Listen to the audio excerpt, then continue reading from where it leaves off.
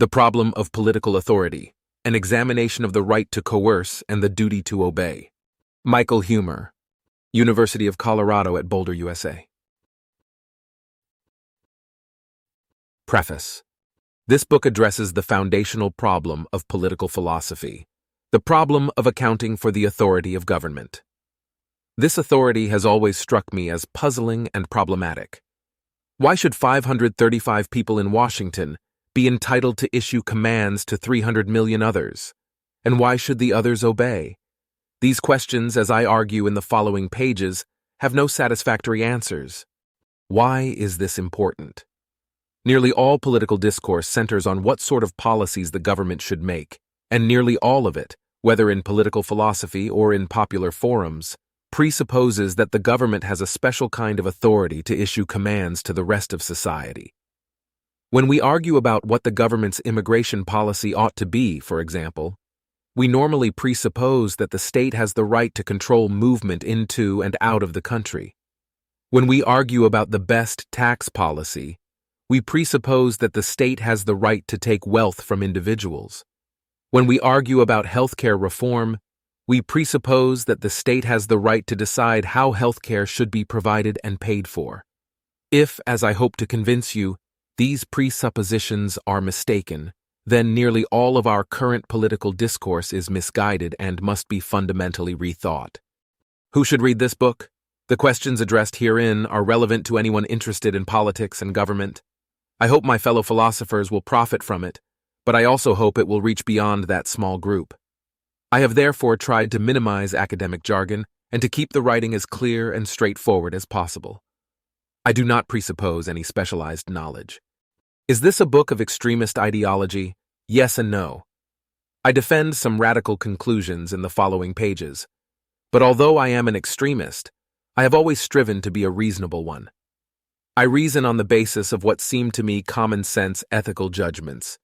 I do not assume a controversial, grand philosophical theory, an absolutist interpretation of some particular value, or a set of dubious empirical claims.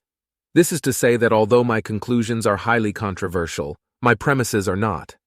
Furthermore, I have striven to address alternative viewpoints fairly and reasonably. I consider in detail the most interesting and initially plausible attempts to justify governmental authority. When it comes to my own political view, I address all the important objections found in the literature and the oral tradition. Politics being as it is, I cannot expect to persuade committed partisans of other ideologies. My aim, however, is to persuade those who have kept an open mind regarding the problem of political authority. What is in this book? Chapters 2-5 discuss philosophical theories about the basis of state authority. Chapter 6 discusses psychological and historical evidence regarding our attitudes about authority. Chapter 7 asks the question, if there is no authority, how ought citizens and government employees to behave? It is here that the most immediately practical recommendations appear. Part 2 of the book proposes an alternative social structure not based on authority. Chapters 10-12 address the most obvious practical problems for such a society. The last chapter discusses whether and how the changes I recommend might come about. I wish to acknowledge some friends and colleagues who helped me with this book. Brian Kaplan, David Boonin, Jason Brennan, Gary Chartier, Kevin Valier, Matt Skeen, David Gordon, and Eric Schwang provided invaluable comments that helped eliminate mistakes and improve the text in numerous places. I am grateful for their generosity. If any mistakes remain, the reader may look these professors up and ask them why they did not correct them. The work was completed with the assistance of a fellowship from the Center for the Humanities and the Arts at the University of Colorado in the 2011-12 academic year, for which assistance I am also grateful. Part 1: The Illusion of Authority. 1. The Problem of Political Authority. 1.1. A Political Parable. Let us begin with a short political story. You live in a small village with a crime problem. Vandals roam the village, stealing and destroying people's property. No one seems to be doing anything about it. So one day, you and your family decide to put a stop to it. You take your guns and go looking for vandals. Periodically, you catch one, take him back to your house at gunpoint, and lock him in the basement. You provide the prisoners with food so they don't starve, but you plan to keep them locked in the basement for a few years to teach them a lesson. After operating in this way for a few weeks, you decide to make the rounds of the neighborhood, starting with your next-door neighbor. As he answers the door, you ask, "Have you noticed the reduction in crime in the last few weeks?" He nods. "Well, that is thanks to me." You explain your anti-crime program. Noting the wary look on your neighbor's face, you continue. "Anyway, I'm here because it's time to collect your contribution to the Crime Prevention Fund. Your bill for the month is $100. As your neighbor stares at you, making no apparent move to hand over the money, you patiently explain that, should he refuse to make the required payment, you will unfortunately have to label him a criminal, at which point he will be subject to long-term confinement in your basement, along with the aforementioned vandals. Indicating the pistol at your hip, you note that you are prepared to take him by force if necessary. Supposing you take this tack with all of your neighbors, what sort of reception could you expect? Would most cheerfully give over their assigned share of the costs of crime prevention? Not likely. In all probability, you would observe the following. First, almost none would agree that they owe you anything. While some might pay up for fear of imprisonment in your basement, and a few might pay up out of hostility toward the vandals, almost none would consider themselves duty-bound to do so. Those who refuse to pay would more likely be praised than condemned for standing up to you. Second, most would consider your actions outrageous. Your demands for payment would be condemned as naked extortion, and your confinement of those who refuse to pay as kidnapping. The very outrageousness of your conduct, combined with your deluded presumption that the rest of the village would recognize an obligation to support you, would cause many to question your sanity. What does this story have to do with political philosophy? In the story, you behaved like a rudimentary government. Though you did not take on all the functions of a typical modern state, you assumed two of its most central roles. You punished people who violated others' rights or disobeyed your commands, and you collected non-voluntary contributions to finance your activities. In the case of the government, these activities are referred to as the criminal justice system and the tax system. In your case, they are referred to as kidnapping and extortion. On the face of it, your activities are of the same kind as those of a government. Yet most people's evaluations of the government are far more lenient than their evaluations of you in the story. Most people support the state's imprisonment of criminals, feel obligated to pay their taxes, and consider punishment of tax evaders both desirable and within the rights of the state. This illustrates a general feature of our attitudes toward government. Governments are considered ethically permitted to do things that no non-governmental person or organization may do. At the same time, individuals are thought to have obligations to their governments that they would owe toward no non-governmental person or organization, even if non-governmental agents behaved similarly to a government.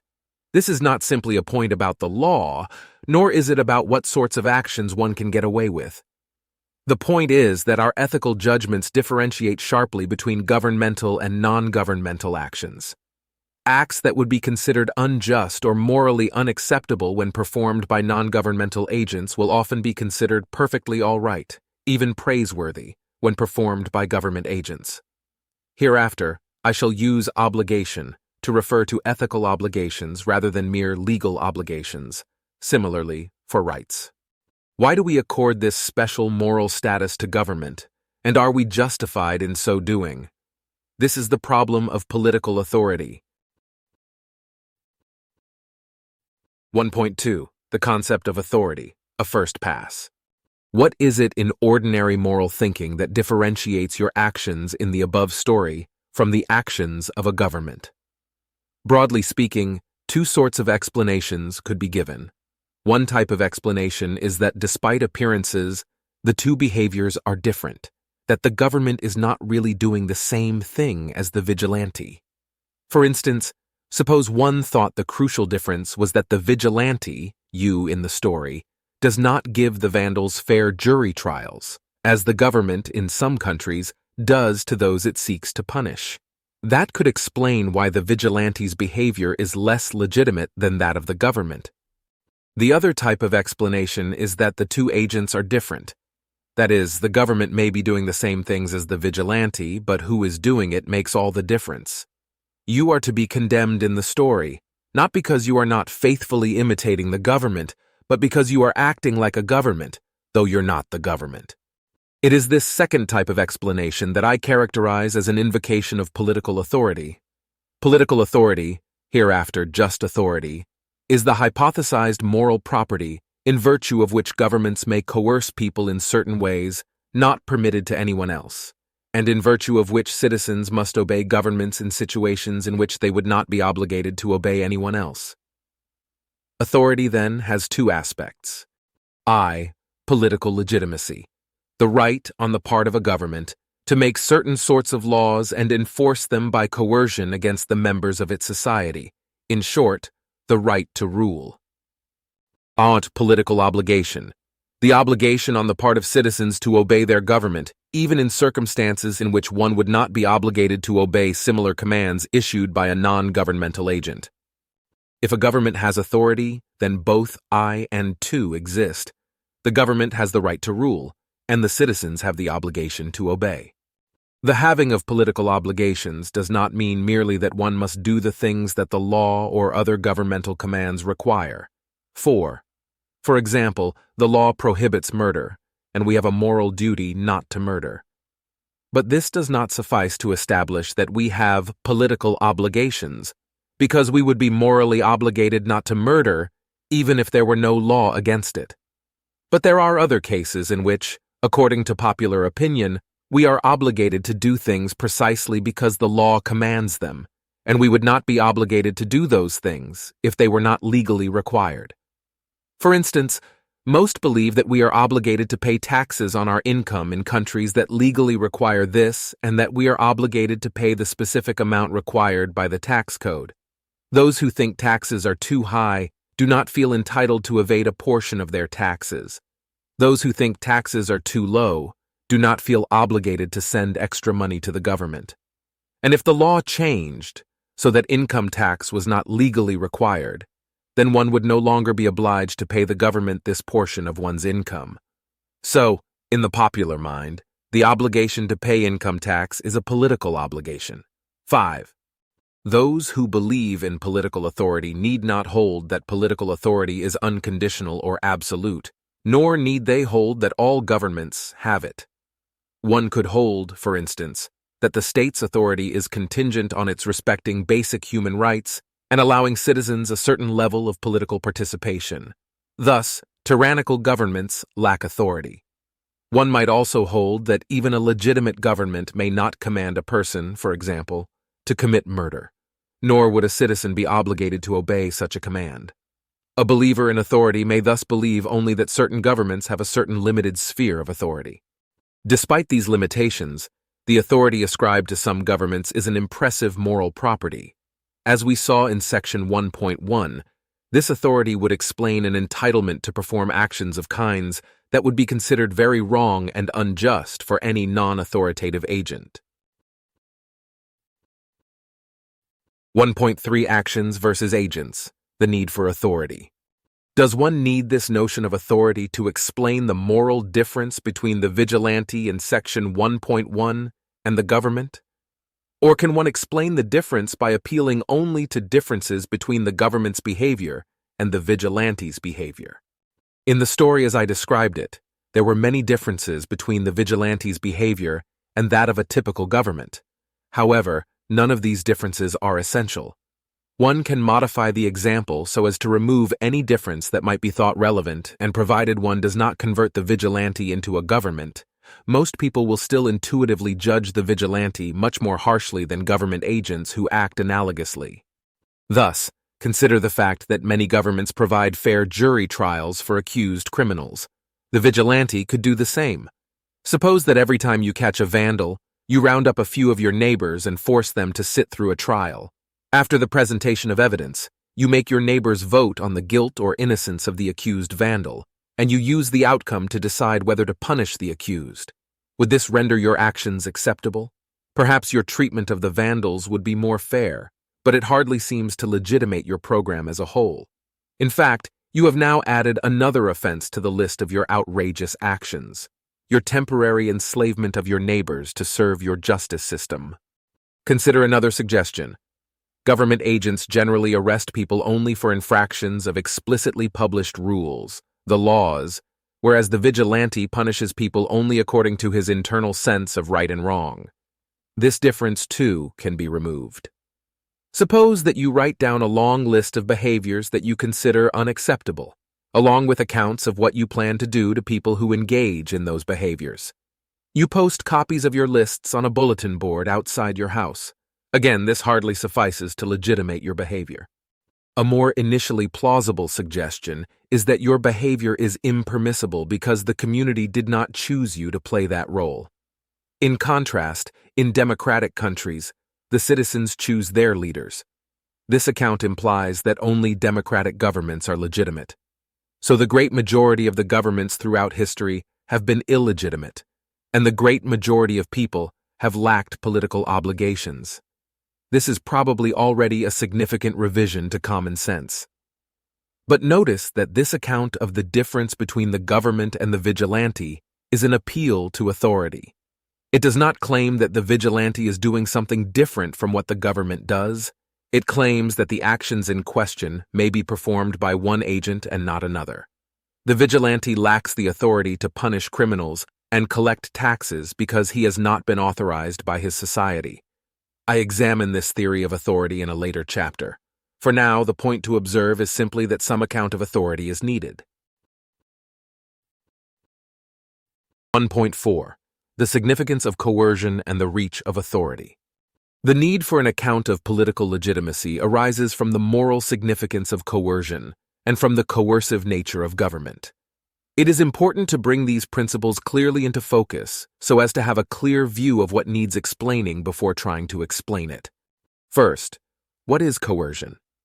Hereinafter, I use the term coercion to denote a person's use of or threat to use physical force against another person.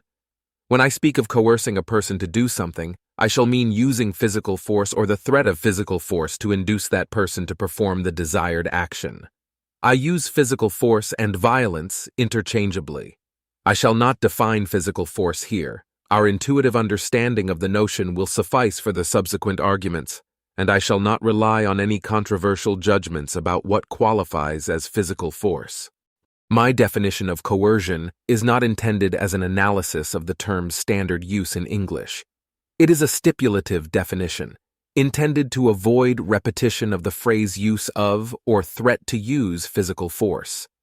My use of the term differs from the ordinary usage in at least two ways.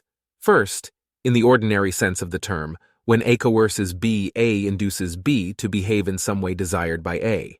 But in my sense, A might coerce B by physically injuring B, whether or not A influences B's behavior. Second, the ordinary sense counts a broader range of threats as coercive.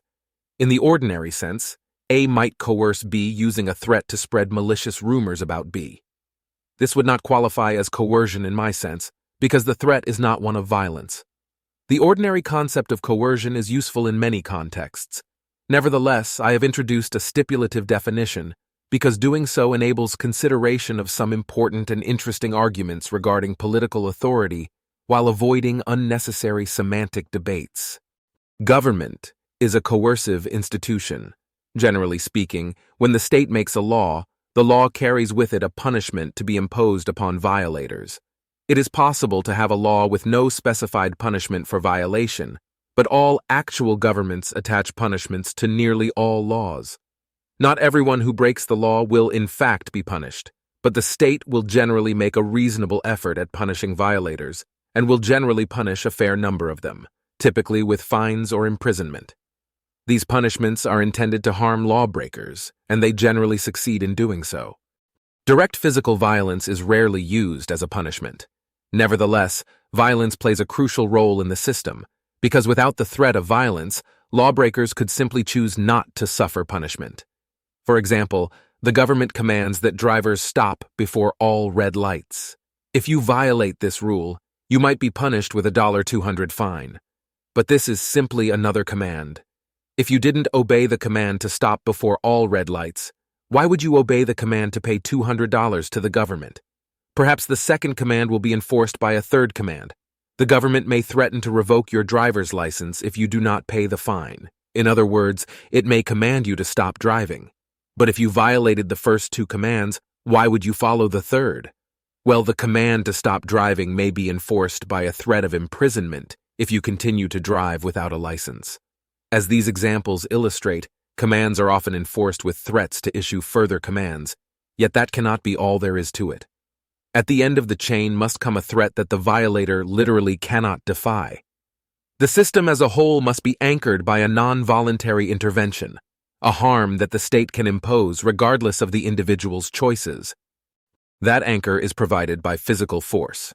Even the threat of imprisonment requires enforcement. How can the state ensure that the criminal goes to the prison? The answer lies in coercion, involving actual or threatened bodily injury, or, at a minimum, physical pushing or pulling of the individual's body to the location of imprisonment. This is the final intervention that the individual cannot choose to defy. One can choose not to pay a fine, one can choose to drive without a license, and one can even choose not to walk to a police car to be taken away. But one cannot choose not to be subjected to physical force if the agents of the state decide to impose it. Thus, the legal system is founded on intentional harmful coercion. To justify a law, one must justify imposition of that law on the population through a threat of harm, including the coercive imposition of actual harm on those who are caught violating the law. In common sense morality, the threat or actual coercive imposition of harm is normally wrong. This is not to say that it cannot be justified. It is only to say that coercion requires a justification. This may be because of the way in which coercion disrespects persons, seeking to bypass their reason and manipulate them through fear, or the way in which it seems to deny the autonomy and equality of other persons. I shall not attempt any comprehensive account of when coercion is justified. I rely on the intuitive judgment that harmful coercion requires a justification, as well as on some intuitions about particular conditions that do or do not constitute satisfactory justifications. For instance, one legitimate justification is self-defense or defense of innocent third parties. One may harmfully coerce another person if doing so is necessary to prevent that person from wrongfully harming someone else. Another justification for harmful coercion is consent. Thus, if you are in a boxing match to which both participants have agreed, then you may punch your opponent in the face. On the other hand, many possible reasons for coercion are clearly inadequate. If you have a friend who eats too many potato chips, you may try to convince him to give them up, but if he won't listen, you may not force him to stop. If you admire your neighbor's car, you may offer to buy it from him, but if he won't sell, you may not threaten him with violence. If you disagree with your coworker's religious beliefs, you may try to convert him, but if he won't listen, you may not punch him in the nose, and so on. In common sense ethics, the overwhelming majority of reasons for coercion fail as justifications. Modern states stand in need of an account of political legitimacy because modern states commonly coerce and harm individuals for reasons that would be viewed as inadequate for any non-governmental agent. This can be illustrated by some embellishments on the story of Section 1.1. Suppose you announce that you believe a neighboring town is building some very destructive weapons they might one day use to terrorize other villages. To prevent this from happening, you round up a few like-minded villagers and travel to the neighboring town, where you violently depose the mayor, blowing up some buildings and predictably killing several innocent people in the process. If you behaved in this way, you would be labeled a terrorist and murderer, and calls for your execution or life imprisonment would likely abound. But when the government behaves in this way, its behavior is labeled war, and many support it.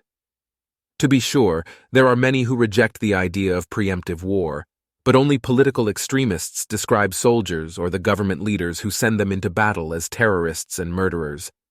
Even among opponents of the 2003 Iraq War, for example, few went so far as to call George W. Bush a mass murderer or call for his execution or imprisonment. The notion of political authority is at work here. The feeling is that whether its choice is good or bad, the government is the agent with the authority to decide whether to go to war.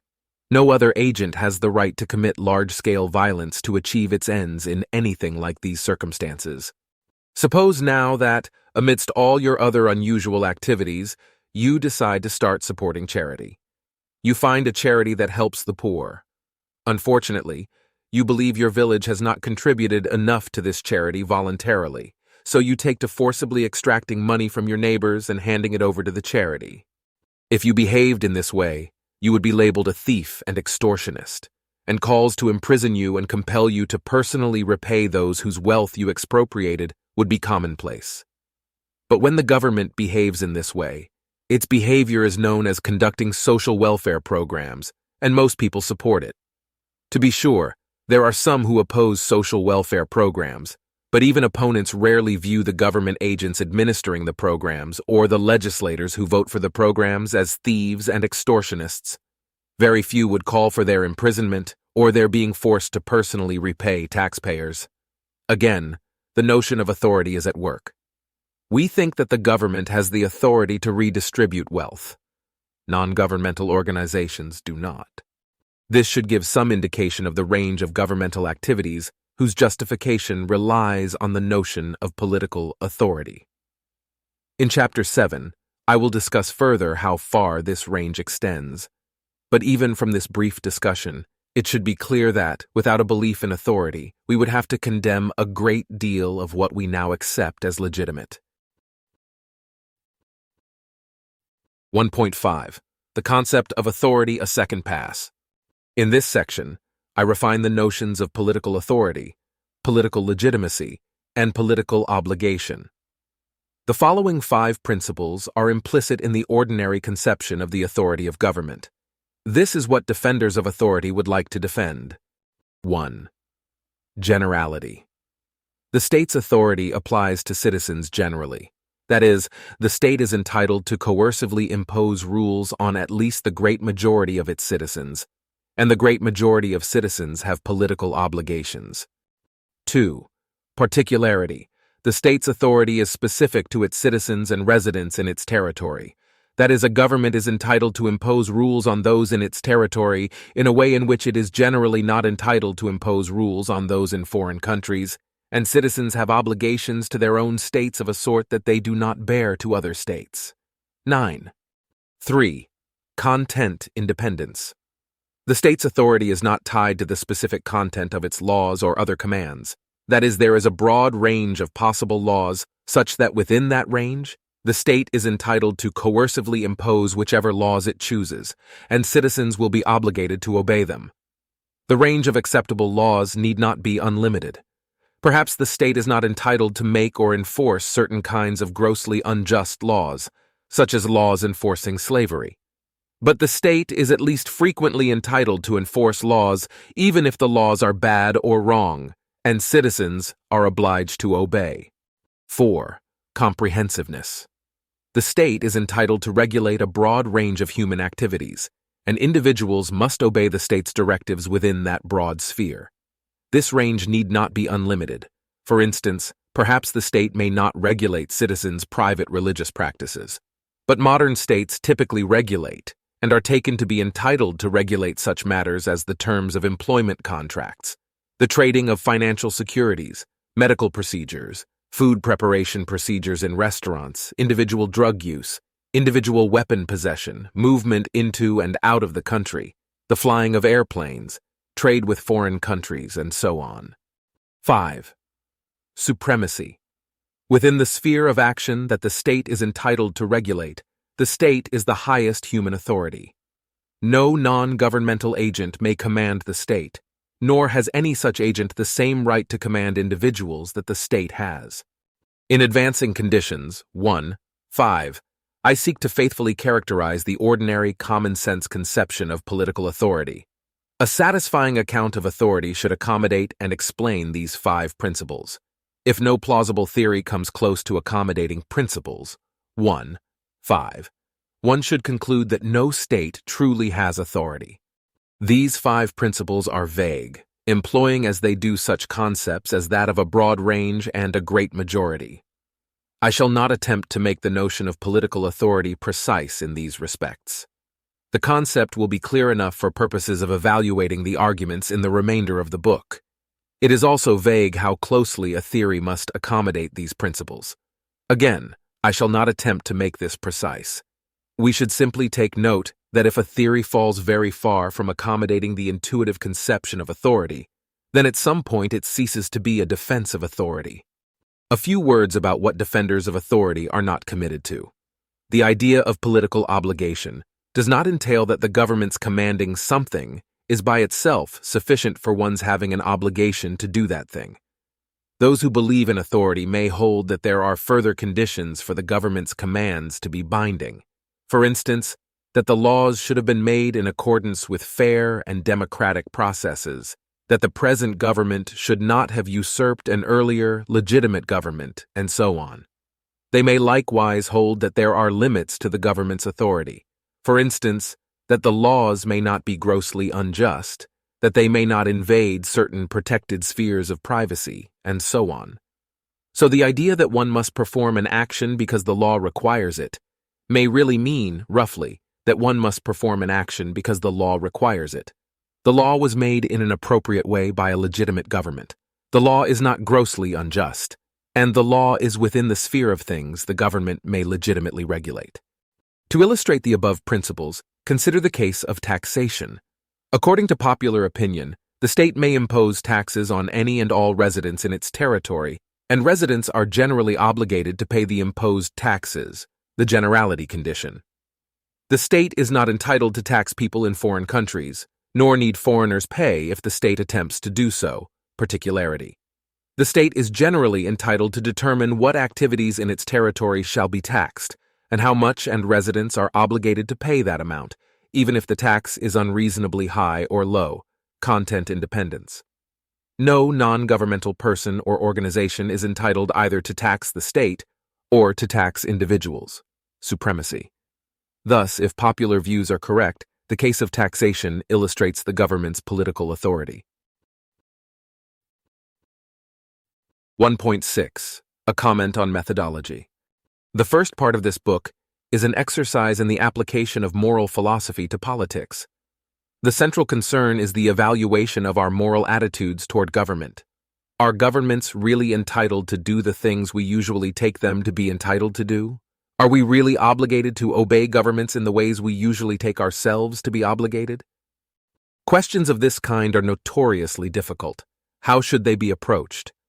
One approach would be to start from some comprehensive moral theory, say utilitarianism or Kantian deontology, and attempt to deduce the appropriate conclusions about political rights and obligations. I, unfortunately, cannot do this. I do not know the correct general moral theory, and I don't think anyone else does either. The reasons for my skepticism are difficult to communicate, but they derive from reflection on the problems of moral philosophy and on the complex, confusing, and constantly disputed literature about those problems. It is a literature in which one theory after another runs into a morass of puzzles and problems that becomes ever more complicated as more philosophers work on it. I cannot fully communicate the situation here. The best way of appreciating my skepticism about moral theory is for readers to delve into that literature themselves.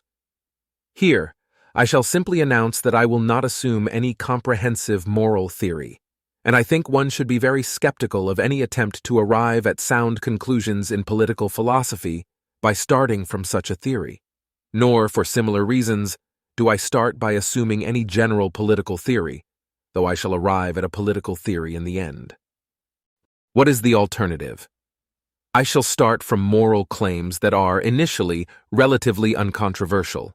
This seems an obvious plan. Political philosophy is a difficult and disputed field. One who hopes to make progress cannot begin from a contentious moral theory, still less from a contentious political ideology. One's premises should be things that, for example, both liberals and conservatives would typically find obvious at first glance. One must then attempt to reason from these premises to conclusions about the contested questions that are of interest. Yet natural as it may seem, this approach is seldom taken up. Political philosophers more commonly argue for a position on some controversial issue by starting from a controversial general theory. For instance, A philosopher might seek to determine whether immigration should be restricted by applying a Rawlsian hypothetical social contract theory to the issue. Most of the moral premises on which I rely are moral evaluations of particular behaviors in relatively specific scenarios. The story of the vigilante in Section 1.1 is a case in point. It is reasonable to take it as a premise that the individual in that story acts impermissibly. The case is not a dilemma, like, say, the trolley problem, nor does it involve a moral controversy, like, say, a case of someone performing an abortion. To common sense, the negative evaluation is a straightforward, obvious verdict. Some philosophers believe that in doing moral philosophy, one should rely only upon abstract ethical principles, refusing to trust intuitive evaluations of specific cases. Others believe, more or less, that only judgments about particular cases should be relied upon. Still others think that no ethical judgments can be relied upon, and that there is no moral knowledge. All of those views strike me as wrong. What seems right is that controversial ethical judgments tend to be unreliable, whereas obvious, uncontroversial ethical judgments, whether specific or general, tend to be reliable. I shall assume that we have some moral knowledge, and that our clearest, most widely shared ethical judgments are instances of such knowledge.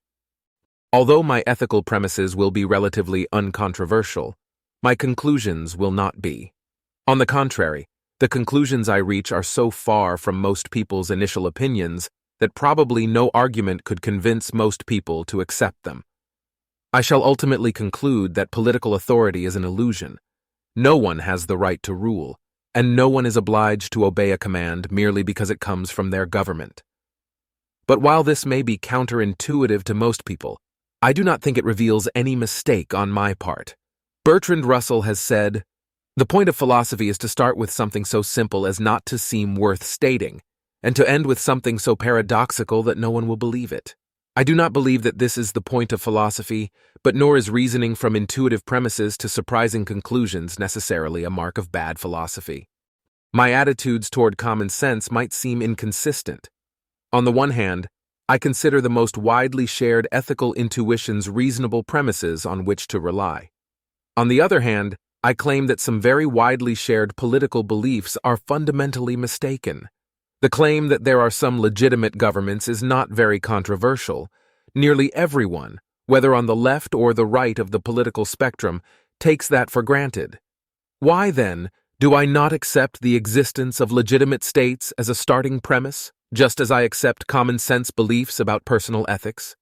One reason is that I have never shared other people's political intuitions, if that is what they are. I share most of the normative intuitions of my society, such as that one must not steal from, kill, or otherwise harm other individuals, except in certain special cases such as self-defense, that one should generally tell the truth and keep one's promises, and so on.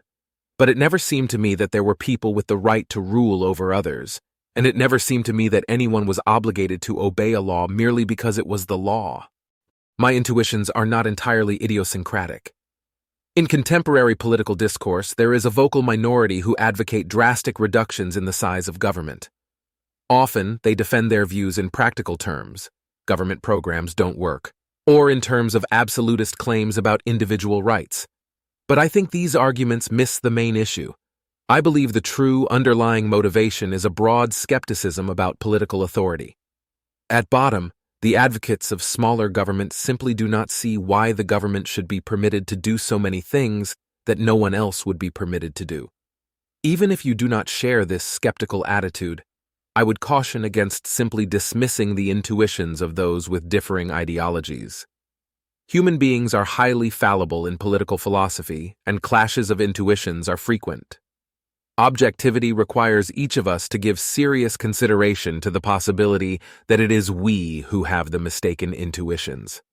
Those who begin with an intuition that some states possess authority may be brought to give up that intuition if it turns out, as I aim to show, that the belief in political authority is incompatible with common sense moral beliefs. There are 3 reasons for preferring to adhere to common sense morality rather than common sense political philosophy. First, as I have suggested, Common sense political philosophy is more controversial than common sense morality.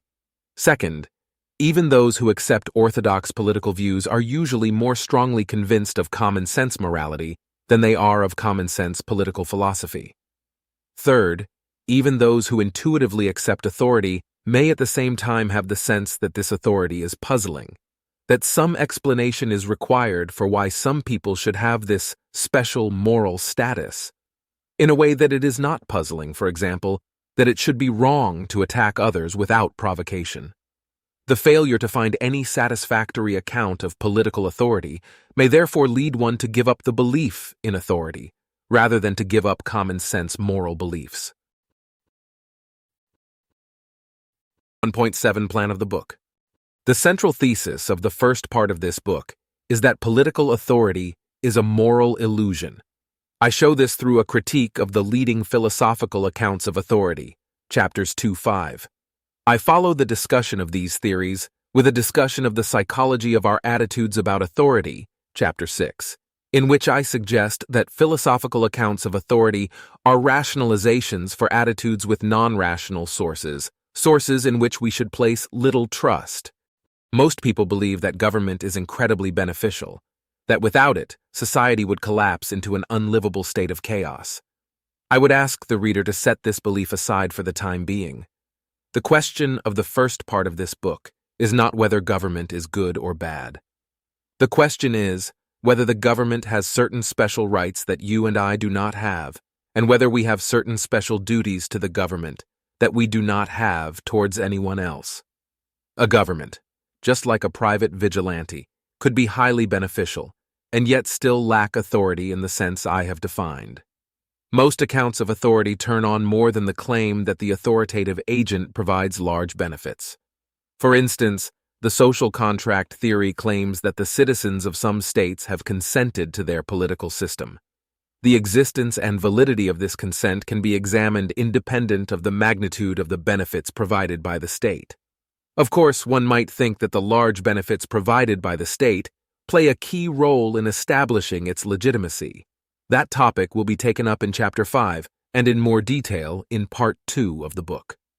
I ask the reader to leave that question aside until it is time to address it directly. Questions about the necessity of the state and about how a society might function without a belief in authority are important. These questions will be taken up in Part 2, where I address the practical consequences of abandoning the illusion of political authority. The central thesis of Part 2 will be that society can function and flourish without a general acceptance of authority. My political philosophy is a form of anarchism. In my experience, most people appear to be convinced that anarchism is obvious nonsense, an idea that can be refuted within 30 seconds with minimal reflection. This was roughly my attitude before I knew anything about the theory. It is also my experience that those who harbor this attitude have no idea what anarchists actually think, how anarchists think society should function, or how they respond to the 30-second objections. Anarchists face a catch-22. Most people will not give anarchism a serious hearing because they are convinced that the position is crazy. They are convinced that the position is crazy because they do not understand it, and they do not understand it because they will not give it a serious hearing. I therefore ask the reader not to give up reading this book merely because of its conclusion. The author is neither stupid nor crazy nor evil. He has a reasoned account of how a stateless society might function. Whether or not you ultimately accept the account, it is very likely that you will find it to have been worth considering. In the philosophical literature in recent years, it has become common to question the reality of political obligations. Skepticism about political obligation is now probably the dominant view. This surprising development is due mostly to the trenchant work of A. John Symonds, who tore down several leading accounts of political obligation in his Moral Principles and Political Obligation. I endorse most of Symonds's arguments. Some readers will already be familiar with these arguments, but many will not. Thus, in succeeding chapters, I explain the most important arguments against political obligation, regardless of whether they have appeared in print before. At the same time, I believe contemporary philosophers have not gone far enough. Philosophers working on political obligation have mostly faced up to the inadequacy of extant accounts of political obligation. But they have not yet faced up to the inadequacy of accounts of political legitimacy. And very few philosophers today give serious attention to political anarchism. Typically, arguments about political obligation take for granted that the state is vitally needed. The dominant view has it that even though we need government, and even though modern states are justified in most of their typical activities, we still are not obligated to obey the law merely as such. I hope this book will induce a deeper reflection, both on the assumption of political legitimacy and on the assumption of the necessity of the state. 2. The traditional social contract theory. 2.1. The social contract orthodoxy. The social contract theory is the most prominent account of authority in the last 400 years of philosophy, and has as good a claim as any to being America's theory of authority. The theory holds that, at least in some countries, there is a contractual relationship between the government and its citizens. The contract requires the government to provide certain services for the population, notably protection from private criminals and hostile foreign governments. In return, citizens agree to pay their taxes and obey the laws. Some views of the social contract assign the government a larger role, perhaps including providing for the basic needs of indigent citizens, ensuring an equitable distribution of material resources, and so on. Whatever a particular theorist takes to be the state's legitimate functions, the theorist will argue that the social contract both authorizes and obligates the state to perform those functions. Under the terms of the traditional social contract theory, then, political obligation is a species of contractual obligation. Citizens must obey the law because they have agreed to do so. The social contract would also account for political legitimacy straightforwardly.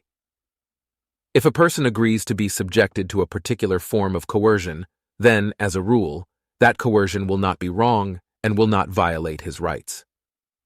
For example, it is normally wrong to cut a person with a knife. But if you have hired a doctor to perform surgery on you, then it is not wrong and not a violation of your rights for him to cut you in the performance of that surgery. In the same vein, if citizens have agreed to pay the government for its services and have agreed to be subjected to coercion if they fail to pay, then it is permissible for the government to force its citizens to pay.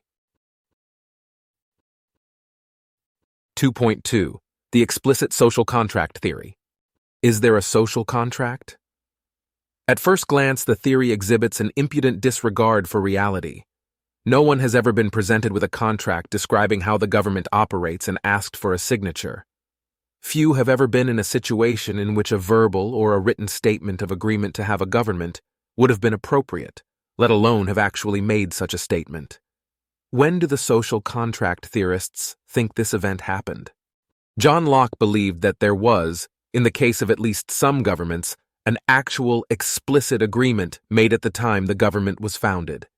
Little evidence remains of these events, Locke explained, because people in those times kept few records.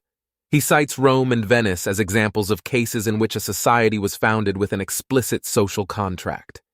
But even if there was an original social contract, how could this contract bind people born much later, who never participated in the original agreement and were never asked for their consent? Locke believed that it worked through a perpetual restrictive covenant on the land.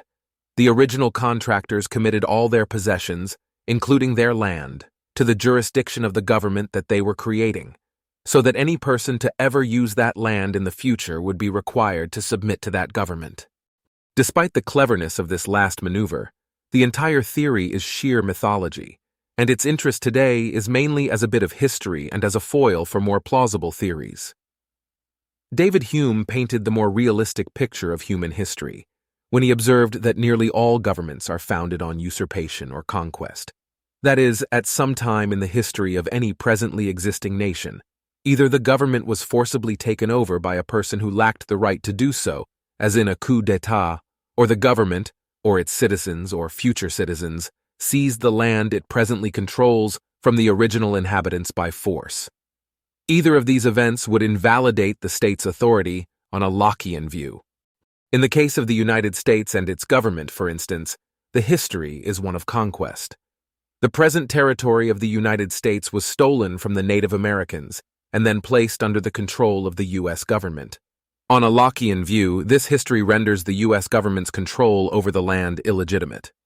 As I have said, this theory is chiefly of historical interest today. No prominent contemporary theorist endorses the explicit social contract theory. The next version of social contract theory is designed to avoid these problems. 2.3. The implicit social contract theory. Explicit consent is consent that one indicates by stating, either verbally or in writing, that one consents. By contrast, implicit consent is consent that one indicates through one's conduct without actually stating one's agreement. If citizens have not embraced a social contract explicitly, perhaps they have embraced it implicitly. How can one indicate agreement without stating agreement? In some situations, one expresses agreement to a proposal simply by refraining from opposing it. I call this passive consent. Suppose you are in a board meeting where the chairman says, "Next week's meeting will be moved to Tuesday at 10 o'clock. Any objections?" He pauses, and no one says anything. "Good, it's agreed," the chairman concludes. In this situation, it is plausible that their failure to express dissent when invited to do so indicates that the board members consent to the change. In other cases, one commits oneself to accepting certain demands by soliciting or voluntarily accepting benefits to which those demands are known to be attached. I call this consent through acceptance of benefits. For example, suppose you enter a restaurant and order a nice, tasty veggie wrap. After you eat the wrap, the waitress brings the check. "What's this?" you say. "I never said I was going to pay for any of this. If you wanted payment, you should have said so at the start." "I'm sorry, but I don't owe you anything." In this case, the restaurant could plausibly argue that, by ordering the food, you implicitly indicated agreement with the usual demand connected with the provision of that food, namely, payment of the price mentioned on the menu. Because it is well known in this society, and presumably known to you, that restaurants are generally only willing to provide food in order to get paid, it was your responsibility, if you wanted free food, to state this up front. Otherwise, the default assumption is that you agree to participate in the normal practice. For that reason, you would be obligated to pay for your meal, notwithstanding your protestations to the contrary. A third form of implicit consent is what I call consent through presence, whereby one indicates agreement to a proposal merely by remaining in some location. While having a party at my house, I announce, loudly and clearly to everyone present, that anyone who wants to stay at my party must agree to help clean up afterwards. After hearing my announcement, you carry on partying. In so doing, you imply that you agree to help clean up at the end. Finally, sometimes one implicitly consents to the rules governing a practice by voluntarily participating in the practice. I call this consent through participation. Suppose that during one of my philosophy classes, I tell the students that I am going to run a voluntary class lottery. Those who want to participate, I explain, will put their names into this hat. I will draw one name out at random. Each of the other participants will then pay $1 to the person whose name is drawn. Suppose that you put your name into my hat. When the winner's name is drawn, you discover, alas, that the winner was not you. I come to collect $1 from you to give to the winning student. "I don't owe you anything," you insist. "I never said that I agreed to pay $1. All I did was drop my name into your hat. Maybe I was dropping it in just because I like putting my name into hats." In this situation, it seems that you are obligated to hand over the $1. Your voluntary participation in the process, when it was well known how the scheme was supposed to work, implied that you agreed to accept the possible financial burden associated with my lottery scheme. Each of these 4 kinds of implicit consent, passive consent, consent through acceptance of benefits, consent through presence, and consent through participation, might be used as a model for citizens' implicit acceptance of the social contract. To begin with, perhaps citizens typically consent to the social contract merely by refraining from objecting to it, passive consent. Just as few, if any of us, have ever explicitly stated that we accept the social contract, few have ever stated that we do not accept it.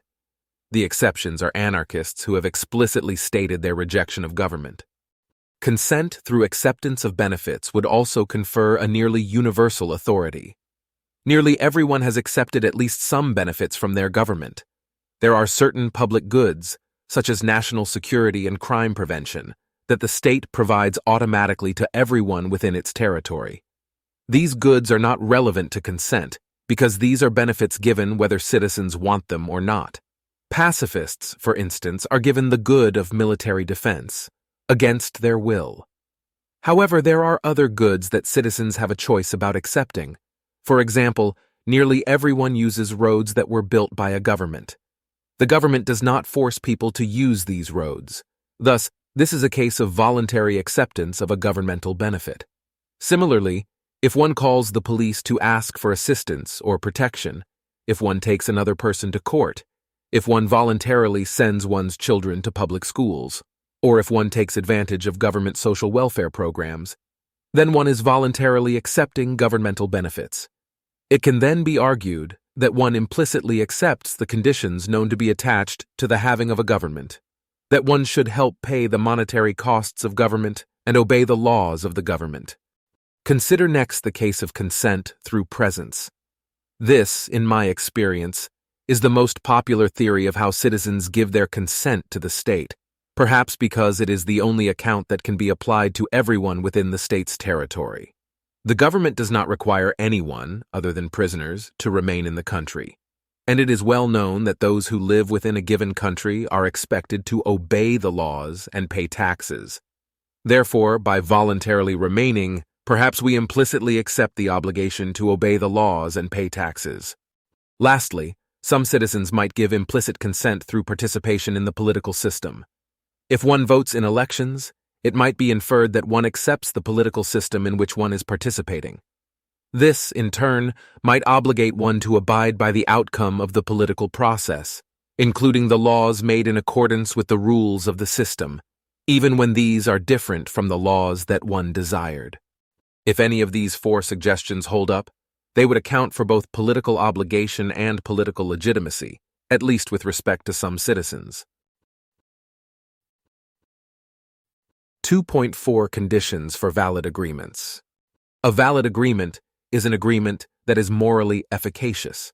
That is, it succeeds in rendering permissible some action to which one consents or in generating an obligation to act in a way that one has agreed to act. All the examples in the previous section were of valid agreements, but some agreements are invalid.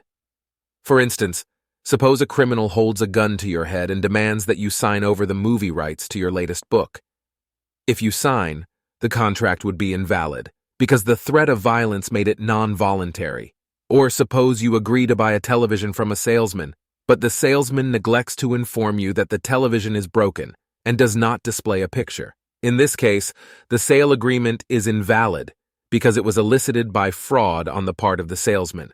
Televisions are normally understood to be capable of displaying a picture, and this is essential to why people buy them. Thus, if one wishes to sell a non-working television, one must state this condition. Otherwise, the default assumption is that the television works.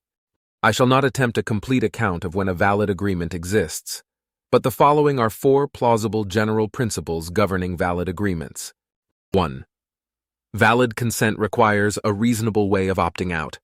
All parties to any agreement must have the option to reject the agreement without sacrificing anything to which they have a right. Consider a modification of the boardroom example from Section 2.3. The chairman says, "Next week's meeting will be moved to Tuesday at 10 o'clock. Those who object will kindly signal this by cutting off their left arms." The chairman pauses. No arms come off. "Good, it's agreed," he declares.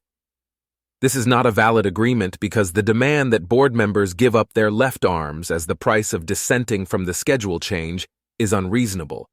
On the other hand, in the party example from Section 2.3, the demand that you leave my party if you do not agree to help clean up is reasonable, because I have the right to determine who may attend my parties. The important difference between the modified boardroom example and the party example is not a matter of how large the costs are.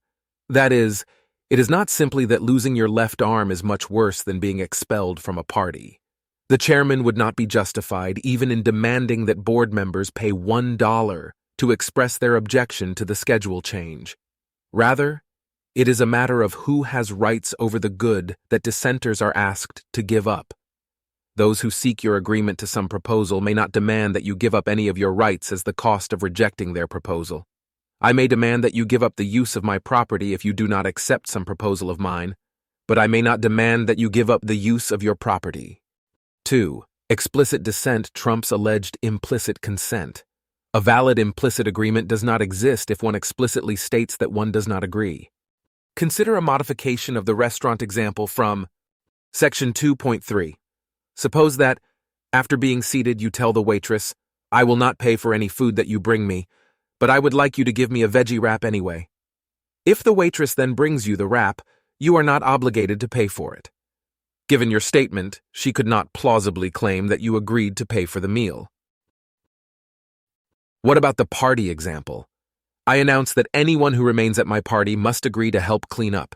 Suppose that after my announcement you reply, "I do not agree."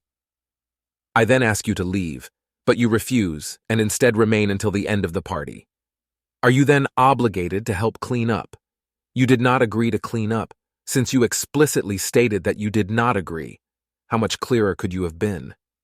Nevertheless, it is plausible that you are obligated to help clean up, not because you agreed to do so, but because I have the right to set conditions on the use of my house, including the condition that those who use it help clean it. This derives not from an agreement, but from my property, right over the house. 3.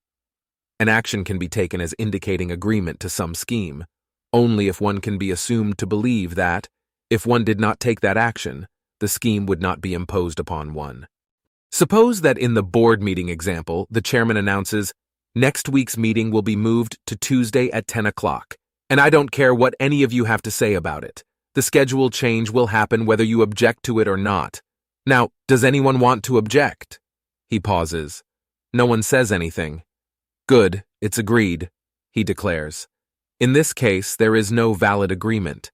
Though the board members were given a chance to object, they were also given to understand that if they objected, the schedule change would be imposed anyway. Their failure to express objections, therefore, cannot be taken to indicate agreement. It may simply indicate that they did not wish to waste their breath, protesting something about which they had no choice. 4. Contractual obligation is mutual and conditional. A contract normally places both parties under an obligation to each other, and one party's rejection of his contractual obligation releases the other party from her obligation.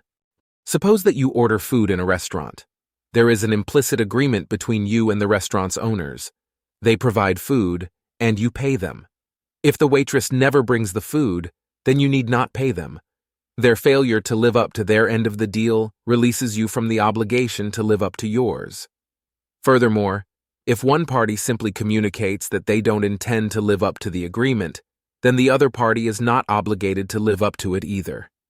Thus, if after ordering food but before receiving it, you inform the waitress that you recognize no obligation to pay the restaurant, then the restaurant may conclude that you have rejected the agreement, and they need not bring you any food. These 4 conditions belong to the common sense conception of consent and contracts. In the next section, I apply these principles to the putative social contract. 2.5 Is the social contract valid?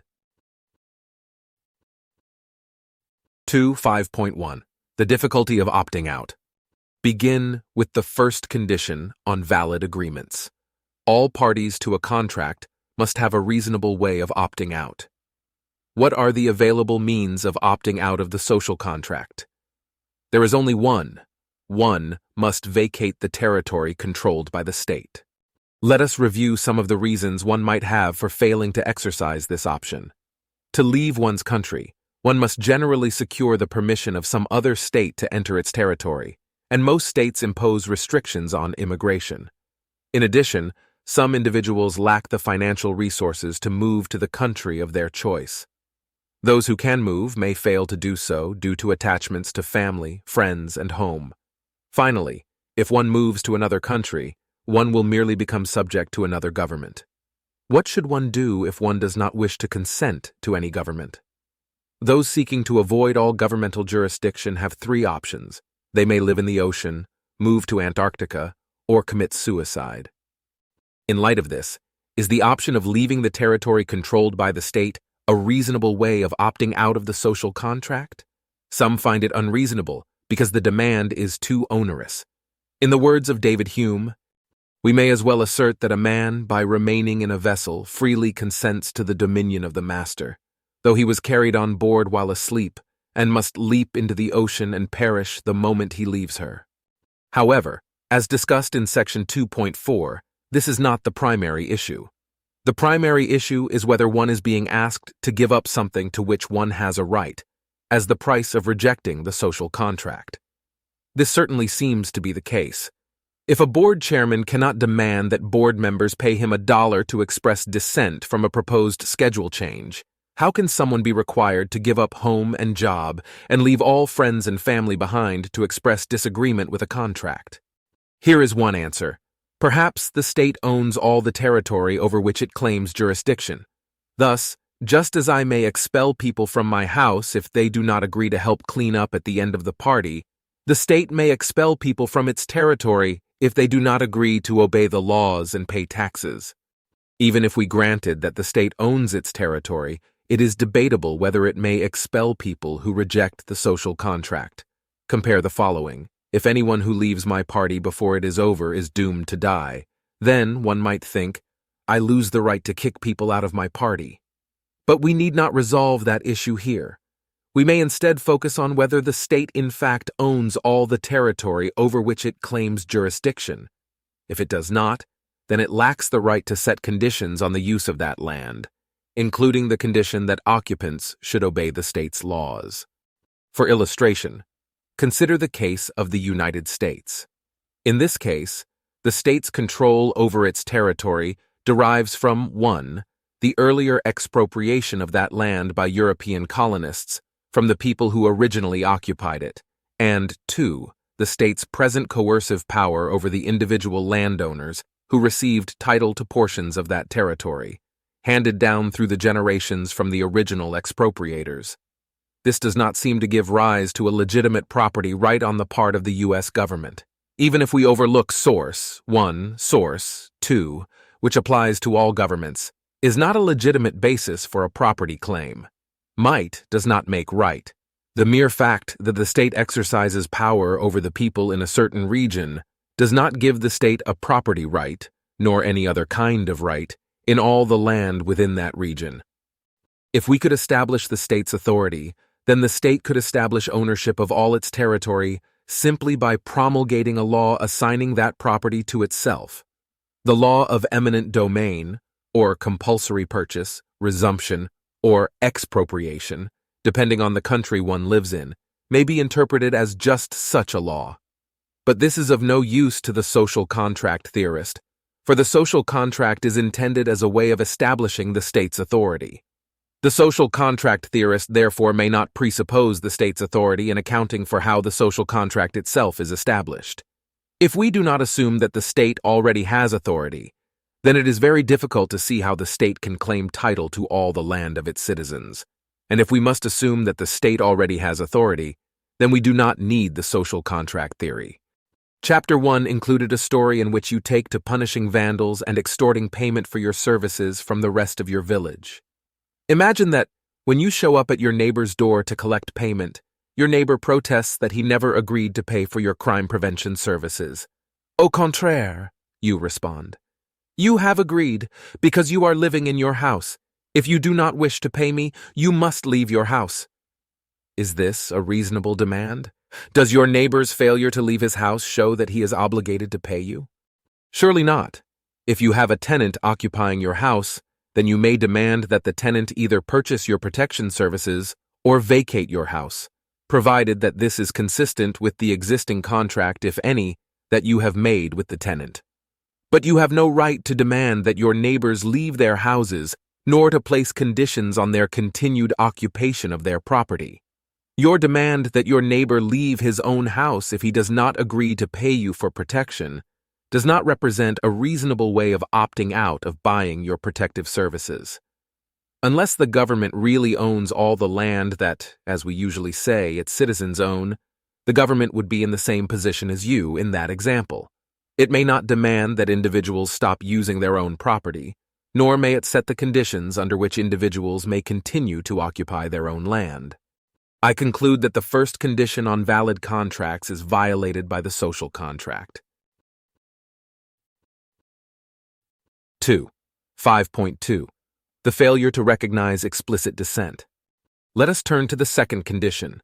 You have not implicitly accepted a contract if you explicitly state that you do not accept it. In the case of the social contract, a small number of people have explicitly indicated their disagreement. These are the political anarchists, people who hold that there should be no government. Yet every government continues to impose laws and taxes on anarchists. However vociferously you protest against the social contract, the government will not refund your tax money nor exempt you from the laws. There could be a state that recognized explicit dissent. The social contract for such a state would be closer to being valid. It would at least not violate this second principle of valid agreements. But actual states violate this condition and thus fail to have genuine authority over at least some of those over whom they claim authority. This does not prevent these states from having authority over other citizens, if those other citizens have somehow voluntarily consented. But the state's well-known refusal to recognize explicit dissent calls into question the validity of any tacit consent allegedly given even by those who have not explicitly expressed dissent. Even for those who would not in fact wish to dissent, it remains true that they were not given the option of explicitly turning down the social contract. 2. 5.3 Unconditional imposition. The third principle about valid agreements was that an action can be taken as indicating a person's agreement to some scheme only if that person can reasonably be assumed to believe that, if he did not take that action, then the scheme would not be imposed on him. This rules out nearly all of the ways in which citizens are said to implicitly accept the social contract. Almost everyone knows that the state will still impose the same laws and the same taxes on one, regardless of whether one objects to the government, accepts government services, or participates in the political process. Therefore, one's failure to object, one's acceptance of government services, and even one's participation in the political process cannot be taken to imply agreement to the social contract. The one form of implicit consent not ruled out by this principle is consent through presence. If you cease to reside in the territory controlled by the state, then, and only then, will the state cease to impose its laws on you. Unlike all the other alleged ways of implicitly consenting to be governed, remaining present in the state's territory really is a condition of having the state's laws imposed on you. Thus, only consent through presence satisfies the third principle about valid agreements. The idea of consent through presence, however, has been rejected above on other grounds. 2. 5.4. The absence of mutual obligation. Finally, we come to the fourth principle concerning valid agreements. A contract imposes mutual obligations on the parties, with each party's obligation conditional on the other party's acceptance of its obligation. In the case of the social contract, individuals are supposed to be obligated to obey the laws promulgated by the state. Sometimes citizens violate those laws, in which case the state's agents, if they are aware of the violation and can spare the resources, will punish the citizen, usually with fines or imprisonment. Given the wide and indefinite range of laws that might be created by the state and the range of punishments to which one might be subjected for violating them, an individual's concessions to the state under the social contract are quite large. The state, in turn, is supposed to assume an obligation to the citizen to enforce the citizen's rights, including protecting the citizen from criminals and hostile foreign governments. Does the state ever fail in this duty? What happens when it does? In one sense, the state fails all the time. In any large society, thousands or millions of citizens are victimized each year by crimes that the state failed to prevent. But it would be unreasonable to expect the state to prevent all crimes. Perhaps the social contract only requires the state to make a reasonable effort to prevent crimes. But what if the state fails to do even that? Suppose you are a victim of a serious crime that the government could easily have prevented at little cost had it made a reasonable effort to do so. Would the state then have failed in its obligations under the social contract? If the social contract means anything, then the answer to that question must be yes. If there is a contract between the state and its citizens, then the state must have some obligation to do something for the citizens. Since protection from crime is the most central and widely recognized function of the state must presumably have some obligation in regard to protecting one from crime. If this obligation is meaningful at all, then there must be something the state could do that would count as failing to meet the obligation. And if the situation described in the preceding paragraph does not count as a failure to meet the obligation of protecting a citizen from crime, then it is hard to see what would. In the United States, that situation has occurred many times. I describe one such instance below. Though the story is disturbing to hear, there is an important point to be learned from it. On a morning in March 1975, 2 men broke into a townhouse in Washington, D.C., where 3 women resided. The 2 women upstairs heard the break-in and heard their roommates' screams coming from downstairs. They telephoned the police and were told that help was on the way. The 2 women crawled out of a window onto an adjoining roof and waited. They observed a police car drive by and then leave. Another officer had knocked on the front door, but receiving no answer and seeing no signs of forced entry, decided to leave. The police did not check the back entrance to the house, where the criminals had actually broken in. Going back inside, the women upstairs again heard their roommates screaming, and they again telephoned the police. They were assured that help was on the way, but in fact no officers were ever dispatched to respond to the second call. When their roommates' screams stopped, the 2 women upstairs thought the police had arrived. They called down to their roommate, which served only to alert the criminals to their presence. The 2 criminals then kidnapped the 3 women and took them back to one of the criminals' apartments, where they beat, robbed, and raped the women over the course of 14 hours. What is notable about this case is not just that the state failed tragically in its obligation to protect some of its citizens. More important for the social contract theory is what happened afterwards. The women sued the District of Columbia in federal court for the government's negligent failure to protect them. If the government had a contractual obligation to make a reasonable effort to protect its citizens, then the women should have had a clear-cut case. In fact, the judges dismissed the case without a trial.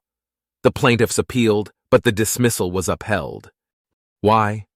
No one disputed the government's negligence, and no one disputed that the women had suffered great harm as a direct result of that negligence.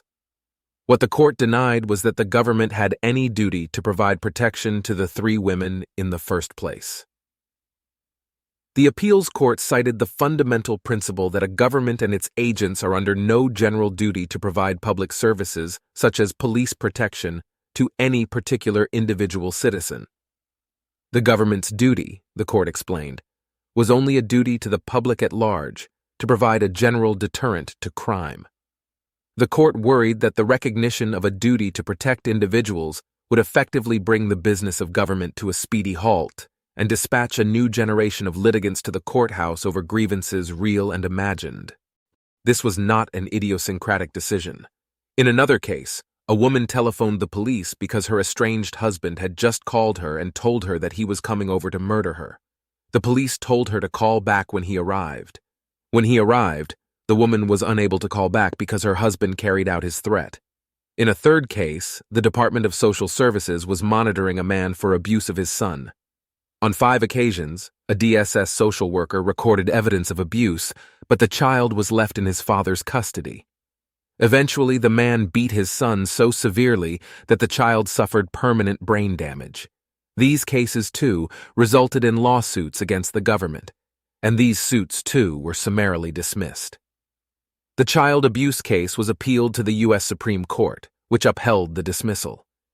Again, the courts held that the government owed no duty to protect the citizens in these cases. How do these cases bear on the social contract doctrine? The courts in these cases denied that the state has any obligation to the individual. Since a contract generally requires mutual obligation of the parties to one another, this implies that there is no contract between the individual and the state.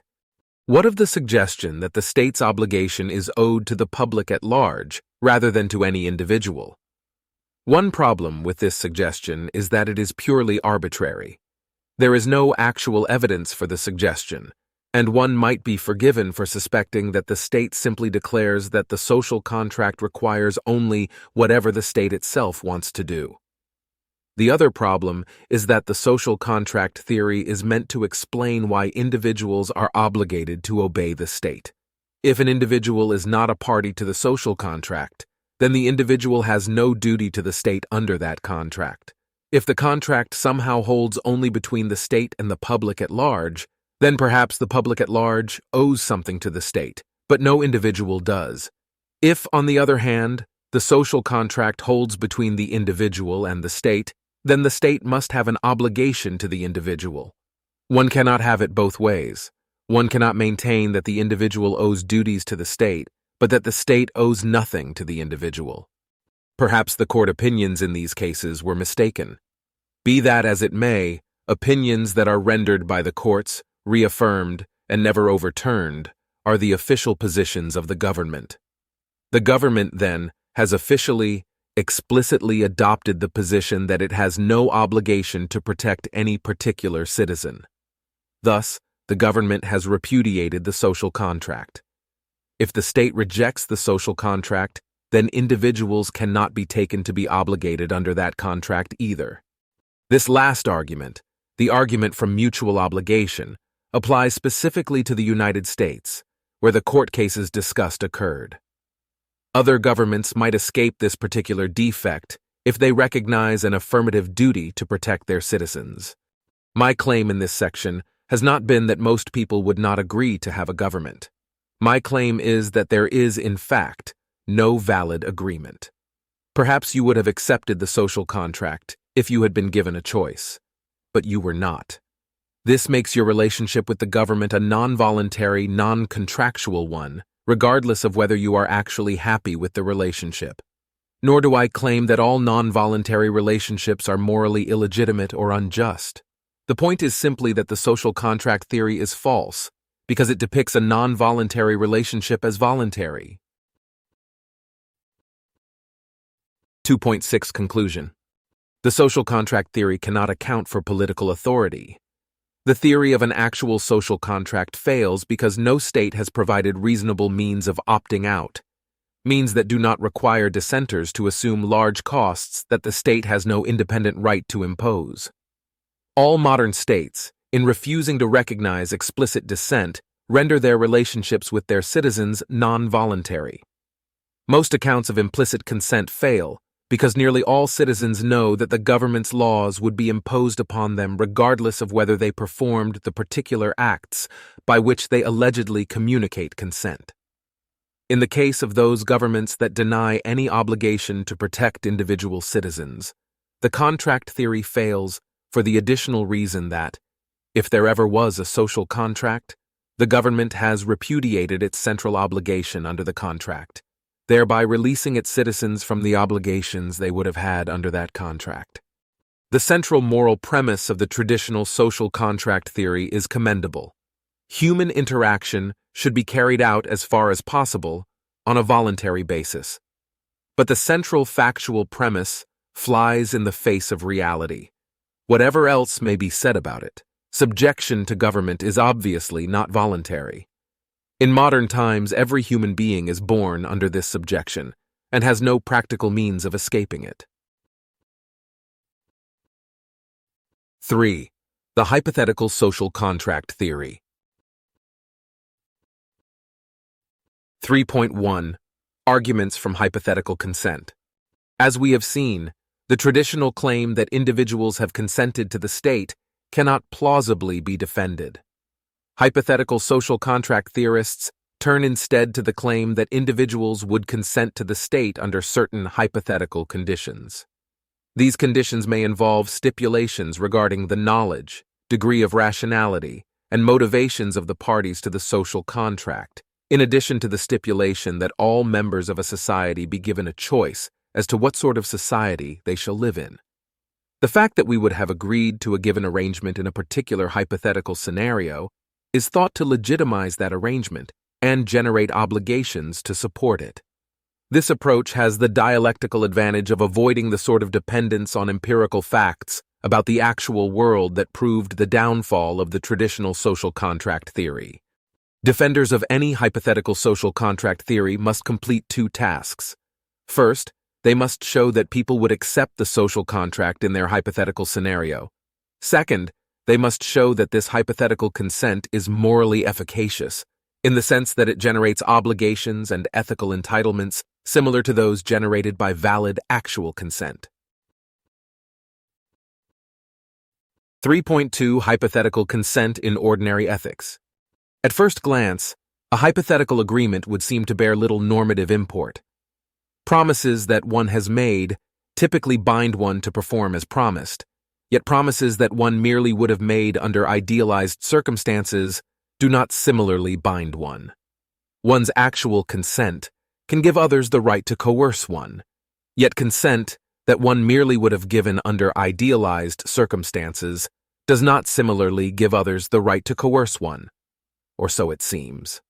However, there are circumstances under which hypothetical consent is morally efficacious, circumstances in which the fact that someone would have agreed to some procedure can render it permissible to perform the procedure, where the procedure is of a type that normally requires consent. Suppose that an unconscious patient has been brought to a hospital in need of surgery to save his life. Under ordinary circumstances, physicians must obtain the patient's informed consent before operating. In this situation, insistence on this principle would preclude the application of life-saving medical care, as the patient is unable to either consent to or dissent from the treatment. In such a case, it is generally acknowledged that the doctors should proceed despite the lack of consent. The most natural explanation appeals to the reasonable belief that the patient would consent to the life-saving procedure if he were able to do so. Might hypothetical consent have similar moral efficacy in the case of the social contract? There are two necessary conditions for the moral efficacy of hypothetical consent in such a case as that of the unconscious patient. First, the obtaining of actual consent must be impossible or unfeasible, for reasons other than the unwillingness of the other party to consent. To illustrate, imagine that a second patient arrives at the hospital, also in need of life-saving surgery, but in this case perfectly alert and psychologically normal.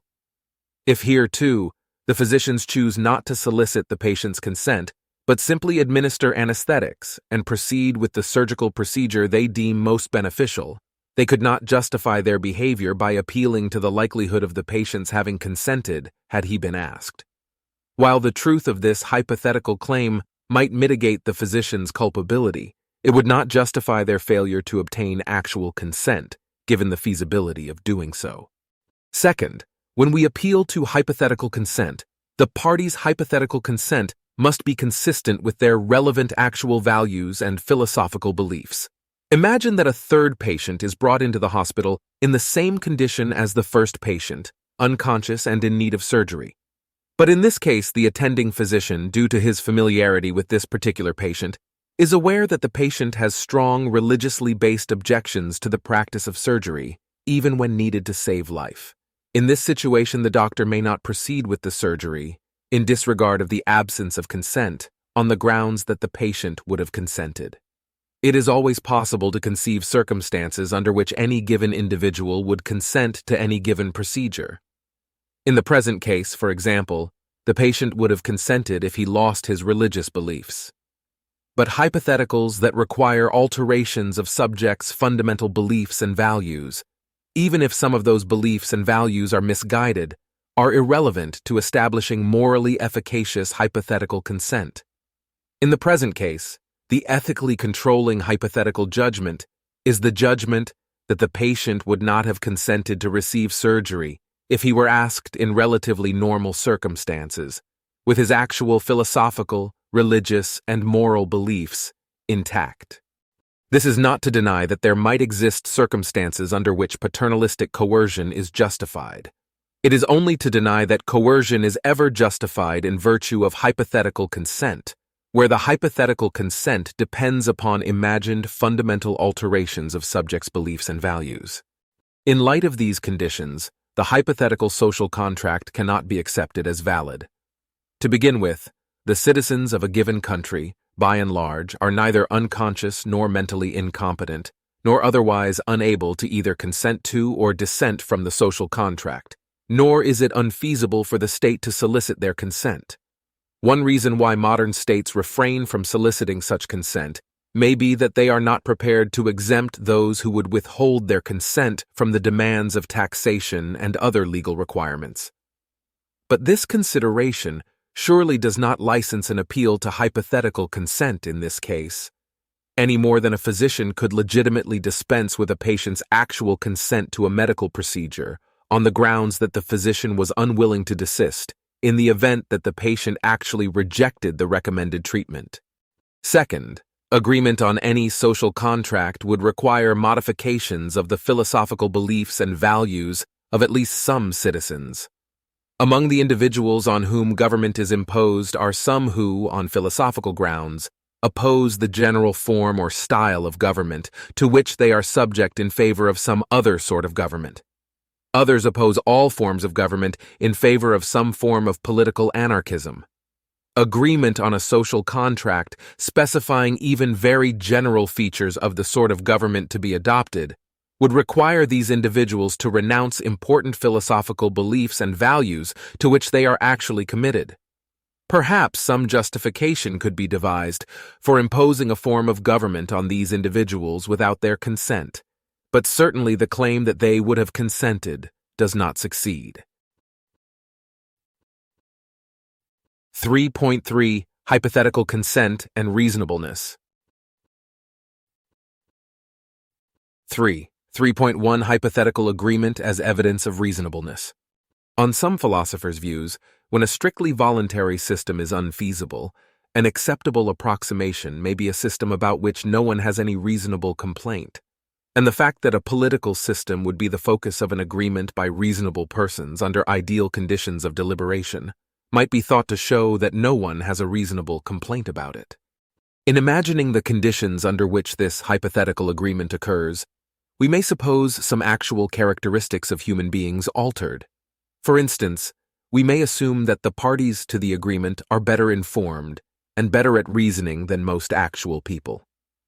We may assume them to be both rational and reasonable, where reasonable persons are understood as being concerned to make a fair agreement with others, provided that others are likewise disposed. Reasonable persons, thus, do not attempt to insist on an agreement that serves only themselves. They are willing to take account of the claims of others to reach an agreement acceptable to all. Nevertheless, we must not imagine the parties to the hypothetical agreement as being too different from actual human beings, lest the hypothetical agreement lose its justificatory force.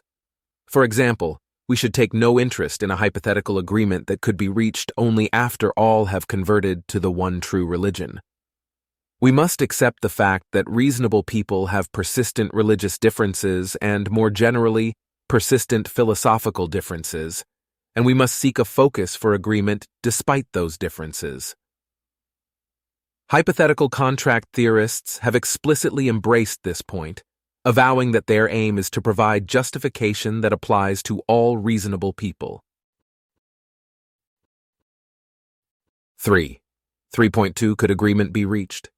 Advocates of the sort of contract theory just described have offered no evidence or reasoning to show that some particular political system would be agreed upon by all reasonable persons. Though these theorists exert considerable effort to describe the conditions that they believe would establish the legitimacy of a political system, they make no serious effort to show that any political system satisfies those conditions. One possible explanation for this omission is that, in fact, no government satisfies the conditions for legitimacy. Thomas Nagel provides one example of the pattern. After describing the idea of a hypothetical agreement, Nagel proceeds to the question of how much the well-off members of society should be expected to give by way of aid to the worst off. At one extreme is the view that they need give little or nothing. At the opposite extreme is the view that they must give nearly everything they have. Both of these extremes he finds unreasonable.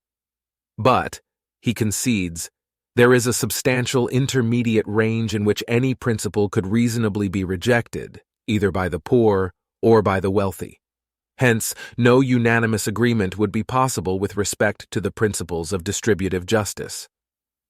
6. Nagel goes on to raise the possibility that we might alter our motivations in such a way that the conditions for legitimacy would become satisfiable in the future. In his later work, John Rawls takes a view similar to Nagel's view of the conditions for political legitimacy, though he seems more sanguine about the prospects for agreement. Rawls's optimism, however, is without justification. He describes at length how it is conceivable that his own theory of justice should be the focus for a consensus among individuals with differing religious, moral, and philosophical views. These differing views might all turn out to support a single political conception. Following the exposition of this logical possibility, one might anticipate the presentation of evidence that the possibility is realized in some actual society. Such evidence might take the form, for example, of a series of arguments, each starting from tenets of a widely held religion, moral system, or philosophical system, and each concluding in the central principles of Rawls's theory of justice. No arguments of this kind are to be found in Rawls's work, nor is any other form of evidence for the conclusion that every reasonable comprehensive doctrine supports Rawls's theory of justice. The closest Rawls comes to arguing that some religious doctrine supports his theory is in his discussion of religious toleration, where he cites John Locke's letter concerning toleration in illustration of why religious thinkers may support toleration. In fact, Locke, while tolerant for his time, was highly intolerant by modern standards, explicitly rejecting the idea of toleration for atheists and those who profess socially destructive ideas. 9. That observation aside, the more serious difficulty is that what Rawls seeks to provide in this passage falls far short of what his theory needs. What is needed is an argument that all reasonable persons would agree to all the major tenets of Rawls's system. What Rawls provides is an explanation of a way in which a follower of one religion could reasonably support one of Rawls's principles of justice. The closest Rawls comes to arguing that a comprehensive secular moral theory supports his political conception of justice is in his discussion of utilitarianism, where he suggests that utilitarians might consider his theory of justice to achieve an acceptable approximation to utility maximization. This suggestion, however, is left as no more than that. No argument is presented to show that Rawls's theory of justice in fact provides an acceptable approximation to the maximization of utility. Thus far, therefore, the hypothetical contract theory appears less a grounding for political legitimacy than a promissory note for such a grounding. In essence, the theory requires that all AS be B, and the theorist's defense consists in explaining how it is conceptually possible that there should be an A that is B. Nagel and Rawls both address themselves chiefly to principles of distributive justice, a highly contentious area. Perhaps we will have more success in defending hypothetical consent if we limit ourselves to the general agreement to have a government. There is some reason to doubt that an agreement, whether hypothetical or actual, on the bare claim that society should have some form of government, would suffice to confer authority on any particular government. If an individual agrees that there should be government, but believes that it should be of a fundamentally different kind from the government he in fact finds himself subject to, it is doubtful that that government can adequately justify itself to that citizen by citing the mere fact that he agrees that there should be some form of government.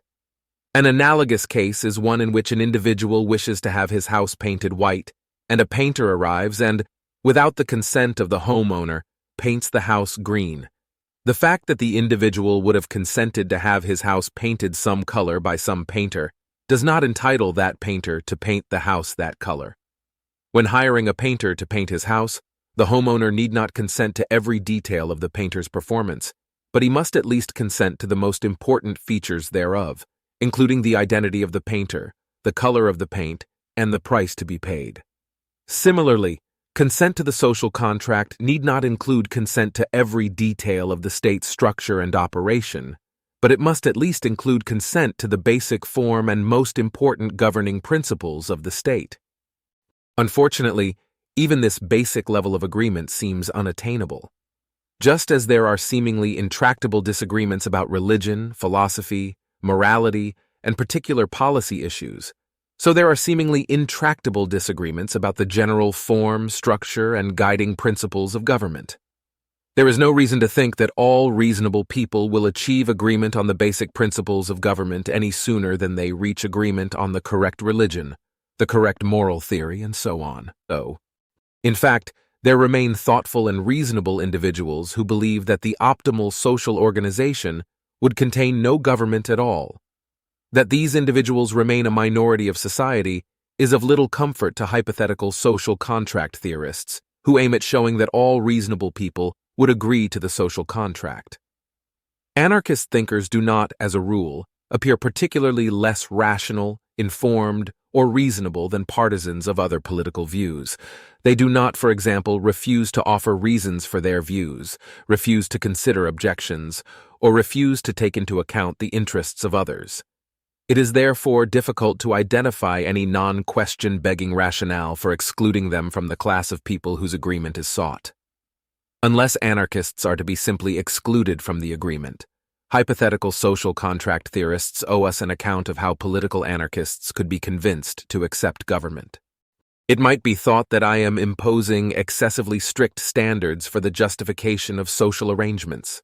Surely the mere fact that someone, even a reasonable person, disagrees with a particular practice or institution does not suffice to show that the practice or institution is unjustified. The dissenter may simply be mistaken. In reply, what I have been applying is a constraint, not on the justification of social theories in general, but on the justification of social theories through an appeal to hypothetical consent, and this constraint derives not from my own philosophical views, but from those of my opponents, the hypothetical social contract theorists who claim that hypothetical consent establishes reasonableness. It is these theorists who have laid down as a condition of legitimacy that all reasonable people agree on a given social arrangement. It is therefore not I, but such hypothetical contract theorists as Rawls, Scanlon, and Nagel who have in effect granted the reasonable anarchists' veto. 3.3. The validity of hypothetical consent. The hypothetical social contract faces another problem. Even if it could be shown that all reasonable people would agree to some system of government, this fact would not establish political authority. The legitimacy of a political system is a matter of the permissibility of imposing that system on all the members of a given society. It is, in part, a matter of the permissibility of intentionally, coercively harming those who disobey the rules produced by the system. The hypothetical social contract theory, on the present interpretation, offers the following candidate justification for this sort of coercion. One may coercively impose an arrangement on individuals, provided that the individuals would be unreasonable to reject the arrangement. This principle stands in stark conflict with common sense morality. Imagine that an employer approaches a prospective employee with an entirely fair, reasonable, and attractive job offer, including generous pay, reasonable hours, pleasant working conditions, and so on. If the worker were fully informed, rational, and reasonable, he would accept the employment offer.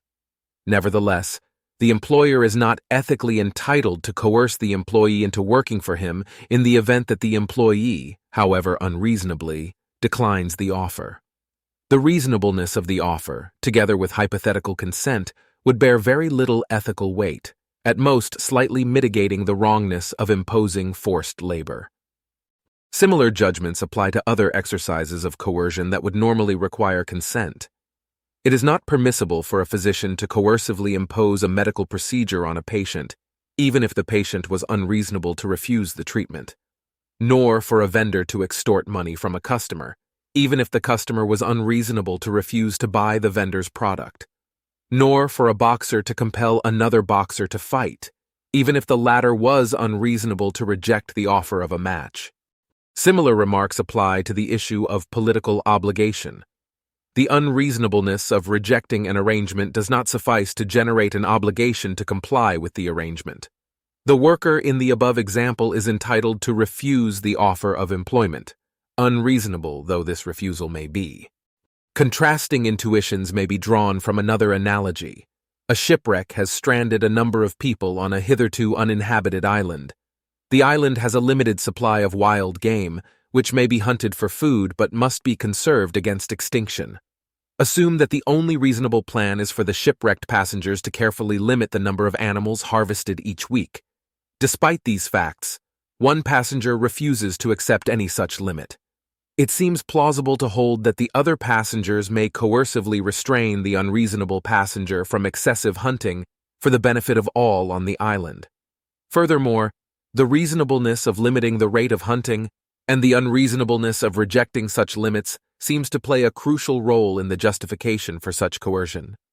What is the difference between the island case and the employment contract case? The most important difference is that the employment contract case involves the seizure of a resource, the employee's labor, to which the victim of coercion has a moral right, whereas the island case involves the protection of a resource, the wild game, over which it is plausible to ascribe a collective right, held only partly by the coercee but mostly by the coercers.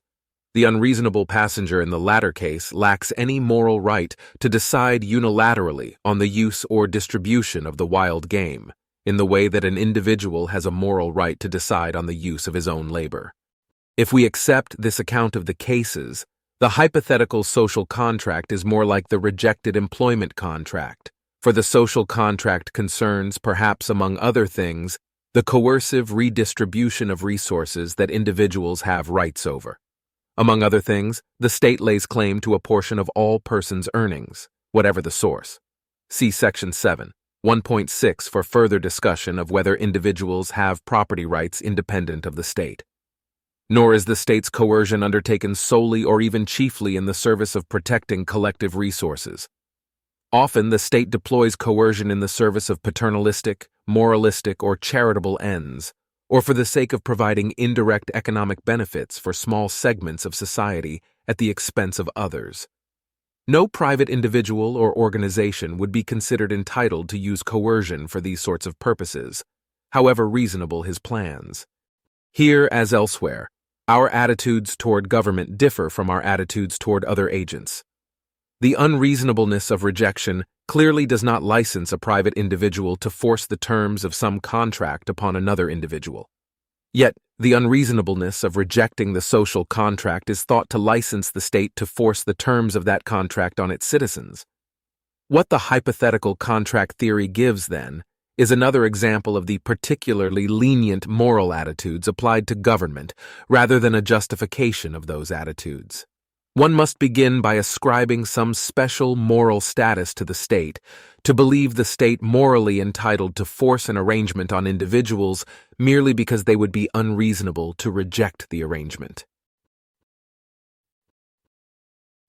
3.4 Hypothetical consent and ethical constraints. 3. 4.1 Rawls's contract theory as an account of authority. John Rawls is, by far and without question, the most influential political philosopher of the last 100 years. As a rough indicator, a search for the keyword Rawls in the Philosopher's Index yields more than 2,000 hits for articles and books published between 1990 and 2011. He is chiefly known for the hypothetical social contract theory of a theory of justice. It is therefore of great interest to investigate what that theory can teach us about political authority. Rawls devises a hypothetical scenario, the original position, in which individuals form an agreement on the basic principles to govern their society. These individuals are assumed to be motivated solely by self-interest, but they have temporarily been deprived of all knowledge of their position in society, and indeed of any other personal information about themselves, including their race, sex, religion, social class, and so on. This condition, known as the veil of ignorance, prevents the parties from tailoring the chosen political principles to their own advantage. Being ignorant of what one's position in society will be, one must endeavor to devise principles that are fair to everyone. Rawls goes on to argue that people in this original position would choose two particular principles of justice to govern their society. He concludes that people should in fact adopt those principles. I omit here discussion of Rawls's two principles of justice and the reasoning leading to them. My present concern is whether Rawls's argumentative strategy can be deployed to defend political authority. Though Rawls does not directly address the need for government in general, one could devise a Rawlsian argument for political authority. It might be said that the parties in the original position would prefer to establish some form of government rather than accept anarchy. If one could make a compelling argument for this claim, would this suffice to establish political authority? If a Rawlsian hypothetical contract is capable of justifying principles of justice, it is plausible to think that such a contract could also justify government in general. But how is the hypothetical contract thought to justify principles of justice? Rawls offers the following remarks. Since all are similarly situated in the original position, and no one is able to design principles to favor his particular condition, the principles of justice are the result of a fair agreement or bargain. The chosen principles of justice express the result of leaving aside those aspects of the social world that seem arbitrary from a moral point of view. The idea here is simply to make vivid to ourselves the restrictions that it seems reasonable to impose on arguments for principles of justice, and therefore on these principles themselves.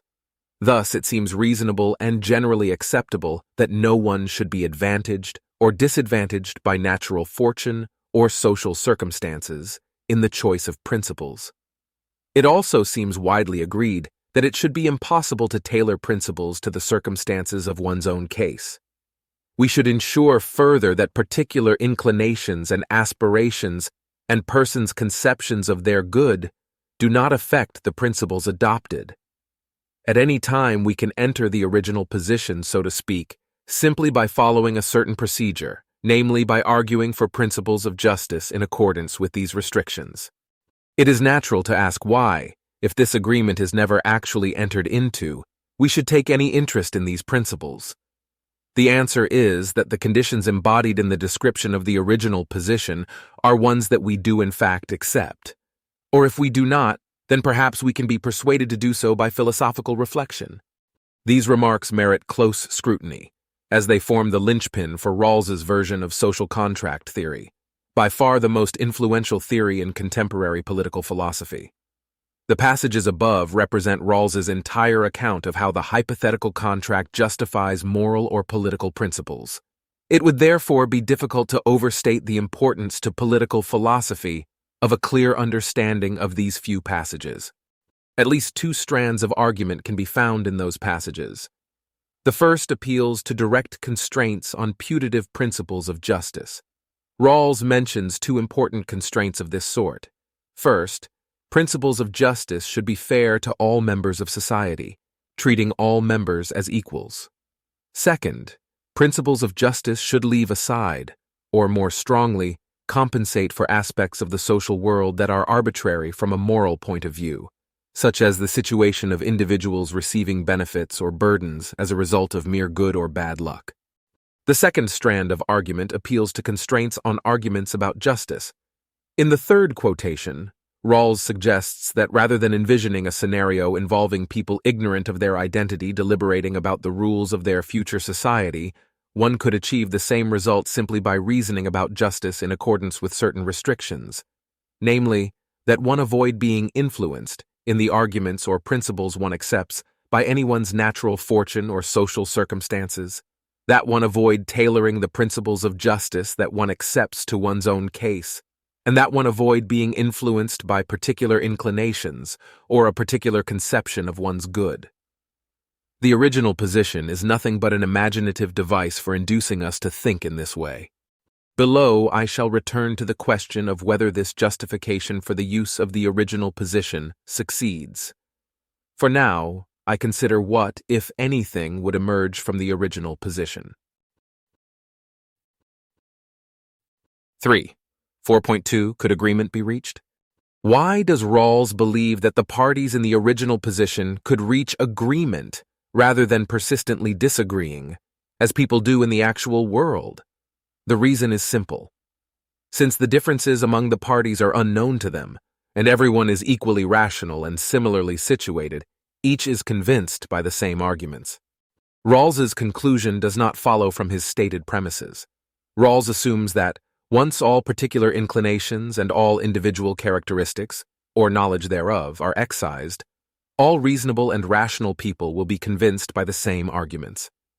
This assumption rests on a particular diagnosis of the phenomenon of widespread intellectual disagreement, that such disagreement is due entirely to such factors as ignorance, irrationality, and biases created by knowledge of one's individual characteristics.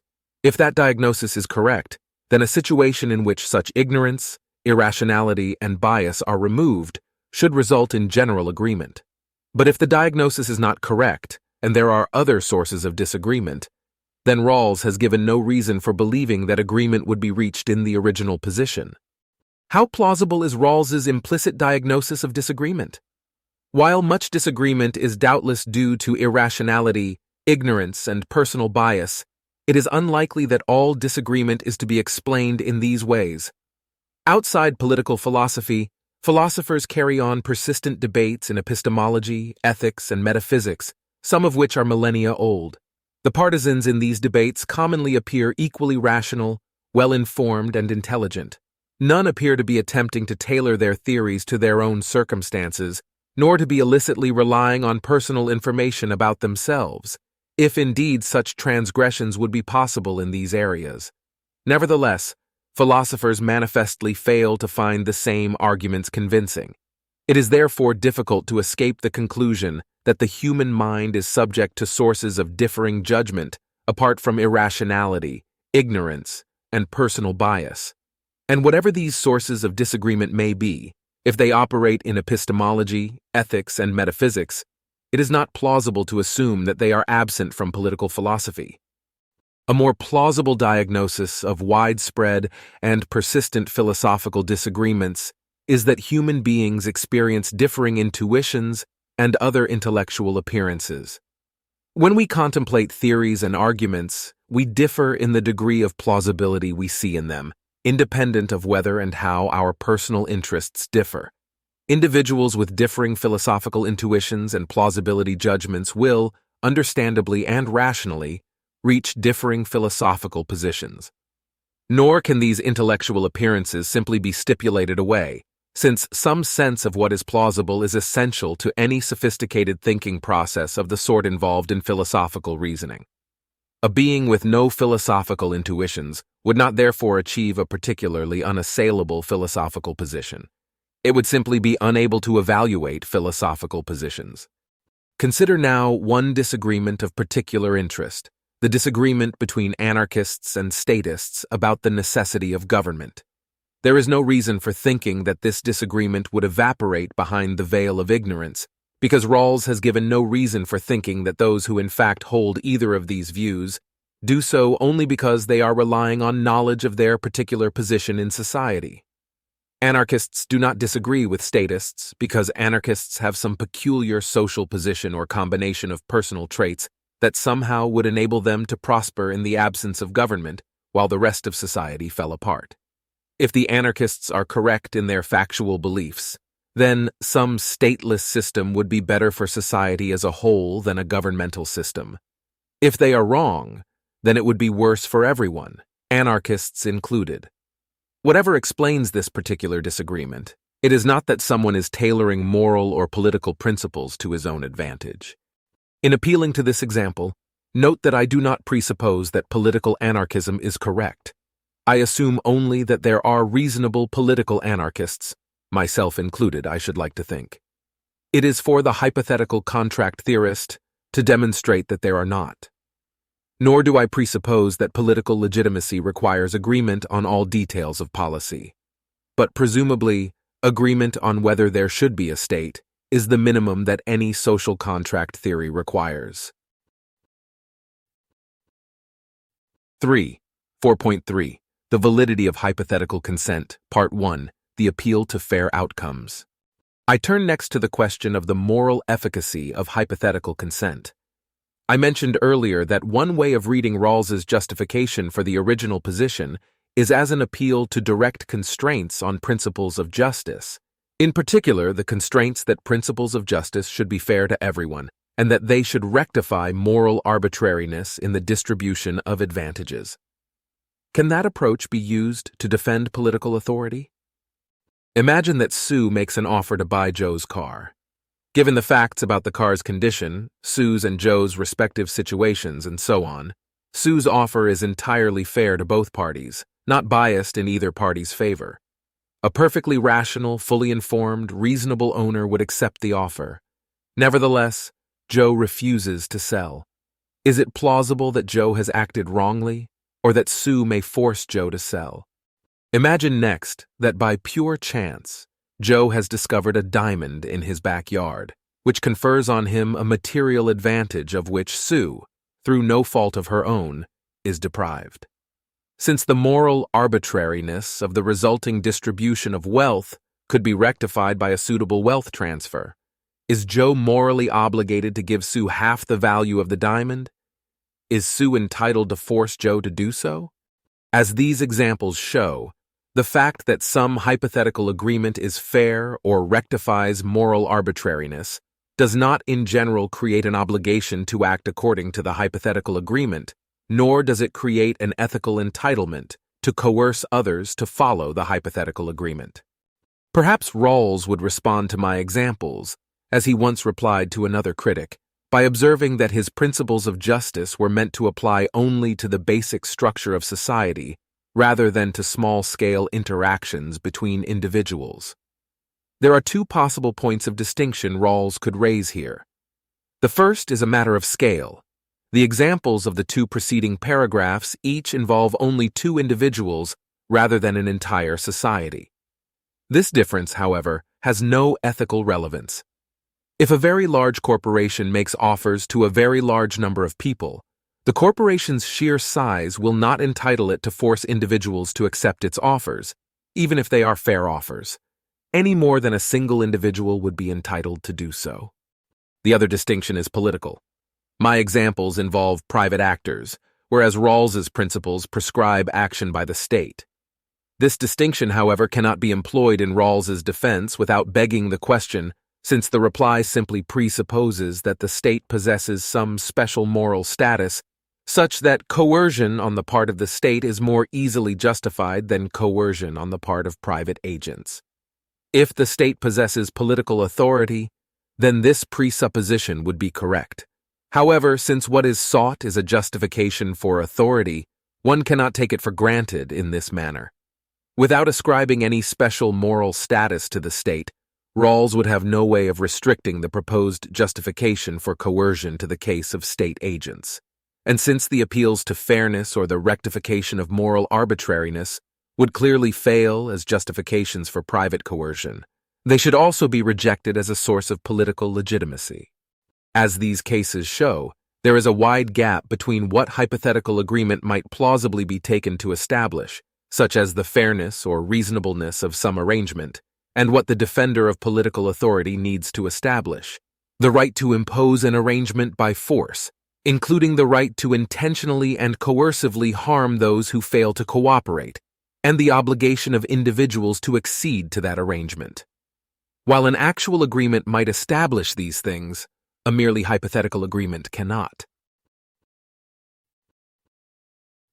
4.4 The Validity of Hypothetical Consent, Part 2 Sufficient Conditions for Reliable Moral Reasoning.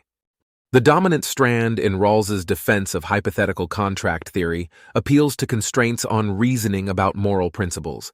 In moral reasoning, one must avoid being influenced by self-interest, particular inclinations, or any other ethically irrelevant individual traits. The original position is but a picturesque way of putting these constraints, which we already accept, into effect. Let C stand for the conjunction of all of these reasonable constraints on moral reasoning, that is, all of the constraints that are held to be embodied in Rawls's original position.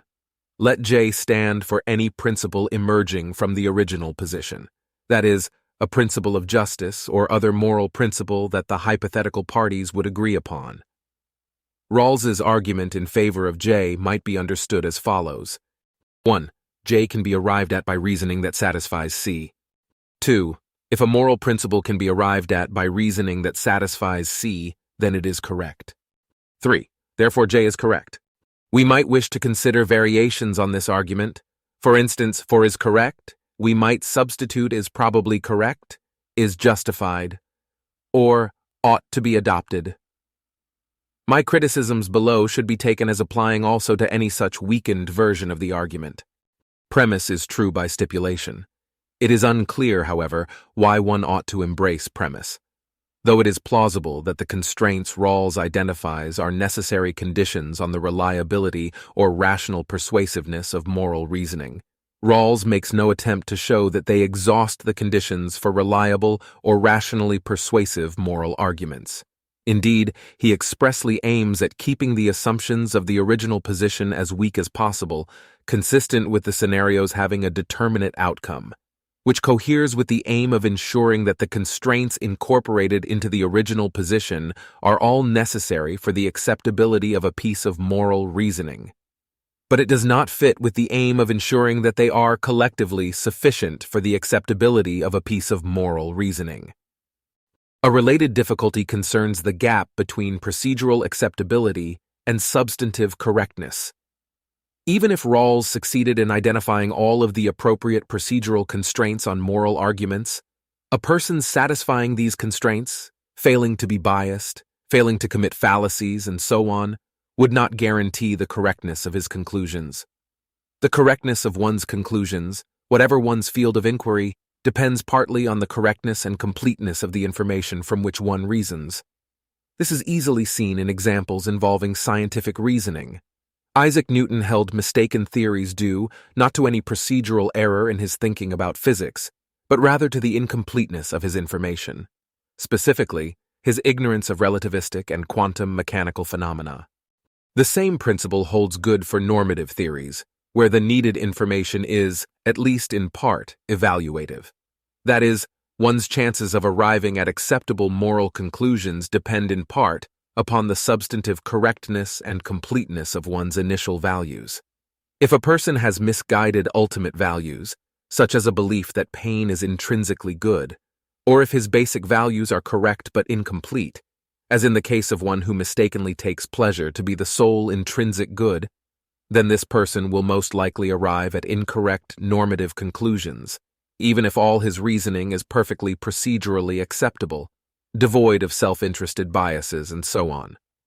Thus, to ensure that the parties in the original position arrive only at correct normative conclusions, one must endow the parties with complete and correct values, stipulating that they use these correct values in coming to their decision. One explanation for Rawls's failure to incorporate this stipulation may be that it would require him to resolve seemingly intractable debates within moral theory about what the correct values are before he could properly characterize the original position and draw conclusions from it. This difficulty, however, does not show that Rawls is justified in omitting the condition of complete and correct values from the original position. It shows only that the prospects for using the original position to justify normative principles are dim. Only if C includes a constraint of complete and correct values is it plausible to claim that premise, too, is true, and one may not, in constructing a philosophical argument, dispense with a condition necessary for the plausibility of a premise of that argument merely because that condition interferes with one's constructing the rest of the argument. An analogy is the case of the man who has lost his keys in a dark alleyway but chooses to search for them under a street lamp because the light is better there. The difficulty of identifying the correct comprehensive ethical theory and its political implications no more prevents that information from being needed to guarantee morally correct conclusions than the difficulty of seeing in a darkened alleyway prevents one's keys from being located there. I have read the Rawlsian argument as claiming that some principle J is correct or ought to be adopted. Suppose that this is weakened to the claim that it is permissible to adopt J, or that J is not illegitimate. This may render the argument more persuasive, since it may seem less implausible that Rawls has provided sufficient conditions for the permissibility of a political arrangement than that he has provided sufficient conditions for the correctness of a political arrangement. But this weakening of the argument's conclusion does not truly avoid the problem already discussed. An adequate supply of correct basic moral premises is required to identify permissible courses of action no less than obligatory ones. Suppose, for example, that individuals have rights, but that Alistair is unaware of this fact. Alistair may then be led to conclude falsely that certain actions are permissible, particularly actions that in fact violate people's rights, without committing any procedural error in his thinking. My argument here does not presuppose that there are in fact individual rights. The point is simply that one would need to know the truth about such things to be assured of reliably identifying what is permissible. In sum, the present argument for the efficacy of hypothetical consent fails because the original position embodies only certain necessary conditions for the reliability of normative reasoning, rather than sufficient conditions for the correctness of normative conclusions. If the original position is modified so as to include sufficient conditions for normative correctness, it becomes difficult or impossible to determine what principles would be agreed to. 4.5. The Validity of Hypothetical Consent, Part 3. Necessary Conditions for Reliable Moral Reasoning. There is one remaining interpretation of Rawls's argument. On this interpretation, the conjunctive constraint C represented by the original position is held to be necessary but not sufficient for the acceptability of moral arguments. If we take this view, we may argue as follows. 1J is uniquely coherent with C. 2. C is correct. 3. Therefore J is correct. Coherent in 1 should be understood as referring to whatever relation enables C to support or rule out a moral principle.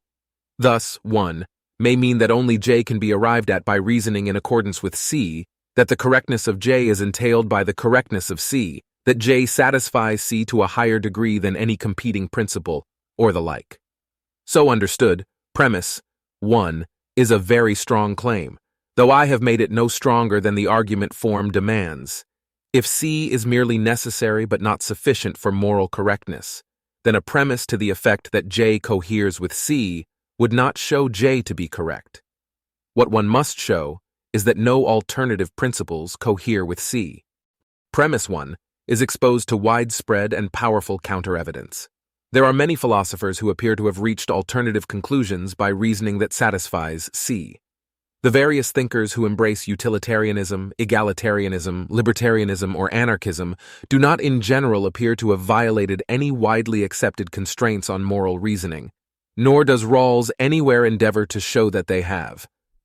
As a case in point, consider utilitarianism, the theory that the right action, whether for an individual or for the state, is always the action that produces the greatest total net benefits, adding together benefits for everyone affected by the action. Rawls tells us that this is the theory to which he was most concerned, to provide a systematic alternative. He also claims that the function of the original position is simply to rule out those principles that it would be rational to propose, only if one knew certain things that are irrelevant from the standpoint of justice. Utilitarianism is surely not an example of a moral principle that makes sense to propose only if one has information irrelevant from the standpoint of justice, such as information about one's race, sex, social class, and so on. Whatever else may be said about it, utilitarianism is perhaps the one ethical theory least susceptible to charges of undue partiality. The thinking of actual utilitarians therefore appears to provide a compelling counterexample to premise 1. What argument does Rawls offer in support of 1? In motivating the original position construction, he presents arguments that the original position embodies C. He also argues at great length that certain principles would be chosen in the original position, but neither of these things could be thought to establish premise 1. In conjunction, they may show that there is an example of reasoning satisfying C, namely, the reasoning of the parties in the original position, that leads to J. but it would be fallacious to infer that there is no other possible train of reasoning satisfying C that leads to an alternative principle. In Aristotelian logic, this is known as the fallacy of the illicit minor. And indeed, as we have seen, there are examples of reasoning satisfying C that are inconsistent with J, such as the actual reasoning of utilitarians. 3.5 Conclusion. Hypothetical agreement is normally efficacious only when I, actual agreement, cannot feasibly be solicited, and 2, it is reasonable to believe that the relevant party or parties would agree, based upon their actual general beliefs and values. These conditions are unsatisfied in the case of the hypothetical social contract. Contemporary philosophical work suggests 3 ways in which a hypothetical social contract might nevertheless be thought morally relevant. First, hypothetical agreement might be thought to show that a certain social arrangement could not reasonably be rejected. This argument fails because there is no reason to believe that the required hypothetical agreement could be reached. Even if such an agreement could be reached, the mere unreasonableness of someone's rejecting an arrangement does not typically render it morally permissible to coerce that person into accepting the arrangement, nor does it impose on individuals an obligation to accept the arrangement. Second, hypothetical agreement might be thought to show that a social arrangement is fair. Again, there is no reason to believe that a general agreement on a political system could be reached, even among equally informed, rational persons who lack knowledge of their individual identities, and in any case, the mere fact that an arrangement is fair does not typically render it morally permissible to coerce people into accepting the arrangement, nor does it impose on individuals an obligation to accept the arrangement. Third, hypothetical agreement might be thought to show that a set of moral principles reflects certain reasonable constraints on moral reasoning. These constraints might be intended either as collectively sufficient conditions or merely as collectively necessary conditions on the acceptability of a piece of moral reasoning. If the constraints are to be sufficient for the acceptability of moral reasoning, they must include a condition of complete and correct values on the part of the reasoner. But this condition would render the hypothetical contract theory unusable, since one would need to determine the correct comprehensive moral theory before one could determine the content of the hypothetical agreement. If, on the other hand, one relies only on necessary conditions for the acceptability of moral reasoning, then one must argue that every political theory but one somehow violates at least one necessary condition on acceptable moral reasoning. No one has argued for that claim, and the actual reasonable disagreements among theorists seem to pose powerful counter-evidence. Thus, the move to a merely hypothetical contract cannot save the social contract theory. There is no reason to believe that agreement could be reached even in the hypothetical scenarios envisioned by most theorists, nor that such hypothetical consent would be morally relevant if it could be reached. 4. The authority of democracy. 4.1 Naive majoritarianism. Once we recognize the unfeasibility of achieving unanimous consent to any non-trivial social arrangement, we might turn instead to majority consent. Can the agreement only of a majority of society's members, whether broad agreement to have a government or agreement to have specific policies or personnel, confer authority on government? At first glance, it is unclear how this might be thought to work. The opinions or decisions of a larger group of people do not normally suffice to impose obligations on a smaller group or an individual who does not agree with the larger group, nor do they typically justify coercive behavior on the part of the larger group. Imagine the following scenario, which I shall call the bar tab example. You have gone out for drinks with a few of your colleagues and graduate students. You are all busy talking about philosophy when someone raises the question of who is going to pay the bill. A number of options are discussed. A colleague suggests dividing the bill evenly among everyone at the table. You suggest that everyone pay for his own drinks. A graduate student then suggests that you pay for everybody's drinks. Reluctant to spend so much money, you decline, but the student persists. Let's take a vote. To your consternation, they proceed to take the vote, which reveals that everyone at the table except you wants you to pay for everybody's drinks. Well, that settles it, declares the student. Pay up! Are you now ethically obligated to pay for everyone's drinks? May the others collect the money from you by force? Most will answer no to both questions. Majority will alone does not generate an entitlement to coerce the minority, nor does it generate an obligation of compliance on the part of the minority. More precisely, majority will alone does not provide sufficient backing for a proposal to override an individual's private property rights, your right to your money in this example, or right not to be subjected to harmful coercion. This sort of example places a dialectical burden on defenders of democratic authority, a burden of identifying some special circumstances that apply to the government that account for why, in the case of government, majority support provides adequate justification for coercion, even though it does not suffice for other agents. 4.2. Deliberative democracy and legitimacy. 2.1. The idea of deliberative democracy. Recent democratic theorists have emphasized the value of decision-making procedures in a democratic society. One recent strand of thought seeks to articulate an ideal of deliberative democracy, that is, an ideal of how citizens in a democratic society ought to deliberate with each other about matters of public concern. Thus, according to Joshua Cohen, ideal democratic deliberation would have the following features. 1. Participants take their deliberation to be capable of determining action and to be unconstrained by any prior norms. 2. Participants offer reasons for their proposals, with the correct expectation that those reasons alone will determine the fate of their proposals. 3. Each participant has an equal voice. 4. The deliberation aims at consensus. However, if consensus cannot be achieved, the deliberation ends with voting. What does this have to do with political authority? In an ideal deliberative democracy, Cohen writes, citizens regard their basic institutions as legitimate insofar as they establish the framework for free public deliberation. For them, free deliberation among equals is the basis of legitimacy. 3.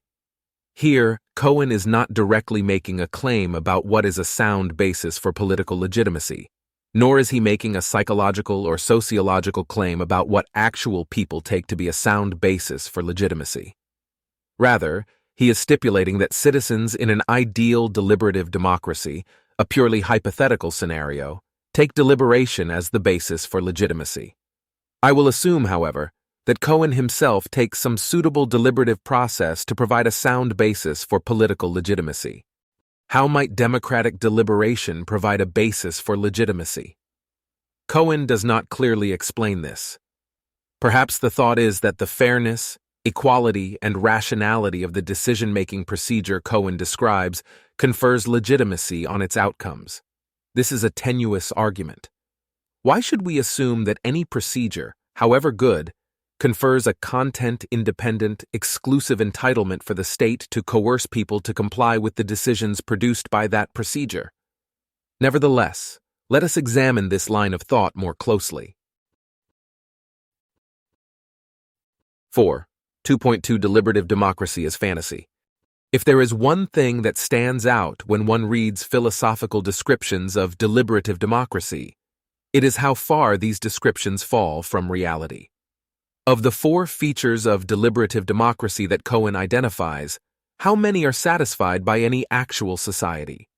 Begin with Cohen's first condition. Cohen writes, "The participants regard themselves as bound only by the results of their deliberation and by the preconditions for that deliberation. Their consideration of proposals is not constrained by the authority of prior norms or requirements." This is not true of most actual people. Actual people frequently regard themselves as bound by things other than the results of public deliberation. For instance, some believe in natural law, many believe in divinely mandated moral requirements. Some believe themselves bound by a constitution that was established long ago, and so on. According to Cohen's second condition, deliberation is reasoned in that the parties to it are required to state their reasons for advancing proposals. They give reasons with the expectation that those reasons, and not, for example, their power, will settle the fate of their proposal. In ideal deliberation, as Habermas puts it, no force except that of the better argument is exercised. In actual democracies, no one is required, by the state or anyone else, to state their reasons for advancing policy proposals. Moreover, the quality of the reasons offered for a policy proposal is only one part of what determines the fate of that proposal, and nearly everyone knows this. The fate of policy proposals in actual democracies is determined at least as much by rhetoric as by reasoning, and rhetorical appeals are heard considerably more often than sober, rational arguments. Political outcomes are also influenced by self-interest. Deliberation, Cohen assures us, focuses debate on the common good. But in reality, competing interest groups vie for control of political processes in the hopes of using state power for selfish gain. It would be extremely unusual to find citizens so naive as to think that only their stated arguments, not their political power, would determine whether their policy proposals were adopted. Cohen's third condition requires that parties are both formally and substantively equal. He elaborates, each has an equal voice in the decision. The existing distribution of power and resources does not shape their chances to contribute to deliberation. There is, of course, no actual society in which these things are true. In any modern society, a small number of individuals, journalists, authors, professors, politicians, celebrities, play a large role in public discourse, while the vast majority of individuals play essentially no role in the discourse. The vast majority of people have no realistic opportunity to make their ideas heard beyond a tiny circle of acquaintances, and the existing distribution of power and resources almost completely determines one's chances to contribute to public deliberation. Wealthy citizens can buy advertising time or even own television stations or other media outlets. Poor and middle-class citizens cannot. Individuals with political power can get their views aired in the national media. The President of the United States, for example, can call a press conference at any time. I cannot. It is difficult to imagine these facts changing. As of this writing, the United States contains over 300 million citizens. How could all of those voices be heard equally? What would society be like if every one of those individuals could call a press conference to discuss their latest policy idea? Finally, according to Cohen's fourth condition, ideal deliberation aims to arrive at a rationally motivated consensus. This, too, is false of any actual society. In the United States, for example, there is a great deal of public discussion of such issues as abortion, gun control, and healthcare policy. Some participants in these discussions seek to influence citizens who remain undecided on the issue in question. Most are probably just trying to express their own feelings and opinions. Hardly any are aiming at a consensus. Most know that they have no realistic hope of reaching agreement with partisans of the opposite ideological standpoint, and they make no serious attempt to do so. As these observations remind us, Cohen's ideal deliberative democracy is a purely hypothetical scenario. Given how distant that scenario is from reality, what purpose does the imaginative exercise serve? What role can it play in justifying the actions of any actual government? Perhaps, if some actual societies at least approximated the ideal, this might confer legitimacy on their political arrangements. Cohen, however, makes no attempt to argue that any actual society even approximates his ideal, and it would be difficult to make such an argument. It isn't even close to being true, for example, that all individuals have an equal voice in public discourse, unaffected by their wealth or power. Nor is it anywhere close to being true that political outcomes are determined purely by rational arguments or that public discourse aims at consensus. Cohen writes that the ideal deliberative procedure is meant to provide a model for institutions to mirror. 10. Perhaps Cohen's conception of deliberative democracy provides guidance for how society ought to change. While this may provide a useful role for Cohen's construction, it brings us no closer to deriving political authority. A description of an ideal that our society ought to aim at, but of which we in fact fall very far short, hardly constitutes an argument that our state has political authority. Cohen goes on to claim that outcomes are democratically legitimate, if and only if they could be the object of a free and reasoned agreement among equals. He does not argue for this thesis, nor explain exactly what it means. How should we understand the force of that could? On one reading, Cohen's principle is absurdly permissive. Imagine that you are walking down the street when a boxer suddenly punches you in the face. What did you do that for? You demand. Well, the boxer explains, you could have agreed to be punched in the face. Now suppose, analogously, that a certain law could have been the object of a free and reasoned agreement among all citizens, in the sense that citizens could have freely decided to agree to that law, but in fact no citizen has done so. It is, to say the least, unclear how this situation would give the state a moral right to impose that law by force. Presumably, Cohen would opt for a stronger reading of could. Habermas writes of what would meet with the unforced agreement of all those involved if they could participate as free and equal in discursive will formation. 12. Perhaps Cohen, similarly, would say that a legitimate political system is one that we would agree to if we deliberated in the ideal way. On this reading, Cohen and Habermas are appealing to a hypothetical social contract theory. We have, however, already seen the problems with such theories in Chapter 3. Briefly, there were two main problems. First, there is no reason to think that the structure and principles of any actual state would in fact be agreed to after ideal deliberation. Second, even if the structure and principles of some actual state would be agreed to, there is no reason to think that this fact would confer authority on that state. Neither Cohen nor Habermas has addressed these two central problems. 4. 2.3. The irrelevance of deliberation. Granted that no society satisfies Cohen's conditions for an ideal deliberative democracy, if there were such a society, would its government then have authority? It is unclear why it would. Recall the bar tab example, section 4.1. Your colleagues and students have voted over your objections to have you pay for everyone's drinks. Now add the following stipulations to the example. Before taking the vote, the group deliberated. Everyone, including you, had an equal opportunity to offer reasons for or against forcing you to pay for everyone's drinks. The others advanced arguments that it would be in the best interests of the group as a whole to force you to pay. They attempted to reach a consensus.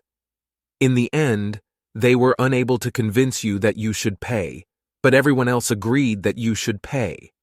Are you now obligated to pay for everyone? Are the other members of the group entitled to compel you to pay through threats of violence? Clearly not. You have rights.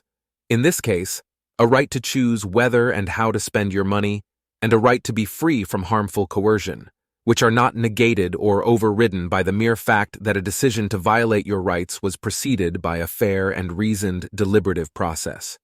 The fairness of the process does not enable it to somehow sidestep all pre-existing ethical entitlements and restrictions. Likewise, it is obscure how the sort of deliberation Cohen describes, even if it were to actually occur, would confer political legitimacy on the state. Individuals have a pre-existing prima facie right not to be subjected to coercion. Deliberation, however fair and reasoned, does not by itself eliminate that right. Reasons for overriding individuals' prima facie rights can of course be offered, and the offering of such reasons may be part of a deliberative process. But the deliberative process does not constitute a reason in itself for suspending individuals' prima facie rights. 4.3. Equality and authority. 4. 3.1. The argument from equality. I turn now to what may be the best developed contemporary argument for the claim that the democratic process confers political authority. The central idea is that we have a general obligation to treat other members of our society as equals, and that this requires respecting democratically made decisions. The argument raises questions about what counts as a democratically authorized law.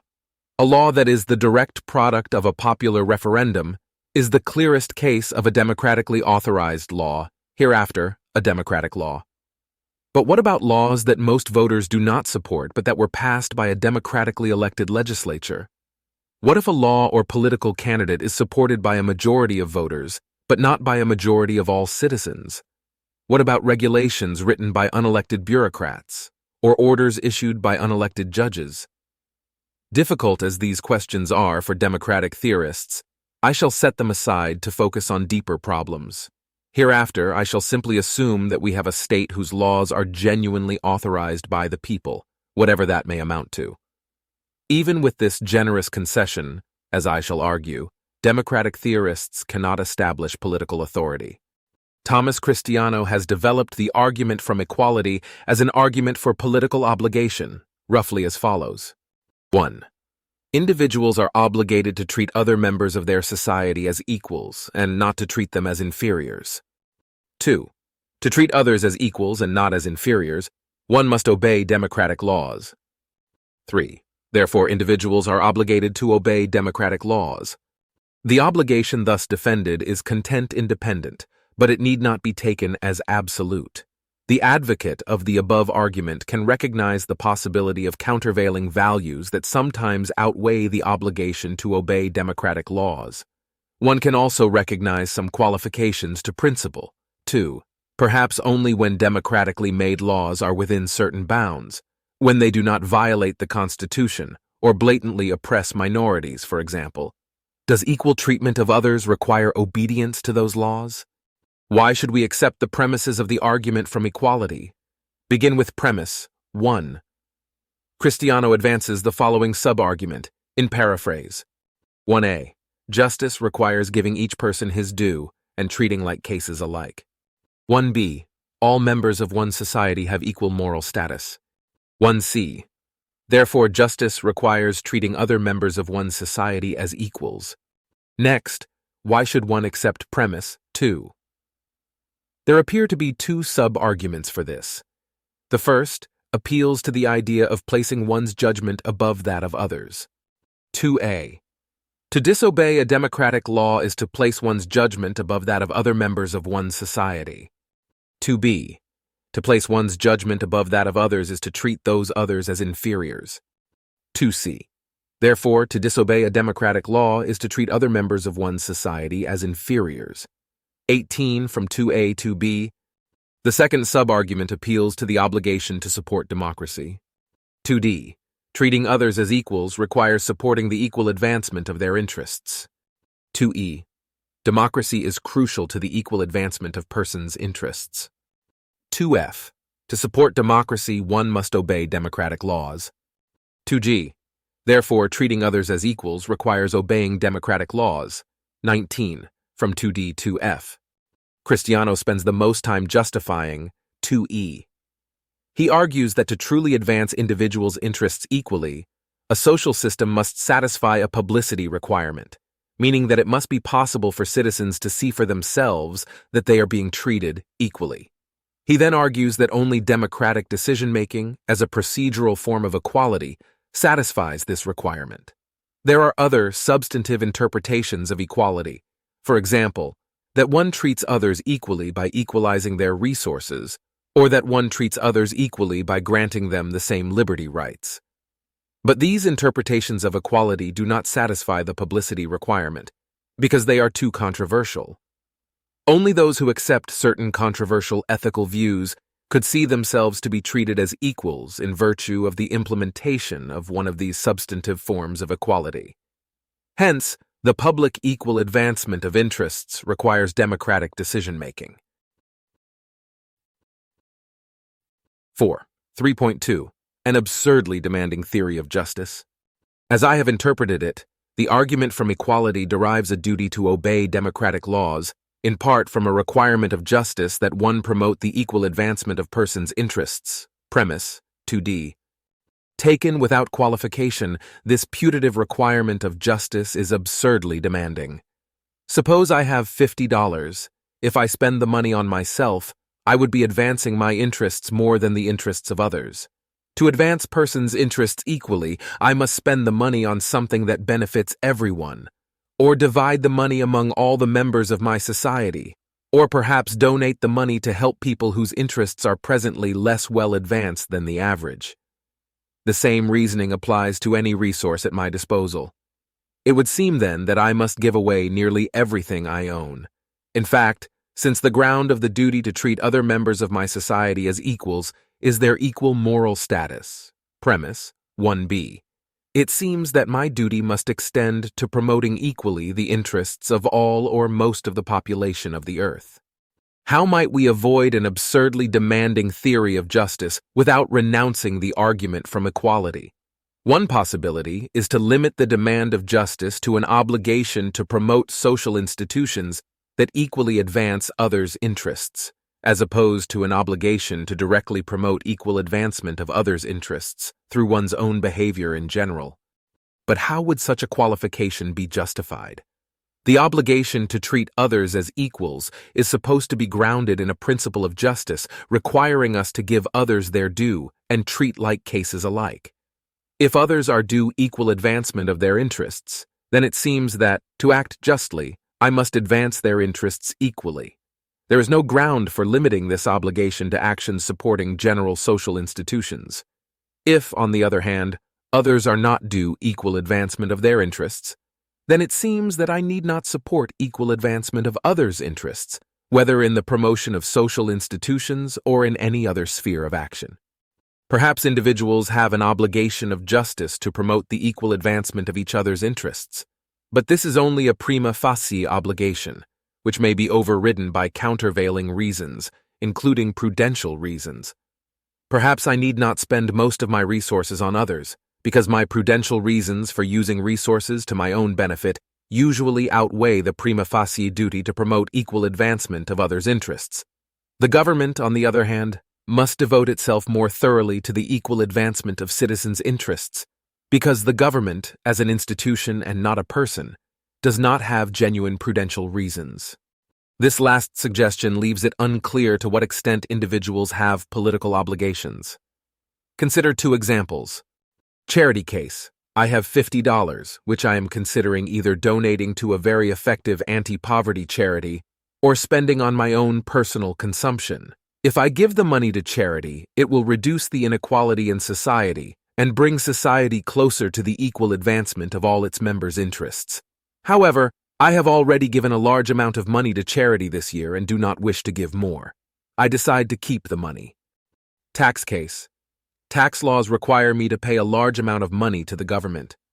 I am considering either paying all of the required taxes or cheating on my taxes in such a way as to pay $50 less than the legally required amount, in which case I will spend the $50 on personal consumption.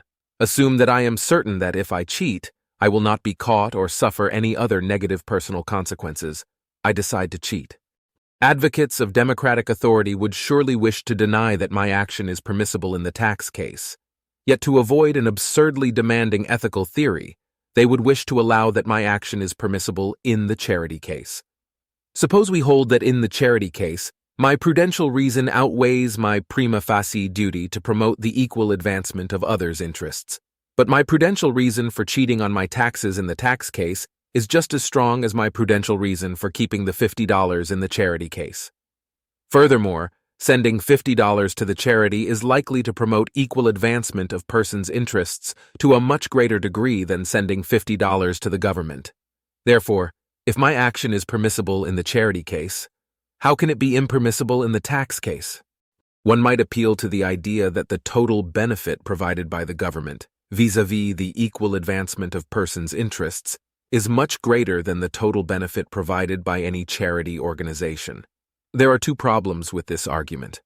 The first is that the claim need not be true. A large and efficient charity might do more good than a small and inefficient state, yet defenders of political authority would still claim that the individual is obligated to pay taxes to the state and not obligated to donate to the charity. Second, and more importantly, the claim is irrelevant.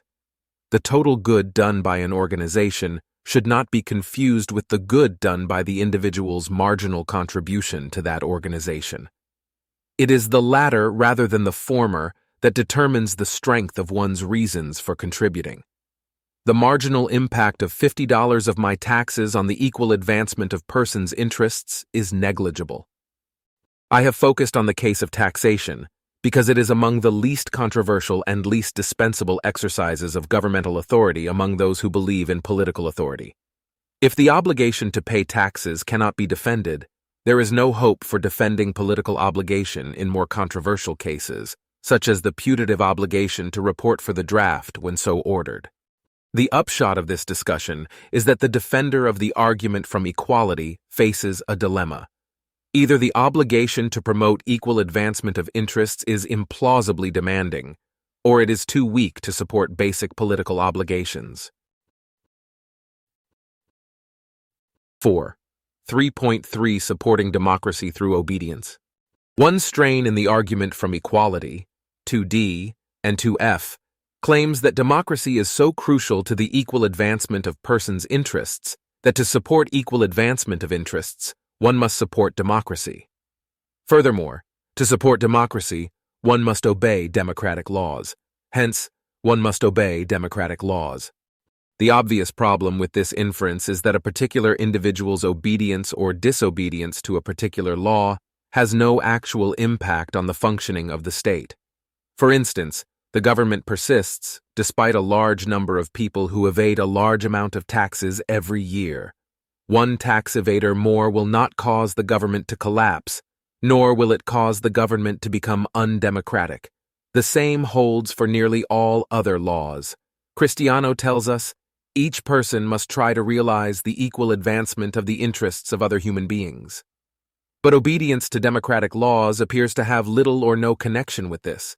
An action that can be predicted in advance to have no impact on the attainment of a given goal is not a rational way of trying to bring about that goal.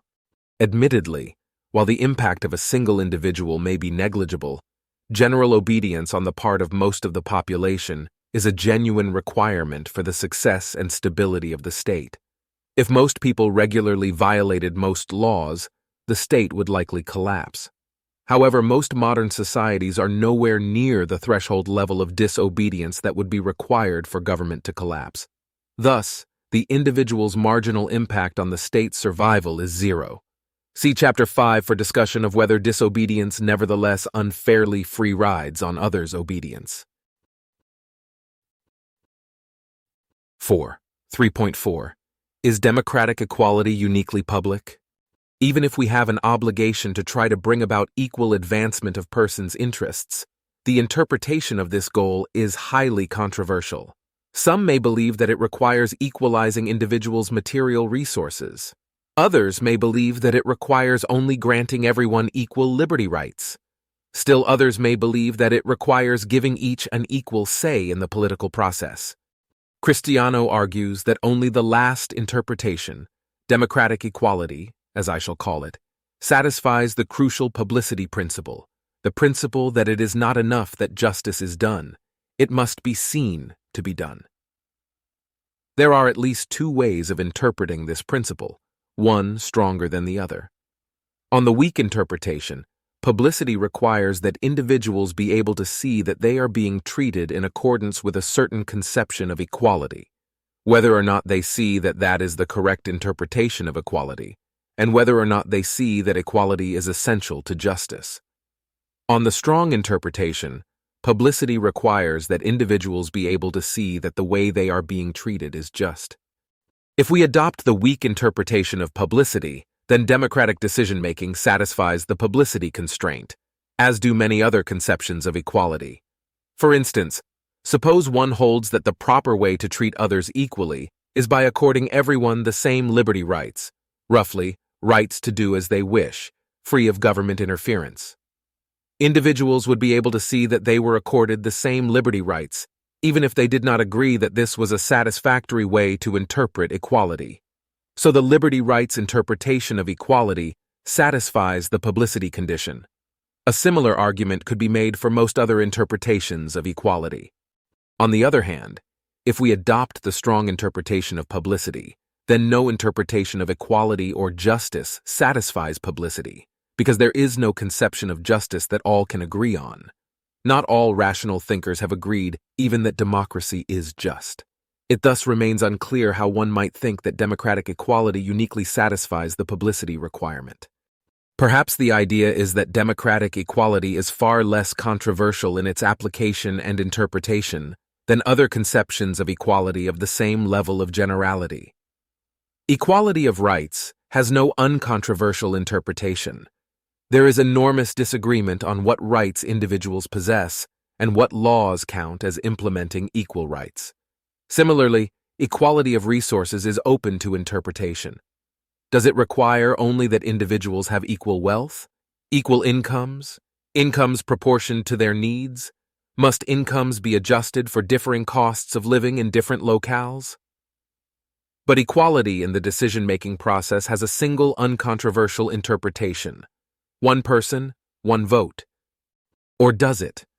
Does equality of decision-making power require direct democracy, or is representative democracy sufficient? Does it require that all citizens have the same chance to stand for public office? If so, is it sufficient that all citizens are legally permitted to stand for public office?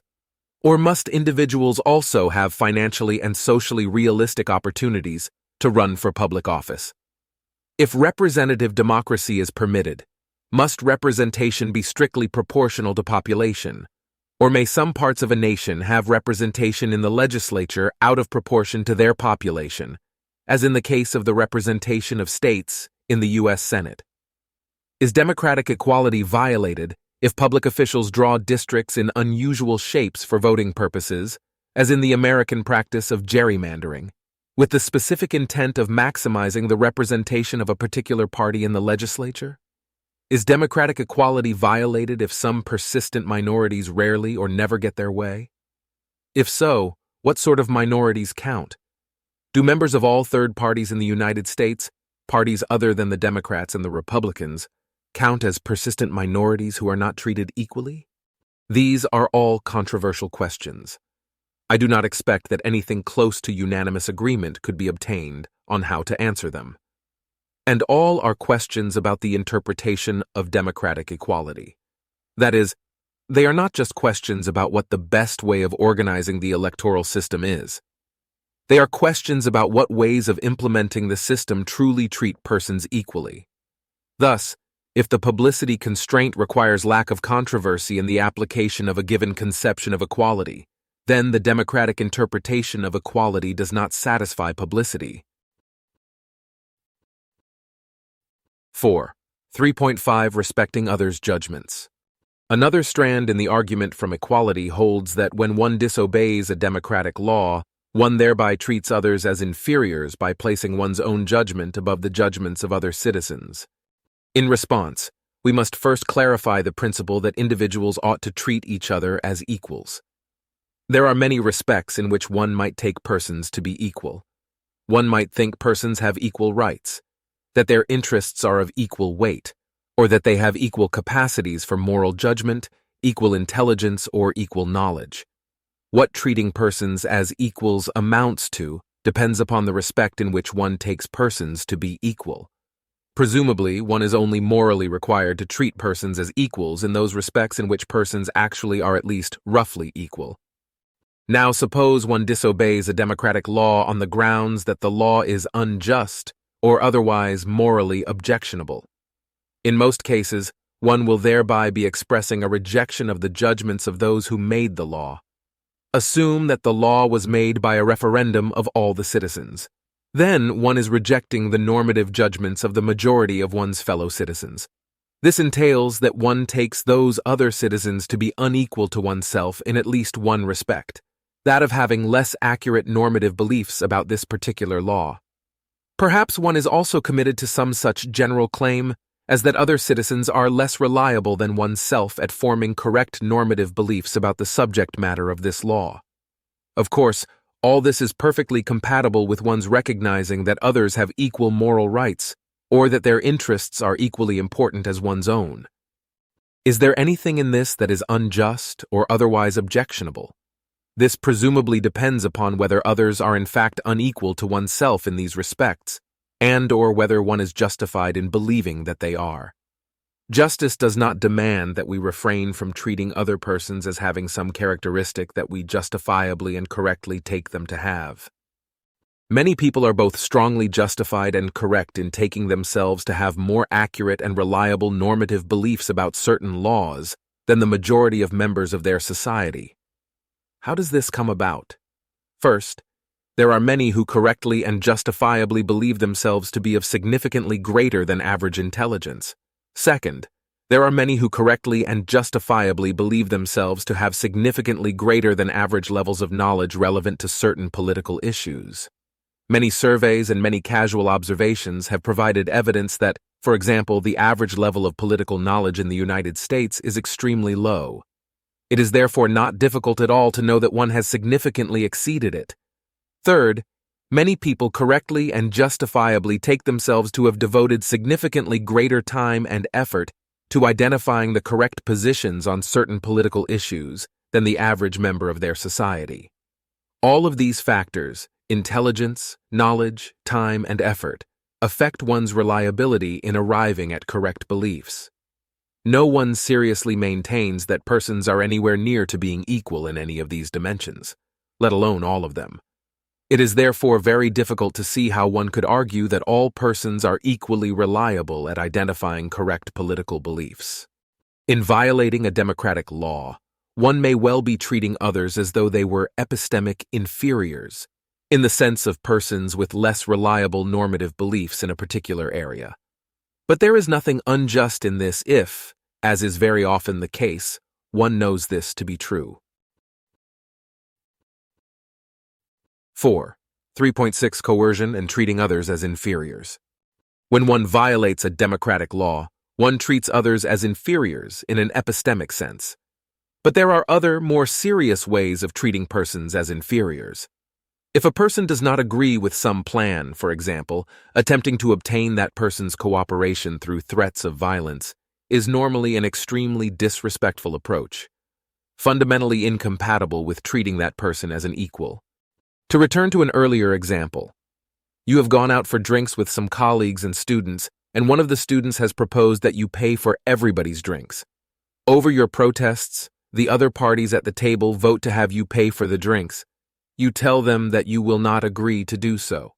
They then inform you that, if you do not pay, they intend to punish you by locking you in a room for some time and that they are prepared to take you by force. Apart from the fact that you need some new drinking partners, what can be said about this scenario? Who in this scenario is doing an injustice to whom? Who is treating whom as an inferior? One might argue that by rejecting the decision of the other persons at the table, you are placing your will or normative judgment above that of the other members of the group. They all think you should pay, and there are more of them than there are of you. So who are you to disagree? You must think you are some sort of godlike being whose wishes take precedence over the wishes of several other people. But that argument rings hollow. Surely it is the behavior of your colleagues and students that is disrespectful of you, rather than the other way around. It is they who are unjustly setting themselves up as your superiors by using threats of punishment and physical force to obtain your cooperation with their plan. Cristiano argues that one fails to show proper respect for the judgment of other members of one's society when one refuses to go along with democratic laws. These laws normally come with threats to impose punishment on those who do not follow the law, backed up by credible threats of violence against those who attempt to avoid punishment. On the face of it, the disrespect for persons and the violation of equality involved in issuing and carrying out such threats are far more palpable than the supposed disrespect shown by those who do not comply with the laws. A majority that votes for a given law is authorizing this kind of coercion. Prima facie, therefore, it is this majority that is guilty of violating the requirement to treat other persons as equals. The point here is that it is impossible to justify political authority if the moral principle that is supposed to generate political obligation also rules out political legitimacy. In this case, the principle is that justice prohibits treating others as inferiors. If this shows the existence of an obligation to obey democratic laws, it shows much more clearly the illegitimacy of most of those laws in the first place. Since political authority requires both political obligation and political legitimacy, it seems that political authority is impossible. Perhaps this conclusion is drawn too quickly. It is not always objectionably disrespectful to use physical force against others. If, for example, A is threatening B with unjust violence, then B may use violence to stop A from carrying out his threat without thereby unjustly treating A as an inferior. This suggests that at least some laws, for example, those that prohibit unjust violence, are not rendered objectionable or unjust by the coercion required to enforce them. But many other laws, it seems, are rendered objectionable by the way in which they call for coercion. I have no comprehensive theory to offer of the conditions under which coercion is objectionable, but on the surface of it, the state's collection of taxes is analogous to the collection of money from you in the bar tab example. In both cases, a majority votes to take someone's property for the benefit of the group, and in both cases the decision is to be enforced through threats of punishment, backed up by threats of violence. One difference is that the burdens of taxation are more widely distributed than the bar tab, which we imagined being placed on a single person. One might instead suppose that rather than placing all the burden on you, a student proposes that you pay half of the total bill. The other professors pay smaller portions, and the students each get a free ride. Few will say that the wider distribution of the burdens now renders permissible the coercive imposition of this plan. One might still worry that the bar tab example trades on the apparent unfairness of the student's proposal and that our intuitions would change if the group had voted for an essentially fair and equitable way of paying the bar tab. But advocates of democratic authority explicitly claim that one must comply with a democratic decision regardless of whether the decision is in itself just. Hence, it is perfectly appropriate to consider a hypothetical in which the majority votes for an unfair plan, as in the bar tab case.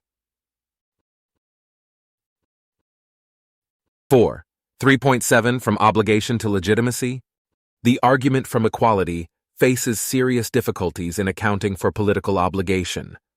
But even if we could account for political obligation, there would remain the challenge of accounting for political legitimacy, the state's right to rule by coercively imposing rules on society. Cristiano explains the origin of this right as follows. The democratic assembly has a right to rule, since one treats its members unjustly if one ignores or skirts its decisions. Each citizen has a right to one's obedience, and therefore the assembly as a whole has a right to one's obedience. The central problem in accounting for a right to rule is the problem of justifying coercion. Thus, if the above reasoning is to succeed, it must provide a justification for coercion. Perhaps the justification is along the following lines. 4. If justice forbids a person to do A, then it is permissible to coerce that person to do not to do A. 5. Justice requires obedience to democratic laws. 6. Therefore, it is permissible to coerce a person to obey democratic laws. Premise 5 is supposed to be established by the argument from equality, as discussed above. But why should we accept 4? In many cases, it is plausible that one may enforce the requirements of justice by coercion. As we have seen above, it is plausible that one may use coercion to prevent a person from unjustly harming another person. It is also plausible that one may sometimes use coercion to prevent a person from unjustly damaging or stealing another person's property, or to recover stolen property or extract compensation. In all of these cases, it seems that coercion is an appropriate means of inducing a person to do what justice requires, or of preventing a person from doing what justice forbids. So there is some plausibility to the generalization that one may coerce persons to comply with justice. But now consider two other sorts of alleged obligations of justice: the obligation to give equal respect to the judgments of other persons, and the obligation to promote the equal advancement of persons' interests. Perhaps these are requirements of justice, perhaps not. But how plausible is it, in any case, that these particular alleged obligations may be enforced through coercion? Consider an example in which I appear to violate one of these duties. I am out for drinks with some friends. Several of them are discussing what an excellent President Barack Obama is. I chime in, "You people are fools, and your opinions are worthless. I do not respect your judgment. You are all inferior to me." I then plug my ears so I don't have to hear what they say and turn my back on them. In this case, I have both failed to respect my friends' judgments and treated them as inferiors. This strikes me as much more evident than the claim that I fail to respect other citizens' judgments or treat other citizens as inferiors whenever I disobey a democratic law. But would my friends or anyone else now be justified in using physical force to impose punishment on me? Now consider a case in which I violate the other alleged duty of justice. Suppose I have recently learned that Amnesty International is working to promote democracy in the little-known country of New Florida. AI is appealing for monetary donations and contributors to letter-writing campaigns. I think AI has a reasonable chance of being reasonably effective in this endeavor, and I recognize that I could support democratic institutions by helping AI at this time. Because democracy is crucial to the equal advancement of persons' interests, I would thereby be promoting the equal advancement of persons' interests. Nevertheless, I fail to support Amnesty International. In this case, it is very plausible to say that I have A. failed to promote the equal advancement of persons' interests, and B. failed to help bring democratic institutions into being. And perhaps I have done wrong. But am I now an appropriate target for threats of violence? Not every duty is appropriately enforced through coercion. The above examples suggest that the obligation to treat others as equals by respecting their judgment and the obligation to promote equal advancement of persons' interests by promoting democracy are not obligations that one may enforce through coercion. Either these are not obligations of justice, or some obligations of justice may not be coercively enforced. In either case, Cristiano's argument for political legitimacy fails. 4.4 Conclusion. Relatively speaking, democracy is admirable. In large and obvious ways, it is superior to all other known forms of government. But it does not solve the problem of political authority. The fact that a majority of persons favor some rule does not justify imposing that rule by force on those who do not agree to it, nor coercively punishing those who disobey the rule. To do so is, typically, to disrespect the dissenters and treat them as inferiors. Matters are not altered if one adds that the majority deliberated in a special way before deciding to impose the rule. The need to respect the judgments of other members of one's society does not generate general political obligations in democratic countries, for at least two reasons. First, because many people know themselves to have better judgment with respect to many practical questions than the majority of citizens. Second, because the obligation to respect others' judgments does not have sufficient force to override individual rights, such as an individual's right to control his property. The obligation to promote equal advancement of interests likewise fails to establish political obligations. Among other things, it is unclear in what sense democratic equality is a uniquely publicly realizable conception of equality, and it is unclear how obedience to democratic laws constitutes meaningful support for democratic institutions. But even if obedience to democratic laws constituted meaningful support for equality, deriving political obligation from this fact would require postulating a very strong duty to promote equality. Such a strong duty would most likely entail implausible demands requiring one to virtually devote one's life to promoting equality. In the end, democratic authorization can account for neither the obligation to obey the law nor the right to impose the law on unwilling persons by force. 5. Consequentialism and fairness. 5.1 Consequentialist arguments for political obligation. 5. 1.1 The structure of consequentialist arguments for political obligation. The simplest arguments for political authority are consequentialist ones. By consequentialist arguments for authority, I mean arguments that ascribe moral weight to the goodness or badness of an action's consequences, and that appeal directly to that factor in attempting to derive political obligation and legitimacy. I focus in this section on arguments for political obligation. These arguments proceed in two stages. First, one argues that there are great values that are secured by government and that could not be secured without government. Second, one argues that this fact imposes on individuals an obligation to obey the state on the grounds that A. We have a duty to promote the values addressed in the first stage of the argument, or at least not to undermine them, and B. Obedience to the law is the best way of promoting those values, and disobedience is a way of undermining them. 5. 1.2. The benefits of government. Many benefits have been claimed for government, but 3 are particularly prominent. The first major good ascribed to government is that of protection from crimes committed by individuals against other individuals, especially violent crimes and property crimes. The government provides this benefit by attaching punishments to unjust acts, murder, robbery, rape, and so on, that individuals commit against each other. Without government, most people believe that unjust and harmful actions of these kinds would be far more prevalent than they are. Those who are most pessimistic about human nature fear that society would be reduced to a barbaric state of constant war of everyone against everyone. There are 2 closely related points here. One is that government increases overall social welfare by preventing certain bad things from happening. The other is that government promotes justice by reducing the number of unjust acts that occur. The second major benefit ascribed to government is the provision of a detailed, precise, and public set of rules of social conduct that apply uniformly across society. Why do we need government to provide such rules? There are natural principles of justice that exist prior to the state and that individuals can appreciate intuitively. However, these natural principles are vague and general and do not provide sufficient guidance for modern social life. For example, is it ethically permissible to release air pollution, say from one's automobile?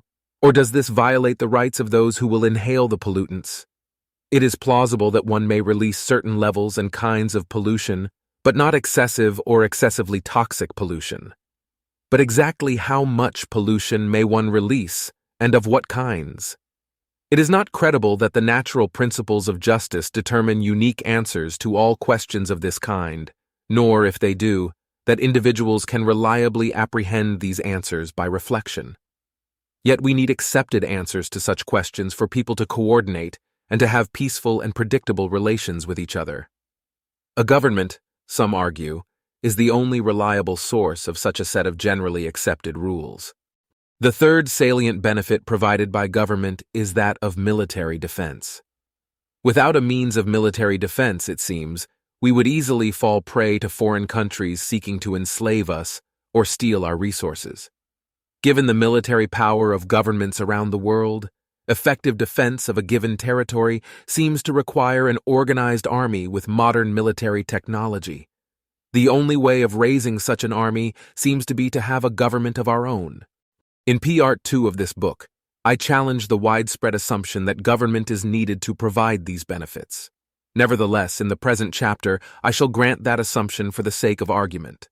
I contend that even with this concession, one cannot derive political authority as commonly understood. 5. 1.3. The duty to do good. Consequentialist arguments for political obligation claim that people have a duty to promote some value or values. For example, a duty to promote justice, to promote utility, or to aid in rescuing others from peril. The duty need not be taken to be absolute or unqualified. It may be that the duty obtains only when some great harm or great injustice threatens, and it may be that even in such conditions, the duty can be overridden by sufficiently strong countervailing reasons. This is consistent with the notion that the duty to obey the law need only be a prima facie duty. Take the case in which you see a child drowning in a shallow pond. You could easily wade in and save the child, though this would entail getting your clothes muddy and missing a class. Nearly everyone agrees that in such a situation, you are morally required to help the child.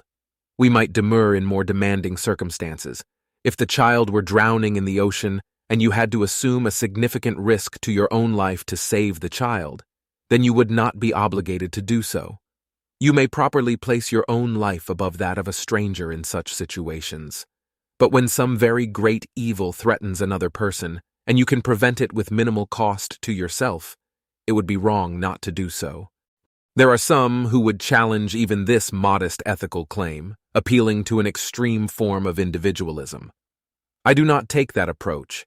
I seek rather to rely on broadly common sense moral views, which I take to include the modest principle of a duty to do good described in the preceding paragraph.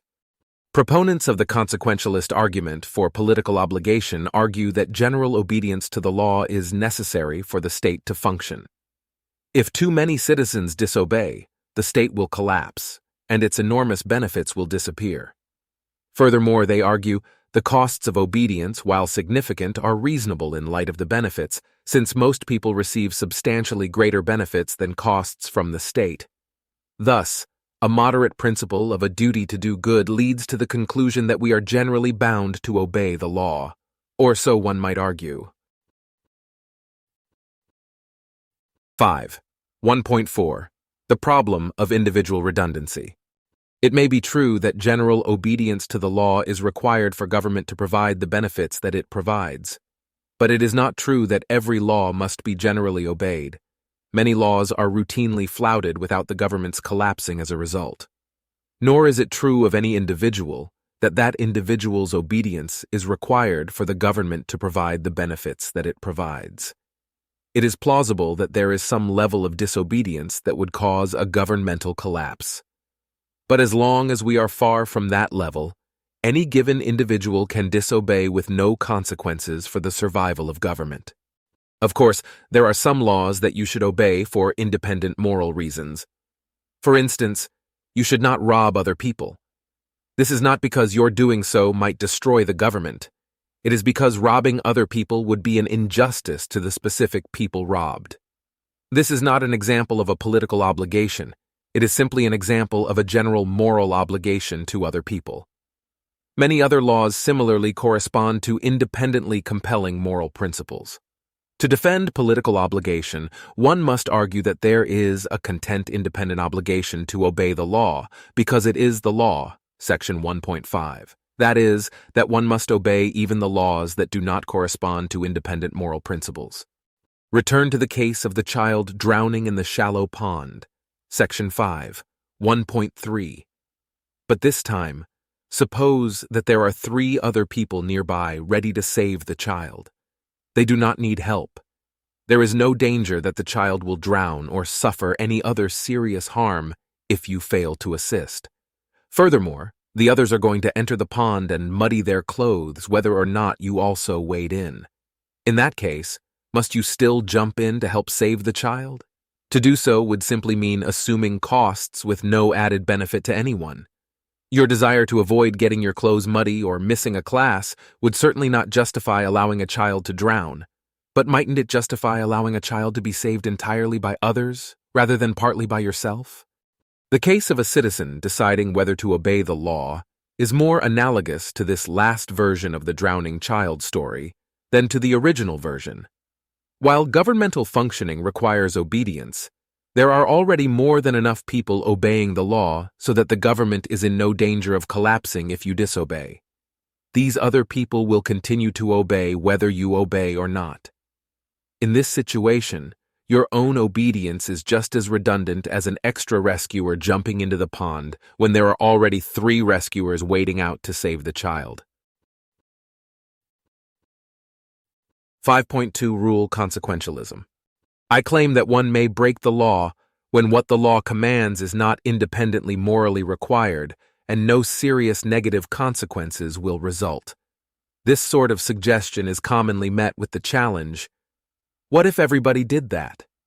This question is meant to suggest a moral argument against the sort of behavior at issue, but the precise content of the argument is not obvious. It does not seem to be a simple consequentialist appeal. The suggestion is not that in breaking the law, one is likely to actually cause everybody to do the same thing, whatever exactly counts as the same thing. Rather, the suggestion seems to be that the fact that it would be bad if everybody did something is by itself a strong reason not to do that thing. This idea is closely related to that of rule consequentialism in ethics. Rule consequentialism holds that, rather than always choosing the particular action that will produce the best consequences given the present circumstances, one should act according to general rules, and one should choose the rules that, if generally adopted, would have the best consequences. In some cases, this idea is plausible. Take the case of a newly planted lawn on a university campus. Students and professors are tempted to take shortcuts across the lawn while walking from building to building. One person cutting across the lawn will have no noticeable effect.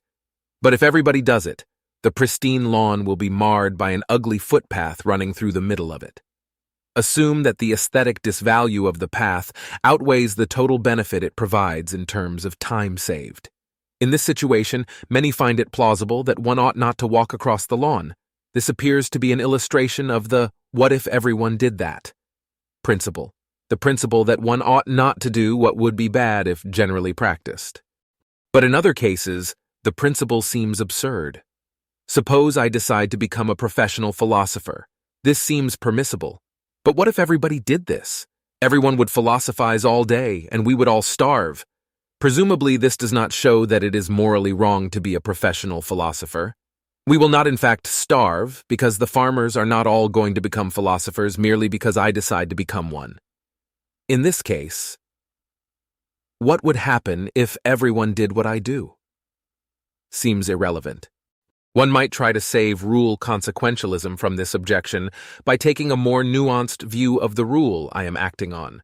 Perhaps when I decide to become a philosopher, I am not acting on the rule "be a philosopher," but on some more complex rule, such as "be a philosopher," provided that there are not already far too many philosophers, or choose the profession best suited to you, provided that there are enough people in other professions that your doing so does not have serious negative consequences. If everyone acted on either of those rules, then we would not all starve. But just as I may claim to be following the rule "be a philosopher," provided that there are not too many philosophers or provided that there will be no serious negative consequences, individuals who choose to break the law could often claim to be following some such rule as "break the law" when what the law commands is not independently morally required, provided that there are not too many people breaking the law, or provided that your doing so will not have serious negative consequences. The proviso tacked onto the end of this rule is perfectly parallel to the proviso tacked onto the "be a philosopher" rule, so whatever rationale allows us to include the latter proviso will almost certainly license inclusion of the former. It appears, then, that rule consequentialism itself is defensible only if it does not support a general defense of political obligation. 5.3 Fairness. 3.1 The Fairness Theory of Political Obligation. Another account holds that one must obey the law because to disobey is unfair to other members of one's society who generally obey. I shall refer to this sort of obligation as an obligation of fair play. The argument is not a consequentialist one. The claim is not that one's disobedience will cause harmful consequences. Nevertheless, it is easy to move from consequentialist theories to the fairness theory. Once we notice that individual disobedience has no harmful consequences, it is natural to move to rule consequentialism, appealing to the consequences of general disobedience. But we encounter many cases, such as that of a person deciding to become an academic philosopher, in which there is nothing wrong with doing something that it would be extremely bad for everyone to do. We must then explain what differentiates the cases in which it seems wrong to perform an action that would be bad for everyone to do from the cases in which it seems perfectly all right to perform such an action. The fairness theory offers an attractive answer to this question. It is a matter of whether the action treats others unfairly. There is nothing unfair about my becoming a philosopher, despite the fact that it would be bad if everyone did so. In being a philosopher, I do not, for example, increase the burdens on members of other professions. On the contrary, members of other professions prefer less marketplace competition and therefore prefer that fewer others join their profession. Contrast the following scenario. You are in a lifeboat with several other people. You are caught in a storm and the boat is taking on water, which needs to be bailed out. Other passengers take up containers and start bailing. The other passengers' efforts are clearly sufficient to keep the boat afloat. Thus, no large negative consequences will result if you refuse to bail. Nevertheless, it seems obvious that you should help bail water. Intuitively, it would be unfair to let the others do all the work. Why would this be unfair? The important features of the situation seem to be as follows. There is a large good being produced by the actions of others, in this case, that the boat remains afloat. In contrast, if the others were doing something harmful, say scooping water into the boat, useless, say praying to Poseidon, or merely of trivial value, say entertaining each other by telling stories, then you would not be obligated to help. Or the others assume a cost that is causally necessary to the production of the good. In this case, the cost is the effort involved in bailing water. Coerce, you receive a fair share of the benefit being produced. In this case, you avoid drowning. Here, your participation in the cooperative scheme would causally contribute to the production of the good. V. The costs to you of participation would be reasonable and not significantly greater than the costs undertaken by others. D. Your participation would not interfere with your doing something more important. For example, suppose that instead of bailing water, you decide to tie down the supplies on the boat to prevent their being thrown overboard. Assume that this is more important than helping to bail water. In this case, it is not unfair to refrain from helping to bail water. When these 6 conditions are satisfied, it is unfair to refuse to contribute to the production of the good. Advocates of the fair play account argue that to disobey the law is to treat other members of one's society unfairly. Government produces significant benefits.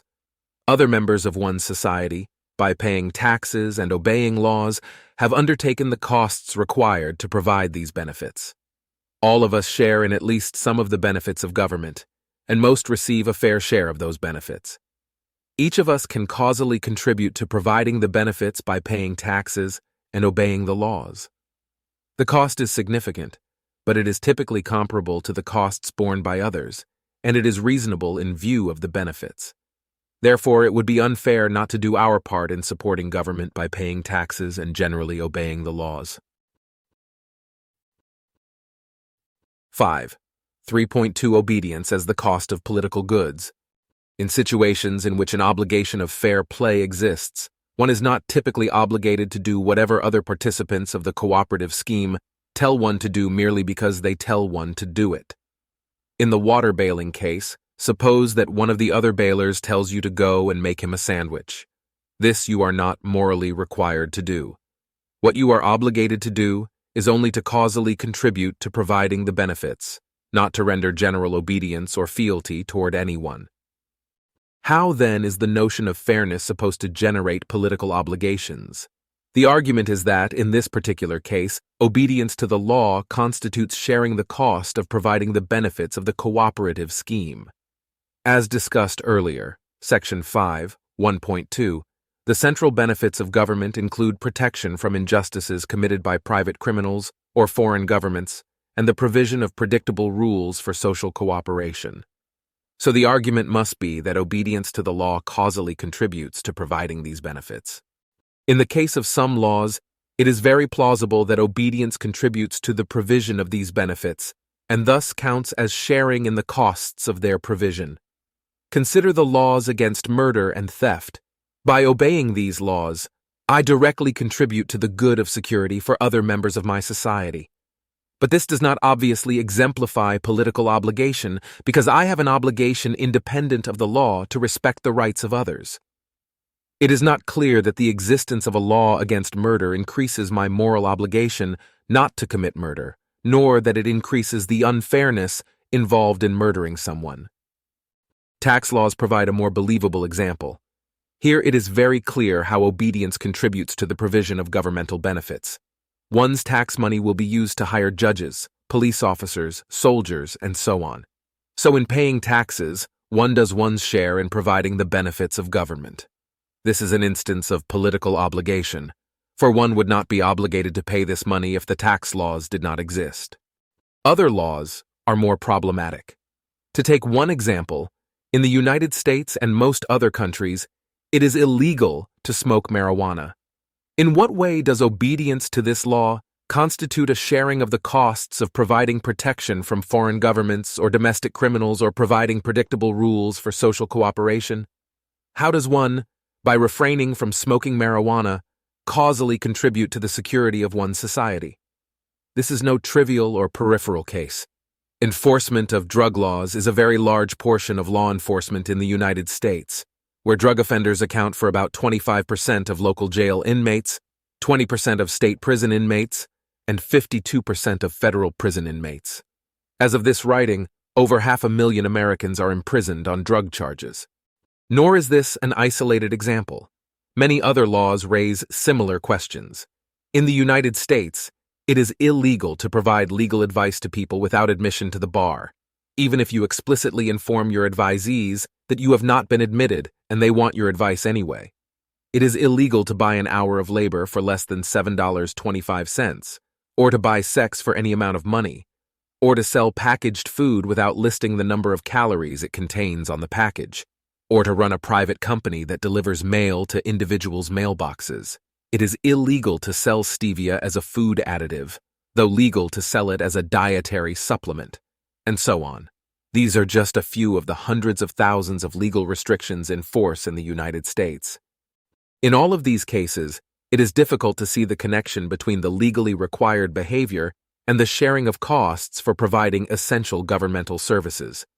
It seems that the state could very well provide the goods described in Section 5, 1.2 without any of the laws described in the preceding 2 paragraphs. Obedience to the law, according to advocates of the fair play account, is analogous to helping bail water out of a lifeboat. But in view of the aforementioned laws, a closer analogy would be as follows. The lifeboat is taking on water. The passengers gather and discuss what to do about the problem. A majority, not including you, want Bob to devise a solution. Bob thinks for a minute, then announces the following plan. "And all passengers shall start bailing water out of the boat. A, they shall pray to Poseidon to ask for his mercy. A, they shall flagellate themselves with belts to prove their seriousness, and IV, they shall each pay $50 to Sally, who helped Bob get elected." You know that item I is useful, item 2 is useless, and items 3 and IV are harmful to most passengers. Nonetheless, most other passengers participate in all 4 parts of Bob's plan. If you refuse to pray, self-flagellate, or pay Sally, do you thereby act wrongly? Do you treat the other passengers unfairly? Failure to pray to Poseidon, whip yourself, and pay Sally is not unfair, because those actions would not contribute causally to the good of keeping the boat afloat. If other passengers feel aggrieved at suffering the lash while you do not, the remedy is simple. They should stop whipping themselves. The fault lies in themselves and Bob, not in you. Recall that political obligations are supposed to be content-independent, Section 1.5. That is, it is said that one must follow the law regardless of its content, within some broad constraints, and regardless of whether the law is correct. The above discussion suggests that this is not the case. One must examine the content of a particular law to determine whether the behavior it enjoins genuinely contributes to the provision of political goods, before one can say whether one has any fairness-based reason to follow that law. Some would argue that, even if a given law is not needed to carry out the government's central functions, obedience to that law is still part of the cost of providing essential government services because disobedience risks bringing down the government and all social order. We have criticized this sort of claim above, Section 5, 1.4. But if it were true, it would do as much to undermine content-independent political legitimacy as it would to support content-independent political obligation. Presumably, if individuals are obligated to help maintain social order, the state is similarly obligated. If disobedience to any law risks causing a collapse of social order, then the state, in making laws that are not necessary to maintaining social order and that are likely to be widely disobeyed, is itself threatening social order far more than a single individual who disobeys one of these laws. Furthermore, asking the state to renounce its desire to make such unnecessary laws is more reasonable and less onerous than asking an individual to renounce his personal liberties. Therefore, if one holds that the individual nevertheless must obey such laws when they are made, it is much clearer that the state must not make such laws, and thus one cannot simultaneously defend political obligation and political legitimacy on this view. 5. 3.3 Political obligation for dissenters. A second problem for the fair play account concerns those who fail to endorse the state's activities. This includes some individuals who feel they do not need the state. For example, hermits living in the wilderness or indigenous peoples who would prefer that European colonists had never arrived on their continent. It includes those who are morally or ideologically opposed to government in general, anarchists. It includes people who, while supporting the general idea of government, believe that the proper sort of government is radically different from the government they have. And it includes people who oppose specific government programs but are nevertheless forced to contribute to them. For instance, pacifists may not want the alleged good of a military force, yet they must pay for it just as everyone else does. We have seen that it is difficult to account for an obligation to assist in useless or harmful projects. Here, we see that it is also difficult to account for an obligation to assist in projects to which one is sincerely opposed, whether or not one's opposition is well-founded. Return to the lifeboat example. This time, suppose that the other passengers on the lifeboat believe that praying to Jehovah will assist them in staying afloat. Suppose, even, that they are correct in this belief. Jehovah exists and is receptive to petitionary prayer. Provided that a large majority pray, Jehovah will assist them. But Sally does not believe this. Sally believes that praying to Jehovah will more likely be harmful because it will offend Cthulhu. She therefore opposes the other passengers' plan. In this situation, would it be unfair of Sally to refuse to pray to Jehovah?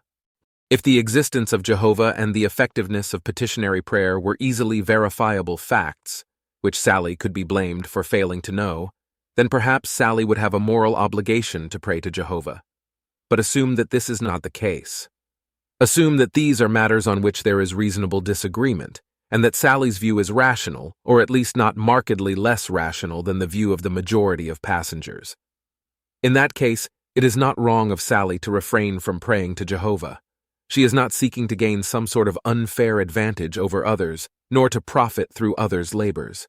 If the others should try to force Sally to join in their prayers, they, and not she, would be acting unfairly. In the political case, there are a number of individuals who oppose various government programs. These are not people who seek to free ride on others' efforts. They are not simply wishing for others to bear the program's costs. They do not want these programs to exist at all. In many cases, they take governmental projects to be seriously unjust or otherwise morally unacceptable. And in many cases, their view, whether correct or incorrect, is perfectly reasonable. I should think this is the case in regard to those who oppose the U.S. presence in Afghanistan, drug prohibition, immigration restrictions, and several other controversial laws or governmental projects.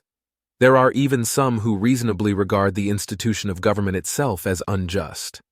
If one reasonably regards a project as unjust or immoral, one is hardly free-riding, taking advantage of others, or treating others unfairly in refusing to support that project. Individuals thus do not act unfairly when they refuse to cooperate with laws that they reasonably regard as unjust. Again, therefore, no basis for content-independent political obligations is to be found. 5. 3.4 Particularity and the question of alternative goods. One of the conditions for an obligation of fair play to participate in a cooperate scheme is that one's participation should not interfere with one's doing something more important. Condition 6, Section 5.3. 1. But obeying the law often interferes with doing more important things. For instance, suppose you have the opportunity to safely evade $1,000 worth of legally prescribed taxes. It would perhaps be wrong to evade the taxes to spend the money on a new television. It would, however, be permissible to evade the taxes to use the money in a more socially valuable way than giving it to the government. And that option is almost certain to be available. The marginal social benefit of each dollar given to the government is much less than the marginal social benefit of a dollar given to any of a variety of extremely effective private charities. In this case, it is not wrong to evade one's taxes to send the money to charity. Indeed, doing so is praiseworthy. Of course, most citizens pay taxes under duress from the state. This duress excuses the payment of taxes, but it does not render it praiseworthy or obligatory. 5.4. The problem of legitimacy. 5. 4.1.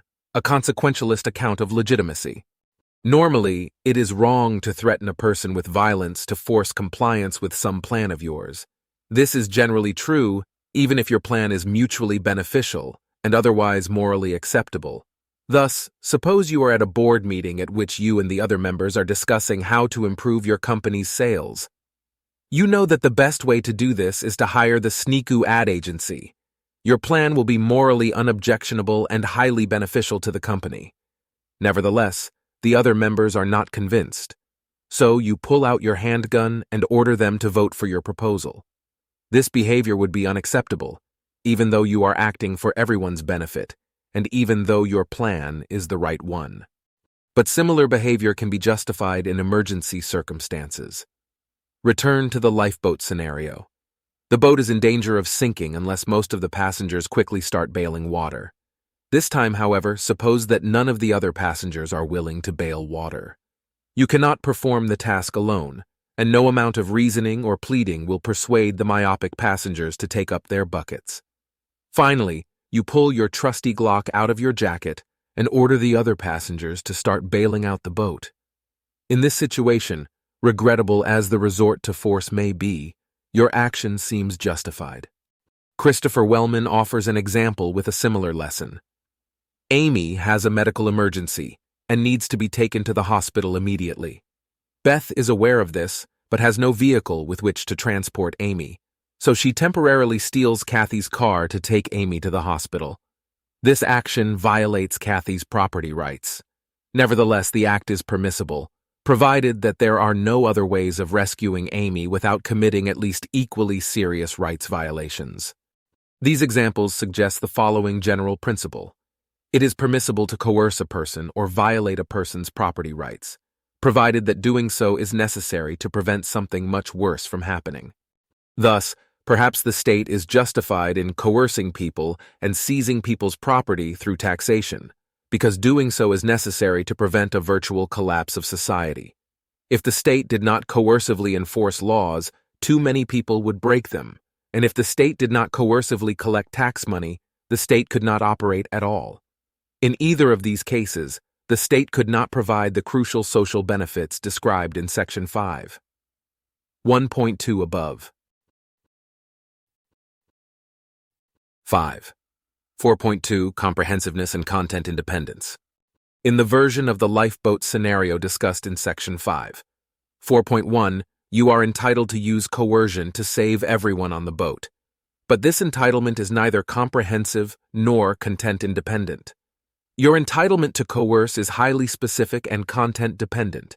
It depends upon your having a correct, or at least well-justified plan for saving the boat, and you may coerce others only to induce cooperation with that plan. More precisely, you must at least be justified in believing that the expected benefits of coercively imposing your plan on the others are very large and much larger than the expected harms. You may not coerce others to induce harmful or useless behaviors or behaviors designed to serve ulterior purposes unrelated to the emergency. For instance, if you display your firearm and order everyone to start scooping water from the ocean into the boat, you are acting wrongly.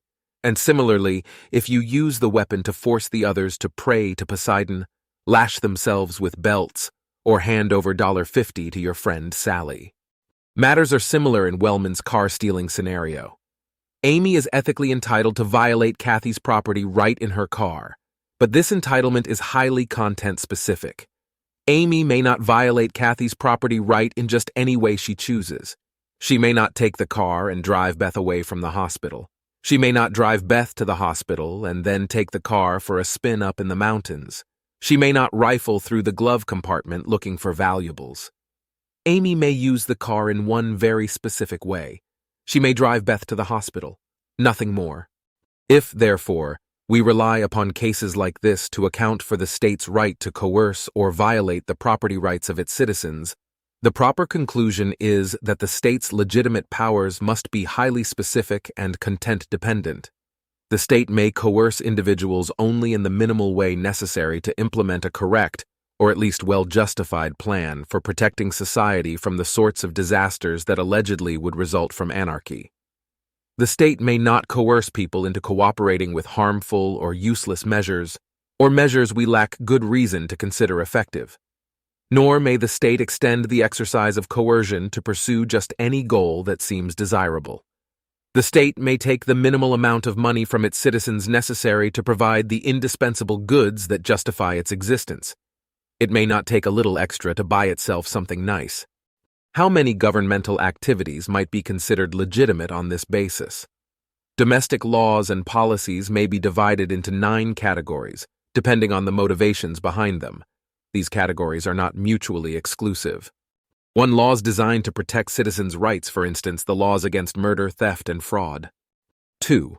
Policies designed to provide public goods in the economic sense of the term, for instance, military defense and environmental protection.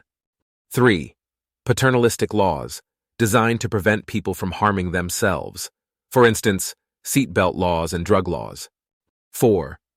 Moralistic laws, designed to prevent behavior that is regarded as immoral for some reason other than harm to self or others or violation of others' rights, for instance, laws against prostitution, gambling, and drugs. 5. Policies designed to aid the poor, for instance, welfare programs, educational subsidies, and minimum wage laws. 6. Rent-seeking policies, that is, policies other than those in Category 5, designed to confer economic advantages on some people at the expense of others. For instance, subsidies given to politically powerful industries, lucrative military contracts awarded to companies with ties to government officials, and licensing requirements that protect existing workers in a profession from competition. 7. Laws designed to secure the state's monopoly and promote its power and wealth. For instance, tax laws, legal tender laws, and laws preventing private competition with government agencies, such as the post office and the police. 8. Policies designed to promote other things that are regarded as good in general, apart from the goods listed above. For instance, government provision of schools, government sponsorship for the arts, and government space programs. 9. Laws and policies that appear to be motivated simply by emotion, apart from the above considerations. For instance, immigration restrictions and bans on gay marriage. When we think in the abstract about the need for law and the importance of obeying the law, we mostly have in mind laws of types 1, 2, and perhaps 7. Laws of those kinds could perhaps be justified by the sort of consequentialist argument discussed in Section 5, 4.1. But as the above list suggests, there is much more to the activities of any modern state. And those extra activities, as a rule, cannot be justified by consequentialist arguments. Let us extend the story of the lifeboat a little further. You have forced the other passengers to bail water out of the boat, thus saving it from sinking. While you have your gun out, you decide you might as well accomplish a few other desirable goals. You see a passenger eating potato chips, which will elevate his risk of heart disease. Pointing the gun at him, you order him to hand over the chips. Then you notice a pair of passengers at the other end of the boat playing a card game. When you see that they have bet money on the game, you threaten to hurt them if they don't stop gambling. Another passenger has some expensive jewelry, so you take it from her and distribute it to some of the poorer passengers. You also collect $50 from everyone and give it to your friend Sally. You threaten to shoot any other passenger who tries to do the same things you are doing. Then you decide that it would be nice to have some art, so you force the other passengers to hand over some of their belongings so you can make a sculpture out of them. Finally, you have an uneasy feeling about one of the passengers. You don't like the way he looks, so you order the other passengers to throw him overboard. All of these actions are indefensible. Though your initial use of coercion to preserve the lifeboat from sinking was justified, it is absurd to suggest that coercion is justified by the kinds of motives displayed in any of your later actions in this story.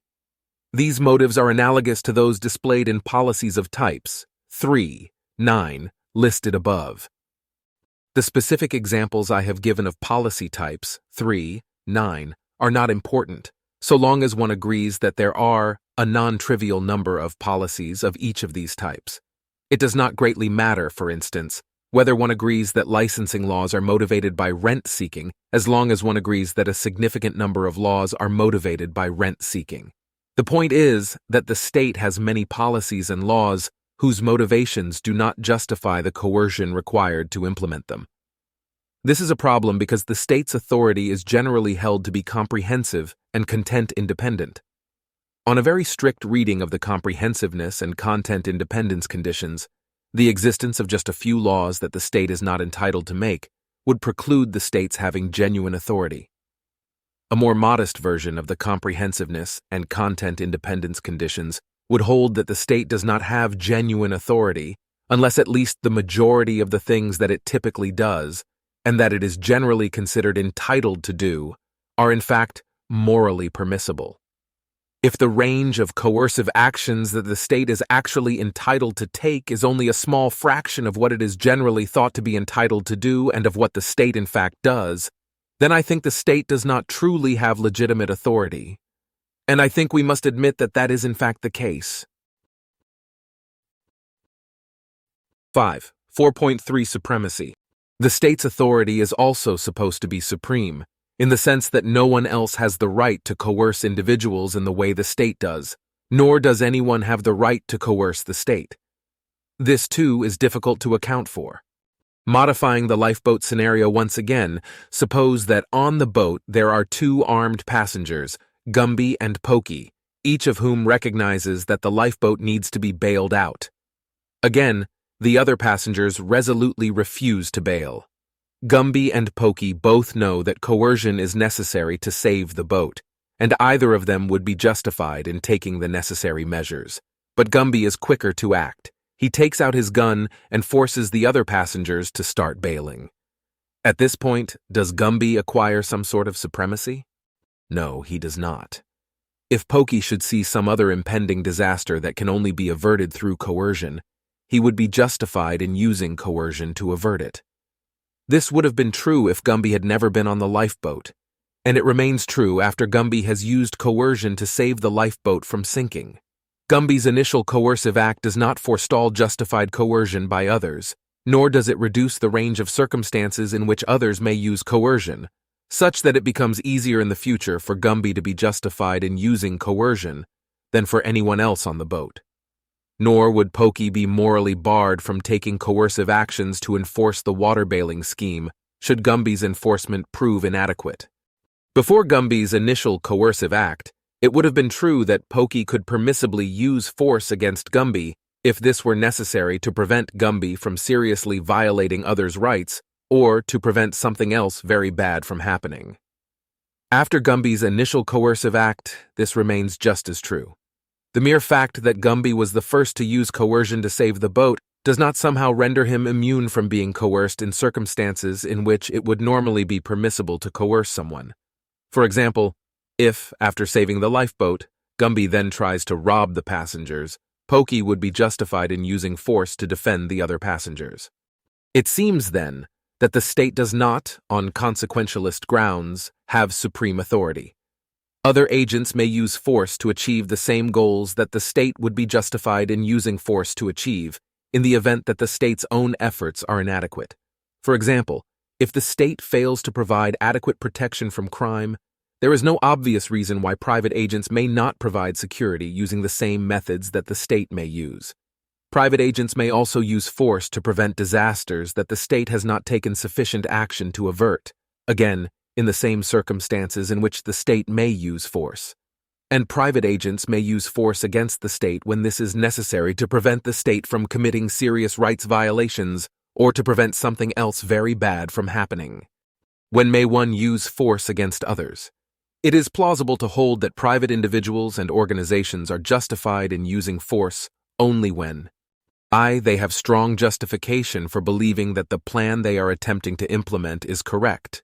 For instance, that it would produce the intended benefits, and that these benefits would be great in comparison to the seriousness of the rights violations required to implement the plan. They have strong justification for believing that their use of force would succeed in causing their plan to be implemented. And there are no alternatives available for achieving the benefits without at least equally serious rights violations. In reality, these conditions are quite restrictive and are seldom realized. It is plausible that most actual vigilantes violate condition, I, and that most actual rebels and terrorists violate both I and II. So most actual cases of vigilantism or terrorism should not be endorsed. Nevertheless, the conclusion is a rejection of the supremacy of governmental authority. For the qualifications mentioned in the preceding paragraph apply equally to state actors. The state must also have strong justification for believing that each of its coercively implemented plans is correct, that its use of coercion will be successful, and that there are no better alternatives. If one relies on a consequentialist account of legitimacy of the sort that has been under discussion, there is no apparent way of escaping this conclusion. So there is no clear sense in which the state has supreme authority. It may coerce individuals in the same sorts of circumstances, for the same sorts of reasons, as private agents may coerce individuals.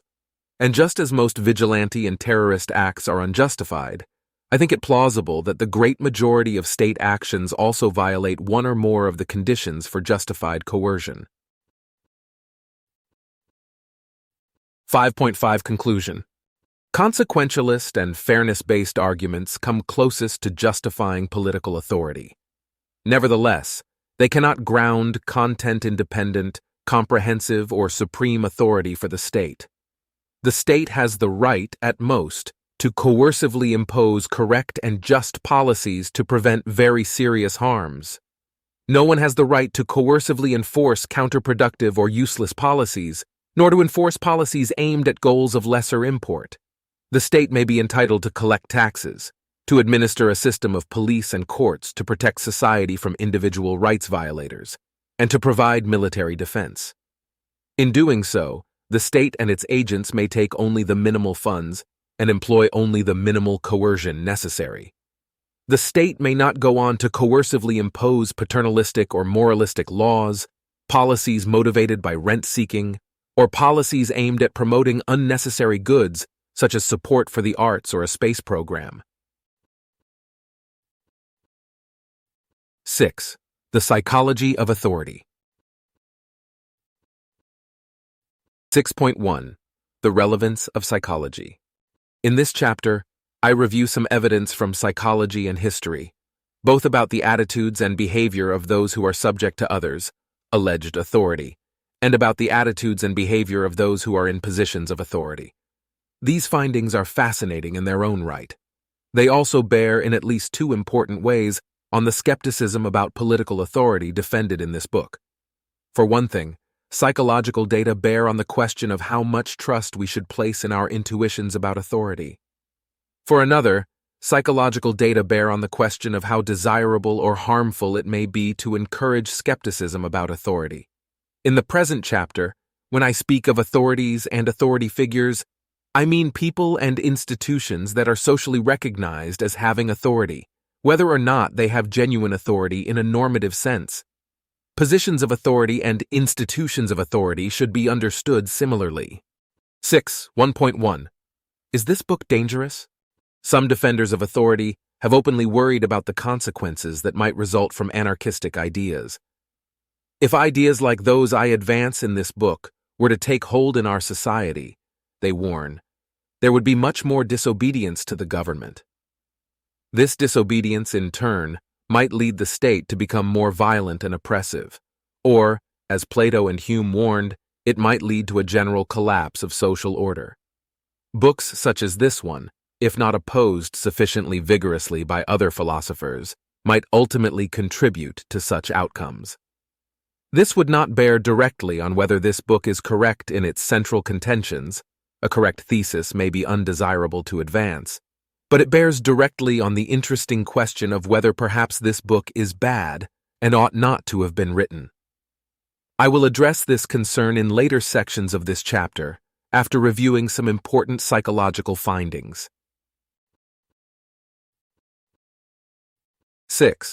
1.2. The appeal to popular opinion. Other advocates of political authority suggest that anarchism should be rejected because it is simply too far out of the mainstream of political opinion. The belief in political obligations, writes George Klosko, is a basic feature of our political consciousness. He believes that we should accept common opinions as prima facie evidence in normative matters, particularly when philosophical opinion is divided. David Hume goes farther. The general opinion of mankind has some authority in all cases, but in this of morals 'tis perfectly infallible. If there is no political authority, it is natural to ask, then how have so many people come to have such a firm belief in it? Is it not more likely that I and the handful of other anarchists have made a mistake than that almost everyone else in the world has? Ultimately, I disagree with that argument. All things considered, I think it more likely that others are mistaken than that I am. Obviously, I would not hold a belief that I myself did not consider more likely true than false. Nevertheless, the argument should not be rejected hastily or for the wrong reasons. To give the argument a fair treatment, I pause here to defend the appeal to popular opinion against overly facile objections. There are some who reject appeals to popular opinion, in principle, as fallacious, supposedly the fallacy of argumentum ad populum. But exactly what is supposed to be fallacious about appealing to popular opinions? The most commonly cited illustration of the alleged error is the case of Christopher Columbus. When Columbus wanted to sail around the world, it is said, his contemporaries laughed at him because they were all convinced that the earth was flat. But Columbus turned out to be right. And this, you see, shows why it is foolish to trust in the opinions of the majority. As a historical note, the preceding account is completely inaccurate. It was Columbus who was wrong, and those who laughed at him, who were right in the chief point of dispute. The idea that Columbus's contemporaries thought the earth was flat is a modern myth. The ancient Greeks discovered that the earth was round, and this knowledge was never lost. The actual point of dispute concerned the westward distance from Europe to Asia. Columbus thought this distance small enough to sail in the kind of ships that then existed. His contemporaries thought otherwise. They were right, and he was wrong. The actual distance is about 4 times greater than Columbus thought it was. If not for the unexpected discovery of the Caribbean islands, Columbus and his crew would have starved to death at sea long before they came anywhere near Asia. But that is just a side note of historical interest. There certainly are cases in which large majorities of people hold mistaken beliefs. Indeed, the false beliefs that most modern people hold about Columbus and his contemporaries are a case in point. But what interesting conclusion follows from this observation? Let us consider 3 conclusions one might draw. First, perhaps the Columbus example, or some other more genuine example of popular error, is meant to show that the existence of a very widespread belief does not provide conclusive proof for the thing that the majority believes, since there are some cases in which such beliefs are false. This is obviously correct. It is also utterly uninteresting. A belief-forming method need not be infallible to be useful or rational. All or nearly all belief-forming methods are fallible, including sensory observation and scientific reasoning. This does not show that we ought to eschew observation, science, and almost everything else as fallacious. Second, perhaps the Columbus argument is meant to show that the existence of a very widespread belief does not provide any evidence at all for the thing that the majority believes. This conclusion is much more interesting. It is also obviously unwarranted. The existence of a single error or even many errors produced by a given information source does not show that source to be completely evidentially worthless. To argue that popular opinion is evidentially worthless, one would have to argue that popular opinion does no better than chance. In other words, that very widely held beliefs are correct no more often than propositions drawn at random out of a hat. But the latter claim is obviously false. Consider now the range of cases in which a small minority of people disagrees with the majority. A small minority of people today thinks that the Earth is flat, that the moon landings were faked, or that perpetual motion machines are possible. The majority disagrees. A few people believe themselves to be Jesus or Napoleon or a superhero, while all those around them disagree. In all of these cases, the majority is right and the minority is wrong. Sometimes, in a science or mathematics class, all the students but one get the same answer to a particular problem. Sometimes, in a group of several people, all of whom witnessed some event, one person remembers the event differently from the others. In nearly all of these cases again, the majority is right. The lone dissenter has miscalculated or misremembered. The explanation is a simple matter of probability. For the majority to be wrong, the same cognitive malfunction or cognitive malfunctions producing the same result must have occurred many times in different brains. For one person to be wrong, a cognitive malfunction need only have occurred once. The latter is generally more likely. Third and finally, perhaps the Columbus argument is meant to show that an appeal to popular belief does not provide strong evidence for the thing that the majority believes. It might be argued that popular opinion, while more reliable than random guesses, is nevertheless quite unreliable. But how are we meant to infer this? One possibility is that we are supposed to see the Christopher Columbus example, and perhaps a few similar cases, as constituting a large random sample of popular beliefs in which a large percentage, 100%, turn out to be false. This would provide serious evidence of unreliability. Another possibility is that we are supposed to simply recognize, on the basis of ordinary background knowledge and experience, that the Columbus example is a typical case of a dissenter against a majority view, but neither of these possibilities is easy to take seriously. The sample of popular beliefs offered in this sort of argument typically contains only a few cases, and the sampling method is something closer to deliberate selection of cases with the desired trait than random selection. As to typicalness, isn't the lone conspiracy nut in the office who insists that 9/11 was an inside job and that the U.S. government created AIDS a more typical example of a dissenter against a large majority opinion than Christopher Columbus? Based on everyday experience, how many 9/11 truthers are there for everyone Columbus? Once we see why popular opinion is to some degree evidentially relevant, it is difficult not to conclude that it is often highly relevant. Again, it is typically less likely that some cognitive malfunction occurs multiple times than that it occurs once. If that is so, then it is typically much less likely that a malfunction occurs a great many times than that it occurs a small number of times. The principle is formalized in the Condorcet jury theorem. I will discuss possible exceptions to this rule below. Appeal to popular opinion, then, is not in general fallacious. As a rule, very firm and widespread beliefs should not be lightly set aside. Considerable reflection is thus required before we set aside the common belief in political authority. We must carefully examine the most prominent and promising theories of the source of authority, as discussed in chapters 2 through 5 above. We must also examine the likely sources of beliefs about political authority, as in the present chapter. 6.2.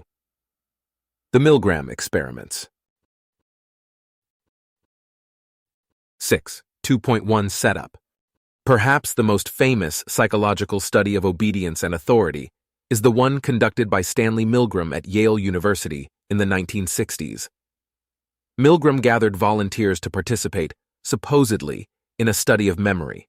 When each subject arrived at the laboratory, he was paid $4.50, then a reasonable payment, which he was told was his to keep just for showing up. Another volunteer, actually a confederate of the experimenter, was already present. The experimenter, actually a high school teacher whom Milgram had hired to play the role, informed both of them that they would participate in a study of the effects of punishment on learning. One of them would be designated as the teacher, and the other as the learner. Through a rigged drawing, the naive subject was selected as the teacher, and the confederate as the learner. The experimenter explained that the teacher would read pairs of words to the learner, who would attempt to remember which word was associated with which other word. The teacher would then quiz the learner. Each time the learner gave a wrong answer, the teacher was to administer an electric shock through an impressive-looking shock generator. With each wrong answer, the shocks would increase in intensity, starting with a 15-volt shock and increasing by 15 volts each time. The experimenter gave the teacher a sample 45-volt shock to show what it was like and to convince subjects of the authenticity of the shock generator. The learner mentioned that he had a slight heart condition and asked whether the experiment was safe. The experimenter assured him that while the shocks might be painful, they were not dangerous. The learner was strapped into a chair in another room with an electrode attached to his wrist, supposedly connected to the shock generator. On a fixed schedule, the learner would make mistakes, leading to increasingly severe shocks. The switches on the shock generator were labeled from 15 volts all the way up to 450 volts, along with qualitative labels ranging from slight shock up to danger, severe shock, followed by an ominous X under the last two switches. Each time the learner made a mistake, the teacher was supposed to use the next switch on the shock generator. At 75 volts, the learner began grunting in pain. At 120 volts, he shouted to the experimenter that the shocks were becoming painful. At 150 volts, the learner complained that his heart was bothering him and demanded to be released.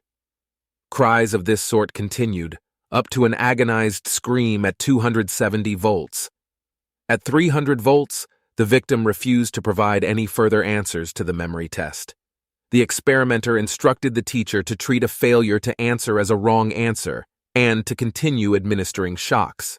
The victim continued to scream and insist that he was no longer a participant, complaining about his heart again at 330 volts. After 330 volts, however, nothing further was heard from the learner. When the teacher reached the final 450-volt switch on the shock generator, the experimenter would instruct the teacher to continue using the 450-volt switch. After the teacher had administered the 450-volt shock 3 times, the experiment was ended. If at any point in this process the teacher expressed reluctance to continue, the experimenter would prod the teacher with, "Please continue." If the subject repeatedly expressed reluctance, the experimenter would prompt him with, "The experiment requires that you continue, then it is absolutely essential that you continue, and finally, you have no other choice. You must go on." If the subject still resisted after the 4th prod, the experiment was discontinued. 6. 2.2 Predictions. The learner, of course, did not truly receive the electric shocks. The real purpose was to determine how far subjects would be willing to obey the experimenter. If you are not already familiar with the experiment, it is worth taking a moment to reflect, first, on what you think would be the right way for the teacher to behave, and second, what you think most people would in fact do. Post-experimental interviews established that subjects were convinced that the situation was what it appeared to be, and that the learner was receiving extremely painful electric shocks. Given this, a teacher clearly ought not to continue administering shocks after the learner demands to be released.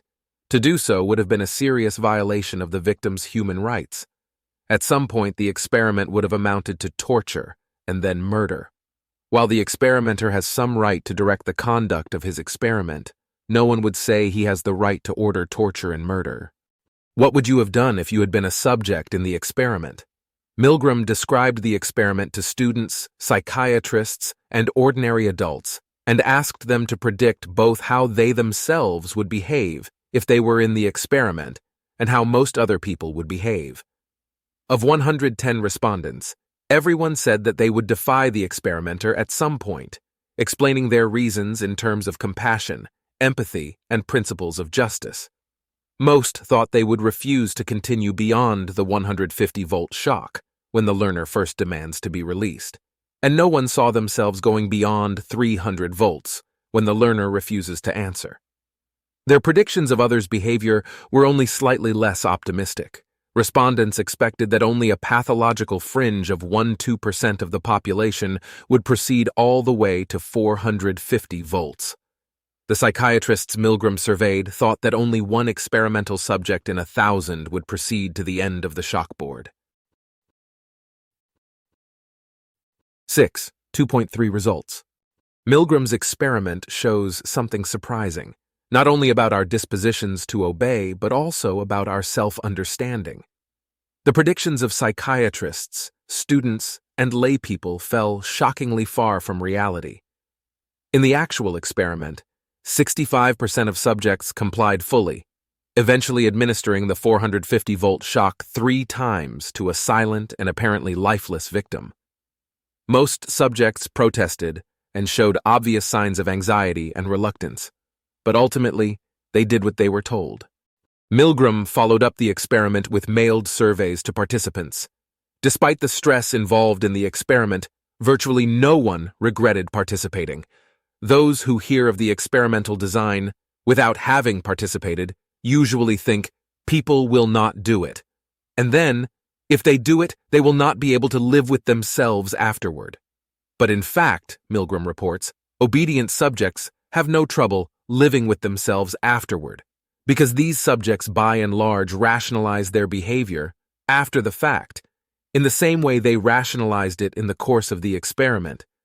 They were just following orders. 6. 2.4 The Dangers of Obedience. What lessons can we draw from Milgram's results? One important lesson, the one most prominently advanced by Milgram himself, is that of the danger inherent in institutions of authority. Because most individuals are willing to go frighteningly far in satisfaction of the demands of authority figures, institutions that set up recognized authority figures have the potential to become engines of evil. Milgram draws the parallel to Nazi Germany. Adolf Hitler, working alone, could perhaps have murdered a few dozen or even a few hundred people. What enabled him to become one of history's greatest murderers was the socially recognized position of authority into which he maneuvered himself, and the unquestioning obedience rendered him by millions of German subjects. Just as none of Milgram's subjects would have decided on their own to go out and electrocute anyone, very few Germans would have decided on their own to go out murdering Jews. Respect for authority was Hitler's key weapon. The same is true of all of the greatest man-made evils. No one has ever managed, working alone, to kill over 1 million people, nor has anyone ever arranged such an evil by appealing to the profit motive, pure self-interest, or moral suasion to secure the cooperation of others, except by relying on institutions of political authority. With the help of such institutions, many such crimes have been carried out, accounting for tens of millions of deaths, along with many more ruined lives. It is possible that such institutions also serve crucial social functions and forestall other enormous evils. Even so, in light of the empirical facts, we must ask whether humans have too strong a disposition to obey authority figures. This brings us to a closely related lesson suggested by Milgram's results. Most people's disposition to obey authorities is far stronger than one would have thought at first glance, and far stronger than one could possibly think justified. 6. 2.5 The Unreliability of Opinions about Authority. Another interesting lesson is this: the experience of being subjected to an authority has a distorting influence on one's moral perceptions. Everyone who hears about the experiment correctly perceives the moral imperative, at some point, to reject the experimenter's demands to continue shocking the victim. No rational person would think that complete obedience to the experimenter was appropriate. But once a person is in the situation, he begins to feel the force of the experimenter's demands. When Milgram asked one obedient subject why he did not break off the experiment, the subject replied, "I tried to, but he," indicating the experimenter, "wouldn't let me." The experimenter in fact exercised no force to compel subjects to continue. Yet, subjects felt compelled. By what? By the sheer authority of the experimenter. Once a person has been subjected to this authority and has obeyed, the distortion of ethical perception often continues. The subject continues to find his actions justifiable or excusable on the grounds that he was just following orders, even though no one outside the experiment would agree. The parallel to Nazi Germany again asserts itself. While almost all outside observers condemn the actions of the Nazis, and not just those of Adolf Hitler, who gave the ultimate orders, Nazi officers famously defended themselves with the appeal to superior orders. Was this simply an insincere ploy to escape punishment? Probably not. Like Milgram's subjects, the officers probably felt that they had to obey orders. In Hannah Arendt's memorable description of the case, Adolf Eichmann thought he was doing his duty by obeying the law of Germany, which was inextricably tied to the will of the Führer. He would have felt guilty if he didn't follow both the letter and the spirit of Hitler's orders. Even more clearly, average soldiers in the German army cannot be supposed so much more evil than typical non-Germans. that they independently wanted to participate in a genocide. While anti-Semitism was rampant in Germany, it did not issue in widespread murder until the government ordered the killings. Only then did ordinary soldiers feel the killings to be justified or required. History records many similar cases. During the Vietnam War, an American Army unit carried out the massacre of hundreds of civilians at My Lai. In one of the most notorious war crimes in the nation's history, defenseless women, children, and old men were gathered together and shot en masse. Again, the soldiers involved pled that they were only following orders. One soldier reportedly cried during the massacre yet continued firing. The widespread acceptance of political authority has been cited as evidence of the existence of legitimate political authority. The psychological and historical evidence undermines this appeal. The Nazis, the American soldiers at My Lai, and Milgram's subjects were clearly under no obligation of obedience, quite the contrary, and the orders they were given were clearly illegitimate. From outside these situations, we can see that. Yet when actually confronted by the demands of the authority figures, the individuals in these situations felt the need to obey. This tendency is very widespread among human beings. Now suppose, hypothetically, that all governments were illegitimate, and that no one was obligated to obey their commands, except where the commands line up with pre-existing moral requirements. The psychological and historical evidence cannot show whether this radical ethical hypothesis is true, but what the evidence does suggest is that if that hypothesis were true, it is quite likely that we would still by and large feel bound to obey our governments. That is likely, because even people who are subjected to the clearest examples of illegitimate power still typically feel bound to obey. And if we felt this requirement to obey, it is likely that this would lead us to think and say that we were obliged to obey, and then, in the case of the more philosophically minded among us, to devise theories to explain why we have this obligation. Thus, the widespread belief in political authority does not provide strong evidence for the reality of political authority, since that belief can be explained as the product of systematic bias. 6.3 Cognitive Dissonance. According to the widely accepted theory of cognitive dissonance, we experience an uncomfortable state, known as cognitive dissonance, when we have two or more cognitions that stand in conflict or tension with one another, and particularly when our behavior or other reactions appear to conflict with our self-image. We then tend to alter our beliefs or reactions to reduce the dissonance.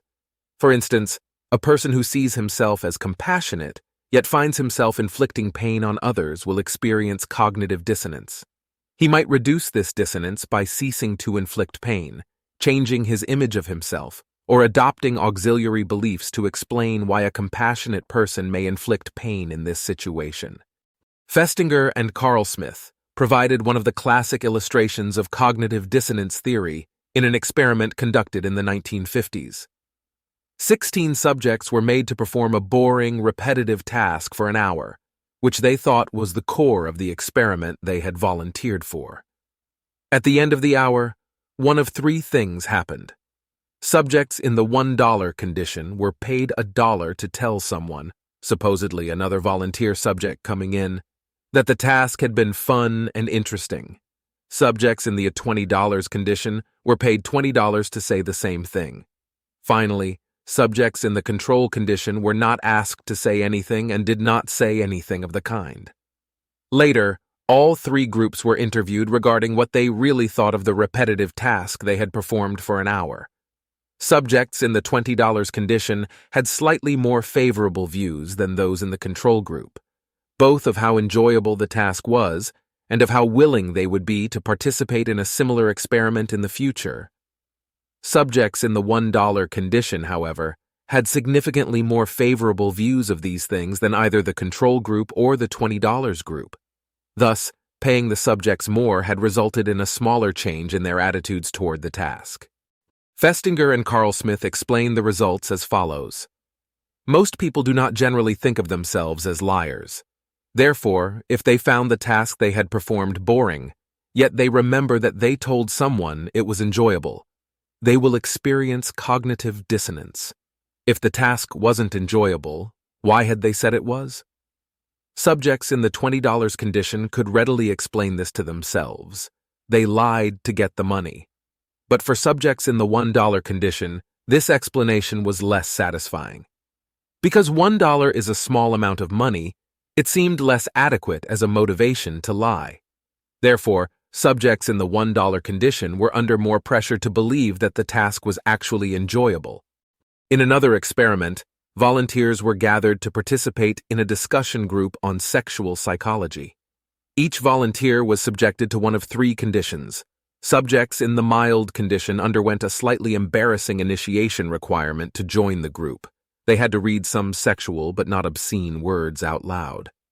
Subjects in the severe condition underwent a highly embarrassing initiation requirement. They had to read obscene words out loud, followed by pornographic passages. Subjects in the control condition had no initiation requirement. All subjects then listened to a recording, supposedly of a group discussion in progress. The discussion had been intentionally designed to be as boring and worthless as possible. Subjects were then asked to evaluate the discussion group. Intuitively, one might expect that the embarrassing initiation would have left those in the severe condition with negative feelings, leading to harsher evaluations of the discussion group. In fact, subjects from the severe condition had significantly higher opinions of the discussion group than those in either the control or the mild condition. These and other studies show that people tend to adjust their beliefs and values so as to make themselves and their own choices appear better. The same was true of Milgram's subjects. Before participating in the experiment, almost no one would regard obedience in such a scenario as morally acceptable. But afterwards, many obedient subjects found their behavior acceptable. This psychological principle generates a bias in favor of recognizing political authority.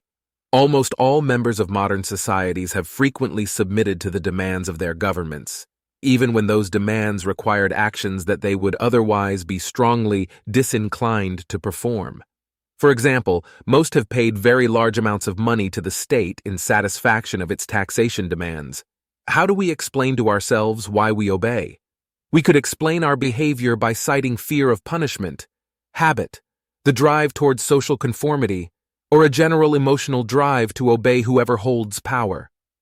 But none of those explanations is emotionally satisfying.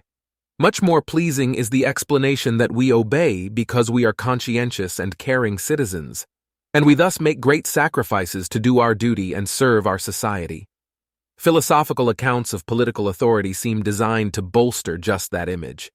One reason for doubting that view of our reasons for obedience is that highly conscientious and caring individuals might be expected to donate large amounts of money to famine relief organizations and other such non-governmental charity groups. The arguments for an obligation to donate to such charities are far more compelling than the arguments for political obligation. Yet for most people, extremely large sacrifices are typically made only when they are commanded by an authority figure, and those commands are backed up by a serious threat of punishment. Very few people voluntarily give to charity anything like the amount of money they give to the state.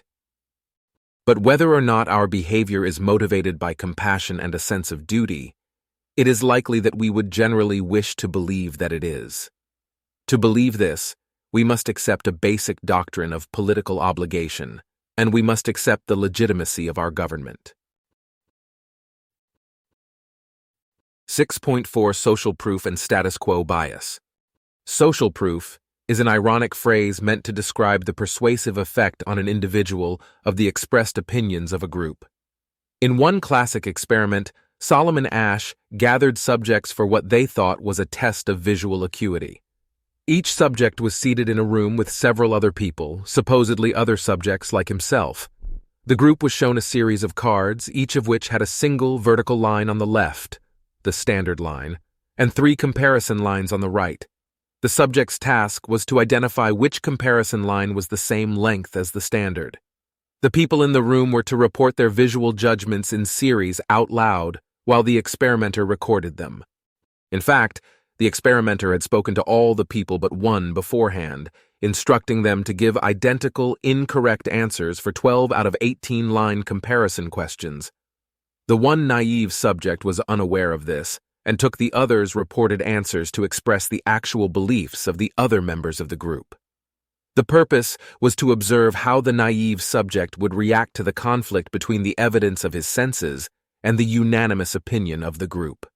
The line comparisons were chosen such that, under normal circumstances, people would be over 99% reliable at the comparison task. Under the misleading influence of the group, however, naive subjects' reliability fell to 63%. 3/4 of naive subjects gave in to group pressure on at least one of the 12 questions. In post-experimental interviews, Ash identified 3 reasons for this. Some subjects believed the group was wrong, but went along with what the group said out of fear of standing out or of looking bad in front of others. These subjects were simply lying. A very few other subjects gave every appearance of being unaware that anything had gone wrong. As far as the experimenters could tell, even after the subjects were informed of the nature of the experiment, these subjects thought that the group's answers visually appeared correct. However, among those subjects who went along with the majority's errors at least some of the time, the most common reason was that they thought that the group must have been correct, and that their own visual perception must have been somehow defective. This is not an unreasonable thing to think. It is more likely, on the face of it, that one's own vision is somehow defective than that the 7 other people in the room are all lying or misperceiving. Our concern, however, is not with the question of what one ought to think if one finds oneself in such a bizarre situation. My aim in recounting this experiment is to make salient the very strong influence that the beliefs and attitudes of others around us have upon our own beliefs and attitudes. The Ash experiment provides a particularly striking illustration of that influence, but this sort of influence is doubtless already familiar to the reader. Closely related to social proof is the phenomenon of bias toward the status quo. Social proof convinces us that what others believe must be true.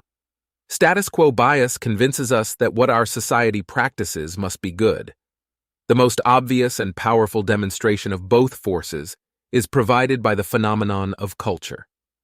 Many of the world's cultures include beliefs and practices that strike us as bizarre, absurd, or horrible, such as the belief that air and moisture mated to create Earth or the practice of cannibalism or human sacrifice. Yet the members of those societies generally embrace their culture's beliefs and regard their culture's practices as obviously correct. It would be missing the point to say, well, people in other societies must be terribly benighted. Outsiders would doubtless regard many of our culture's beliefs and practices as bizarre, absurd, or immoral, in some cases rightly so. The conclusion to draw is that human beings have a powerful tendency to see the beliefs of their own society as obviously true, and the practices of their own society as obviously right and good, regardless of what those beliefs and practices are. What does this tell us about the belief in political authority? Government is an extremely prominent and fundamental feature of the structure of our society. We know that people tend to have a powerful bias in favor of the existing arrangements of their own societies. It therefore stands to reason that, whether or not any governments were legitimate, most of us would have a strong tendency to believe that some governments are legitimate, especially our own and others like it. 6.5. The Power of Political Aesthetics. Modern governments rely on a rich collection of non-rational tools, including symbols, rituals, stories, and rhetoric, to induce in citizens a sense of the government's power and authority. This sense of authority is emotional and aesthetic rather than intellectual, but it can be expected to influence our conscious beliefs through our intuitions. 5.1 Symbols. Every national government in the world has a flag. Most have national anthems. Governments adorn their currencies with various symbols. In the United States, for example, the $1 bill bears a portrait of George Washington, the Treasury Department seal, and the Great Seal of the United States. Statues and monuments commemorate important people and events in the nation's history.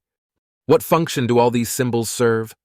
Why not convey the relevant information in a purely intellectual, aesthetically neutral way? Instead of the Great Seal of the United States, the $1 bill could simply bear the words, "This is American money." Instead of flying the American flag, government buildings could display a sign reading, "This is a U.S. government building." In place of monuments, books could be made available that dispassionately describe the relevant historical events. Why would these alternatives be less satisfactory than the symbols actually used? The answer is that the symbols are used to create a sense of national identity through appeal to the audience's emotions. Uniforms are another kind of symbol, used to adorn the bodies of government officials. Police officers wear uniforms with badges. Judges wear long black robes. Soldiers wear uniforms with rank insignia. All of these are symbols of the particular kind and degree of authority that the government agent is supposed to possess. It would not suffice for the agent to simply wear a sign like a name tag reading judge or police officer or captain. These signs would convey the cognitive content, but not the emotional or aesthetic content of the special attire actually used. A judge's robes make the viewer feel a certain way. They engender a feeling of respect and a sense of the wearer's authority.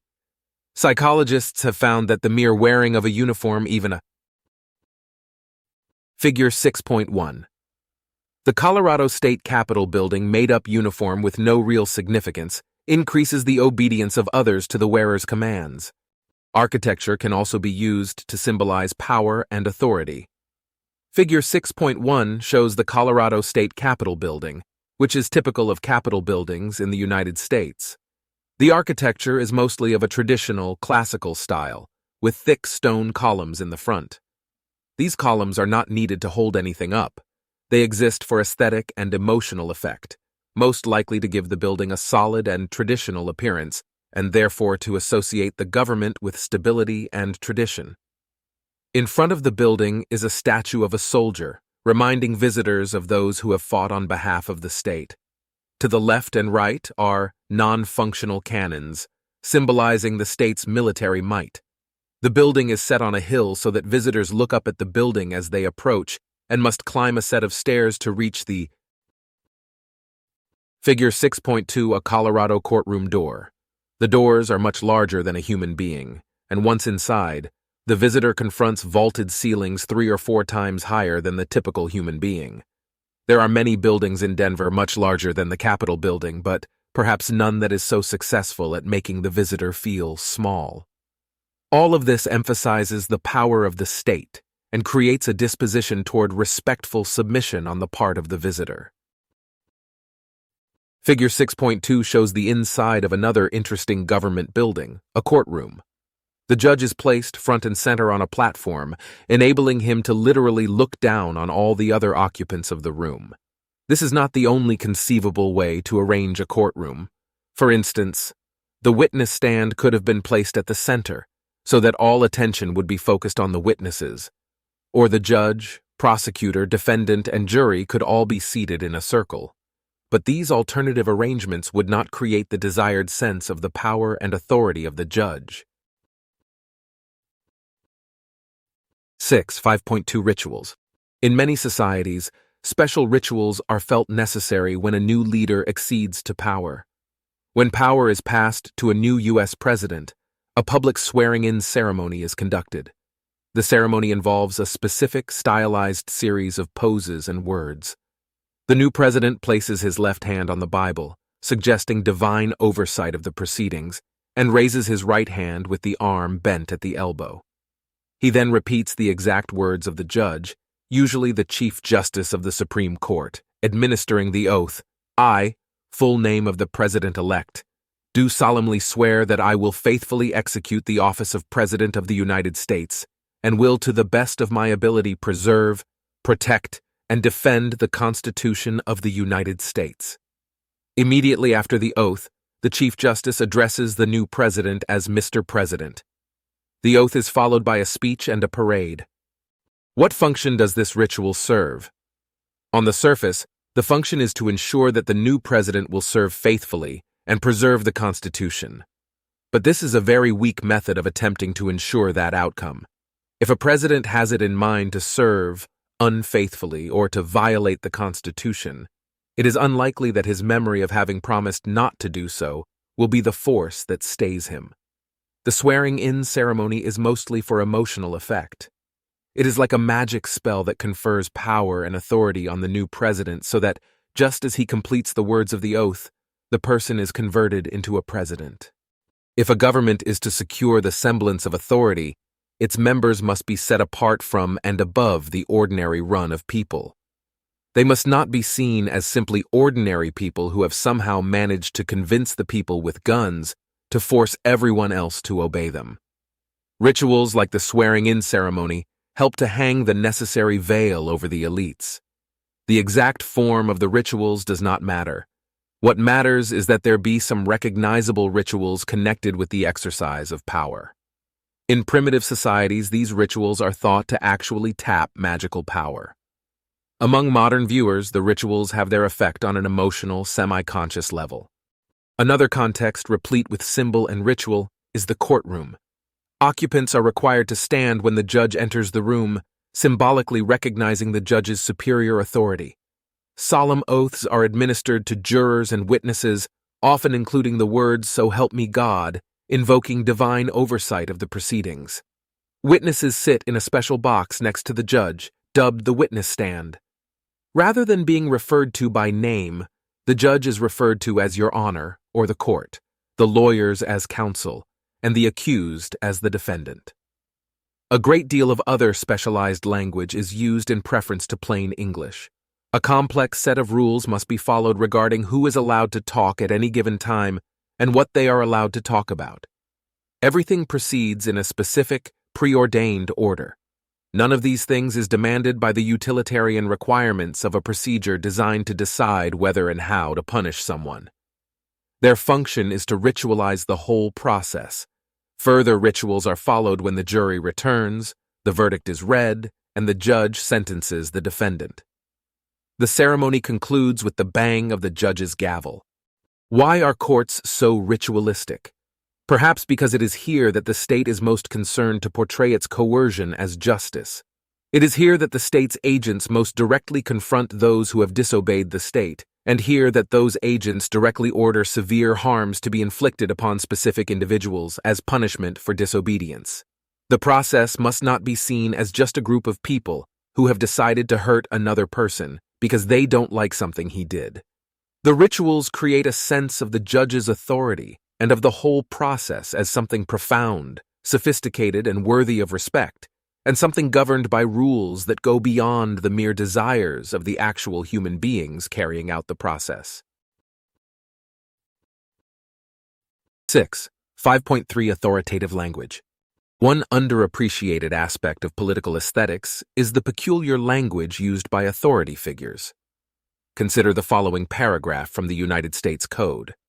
If two or more members of the same family acquire interests in any property described in paragraph 1, in the same transaction, or a series of related transactions, the person or persons acquiring the term interests in such property shall be treated as having acquired the entire property, and then transferred to the other persons the interests acquired by such other persons in the transaction, or series of transactions.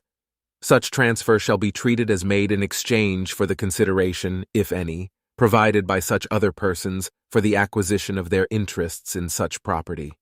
Admittedly, this is taken from a part of the law with a particular reputation for incomprehensibility, the Internal Revenue Code. Here is a more comprehensible law. No person shall place, use, keep, store, or maintain any upholstered furniture, not manufactured for outdoor use, including, without limitation, upholstered chairs, upholstered couches, and mattresses in any outside areas located in the following places. 1. In any front yard. 2. In any side yard. 3. In any rear yard or other yard that is adjacent to a public street. However, an alley shall not be considered a public street for the purpose of this subsection. Or 4. On any covered or uncovered porch located in or adjacent to any of the yards described in paragraphs 1 through 3 above. The writing of lawyers, judges, and lawmakers is so distinctive that it is often referred to as legalese, as if it were a language of its own. This language has a distinctive tone that is highly formal, dispassionate, and technical. Sentences are typically long and abstract, with multiple clauses. In the Internal Revenue Code example above, the first sentence is 69 words long. For comparison, the average sentence in this book contains 21 words. There are frequent cross-references to other laws. There are often long and seemingly redundant disjunctions and conjunctions such as covered or uncovered porch and place, use, keep, store, or maintain. Technical jargon appears frequently, such as probable cause, due process, and term interests. Ordinary words are sometimes used in technical senses, as with consideration and discovery. Archaic usages are preserved, as in the use of such in such transfer, or terms such as aforementioned and herewith. The technical vocabulary frequently relies on Latin or other foreign languages, as with the terms mens rea, certiorari, and en banc. What is the effect of this peculiar way of speaking and writing? First and most obviously, that laws and legal documents are frequently incomprehensible to ordinary people. One must hire a trained professional to interpret them. Our inability to understand the law may make us reluctant to question it, while the very incomprehensibility of the law confers an air of sophistication and superiority on both the law and the lawmakers. People tend to feel respect for things they cannot understand, as well as for the people who deal with those things. This sort of respect is important if one is trying to convince others to accede to one's dominion. Another effect of legal language is to emotionally distance the writer, both from his subject matter and from his audience. The writer may wish to distance himself from the audience to maintain a sense of superiority. The writer may wish also to emotionally distance himself from his subject matter, because the matter at hand, in legal writing, involves commands issued by agents of the state to other human beings, backed up by threats of violence against those who disobey. Normally, ordering harm to be imposed by force on other people would be a stressful occupation, whether or not the victims deserve to be harmed. The abstract, technical language helps the audience and the author forget that this is what is happening, and it drains away the emotional impact of issuing coercive threats against other people. Similar language is often used by theorists engaged in devising recommendations and justifications for the exercise of power. The most respected contemporary political philosophers usually employ language reminiscent of legalese. Consider a representative passage from the most celebrated political thinker of recent times, John Rawls. I should now like to comment upon the second part of the second principle, henceforth to be understood as the liberal principle of fair equality of opportunity.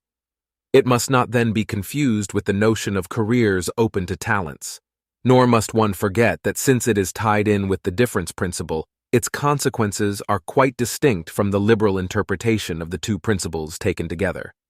In particular, I shall try to show further on, section 17, that this principle is not subject to the objection that it leads to a meritocratic society.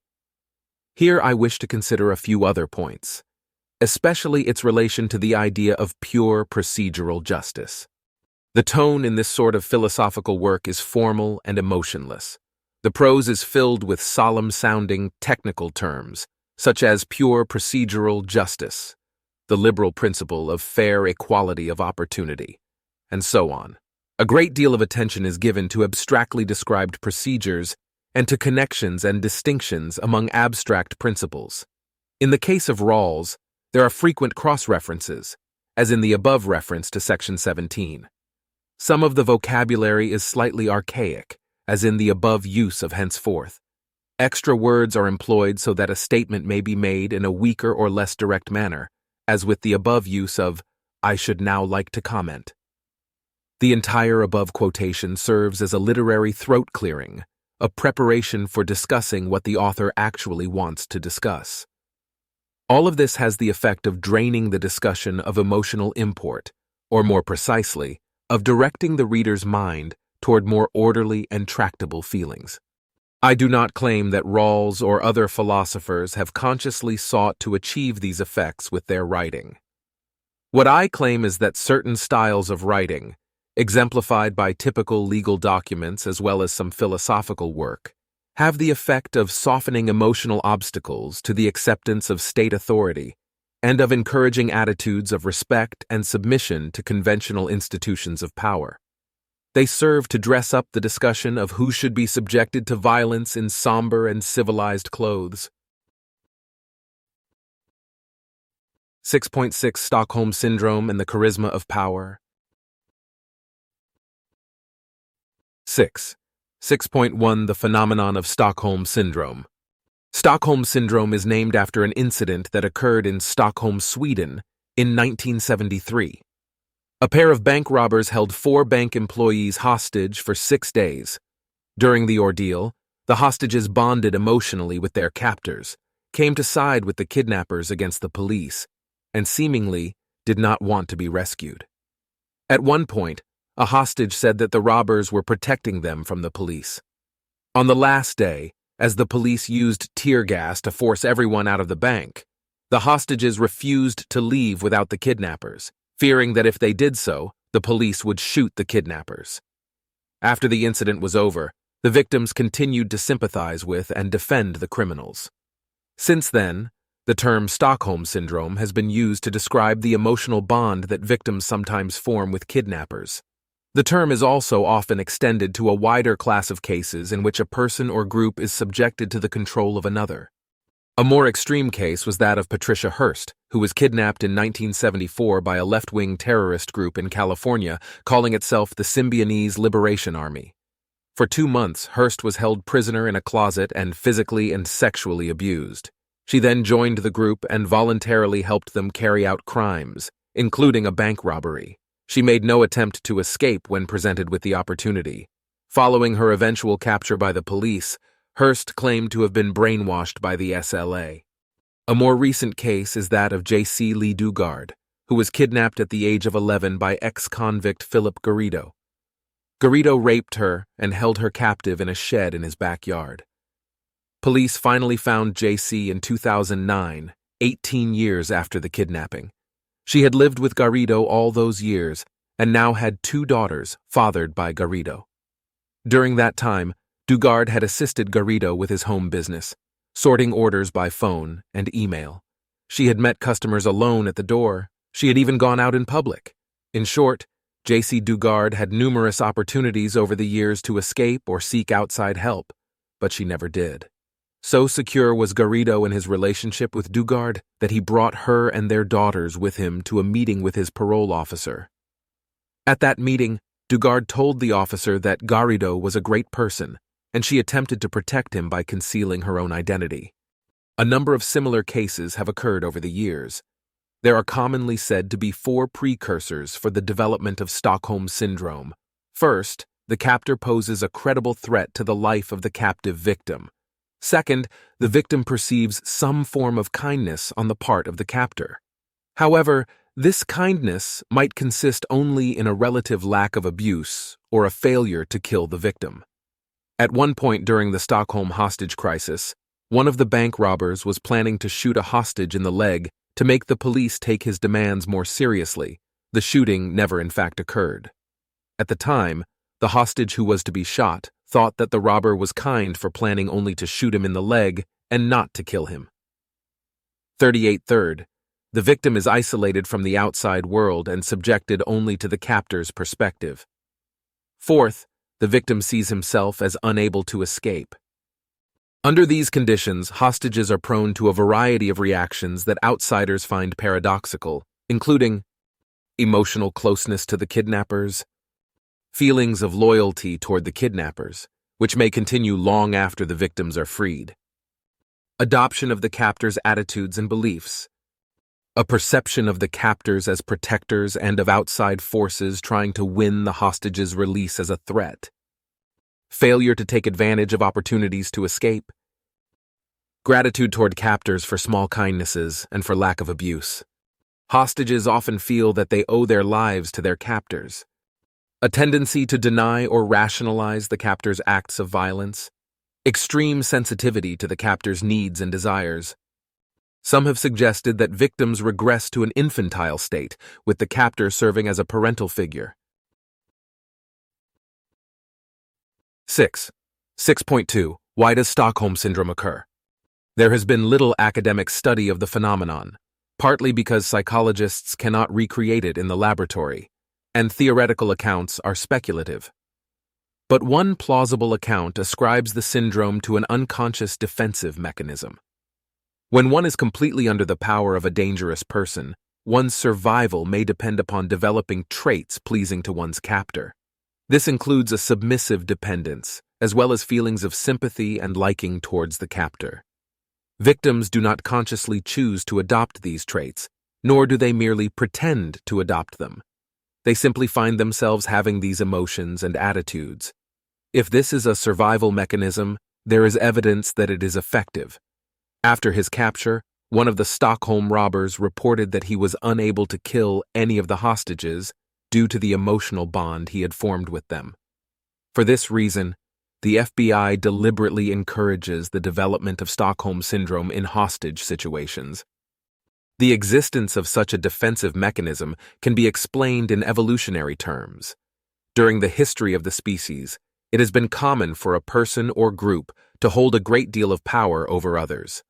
Those who displeased the powerful person or group were likely to be killed or otherwise harmed.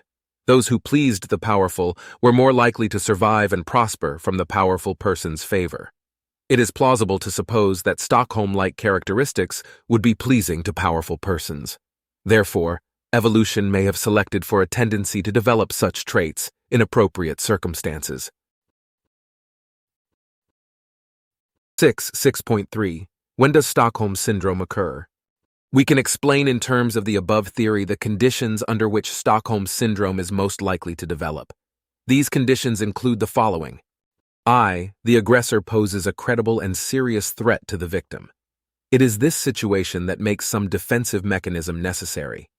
Stockholm Syndrome involves extreme shifts in the victim's attitudes, which have serious potential costs. For example, one might wind up joining in the aggressor's terrorist plans.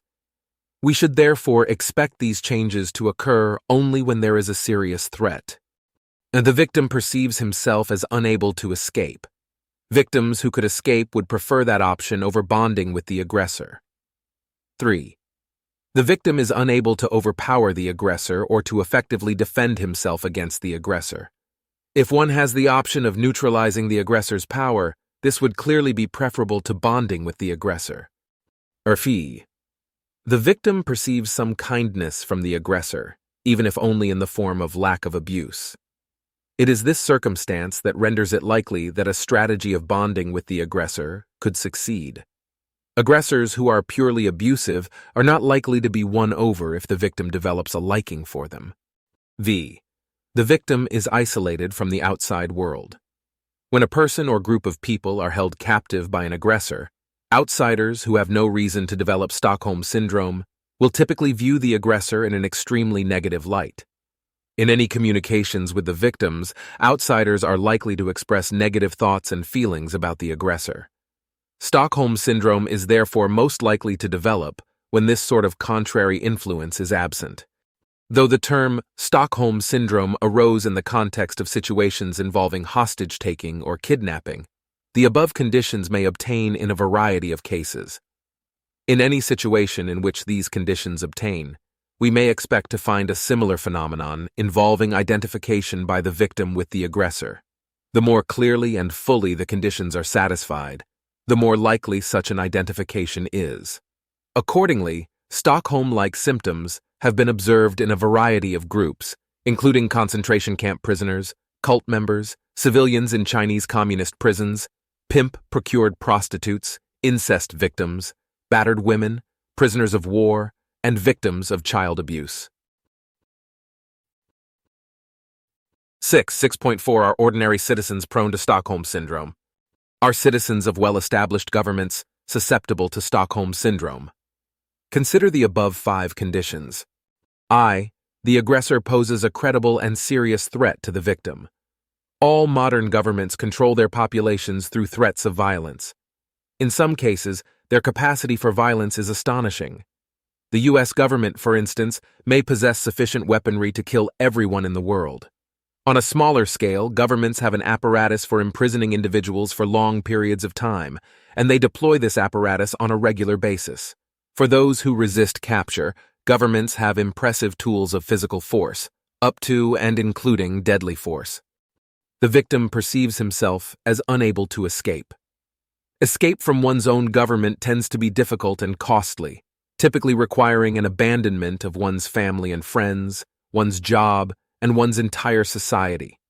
Even those willing to undertake such costs will generally then only become subject to another government. Escape from government in general is virtually impossible. The victim is unable to overpower the aggressor or to effectively defend himself against the aggressor. It is virtually impossible for any individual to effectively defend himself against most modern governments, to say nothing of overpowering them. The victim perceives some kindness from the aggressor, even if only in the form of lack of abuse. Most citizens perceive their government as beneficent in light of the social services that it provides. Some also feel that their government is good because it does not abuse its power as much as most other governments throughout history. The victim is isolated from the outside world. In the case of citizens of a modern nation-state, perhaps the outside world consists of foreign countries. Most people, particularly in advanced, liberal democracies, have access to the perspectives of the outside world in this sense, if they choose to consult those perspectives. There are, however, at least two reasons why this fact might fail to prevent the development of Stockholm Syndrome. First, our actual use of these outside perspectives is limited. Most people obtain the great majority of their information from sources within their own country. Second, the outside sources are all in a similar situation.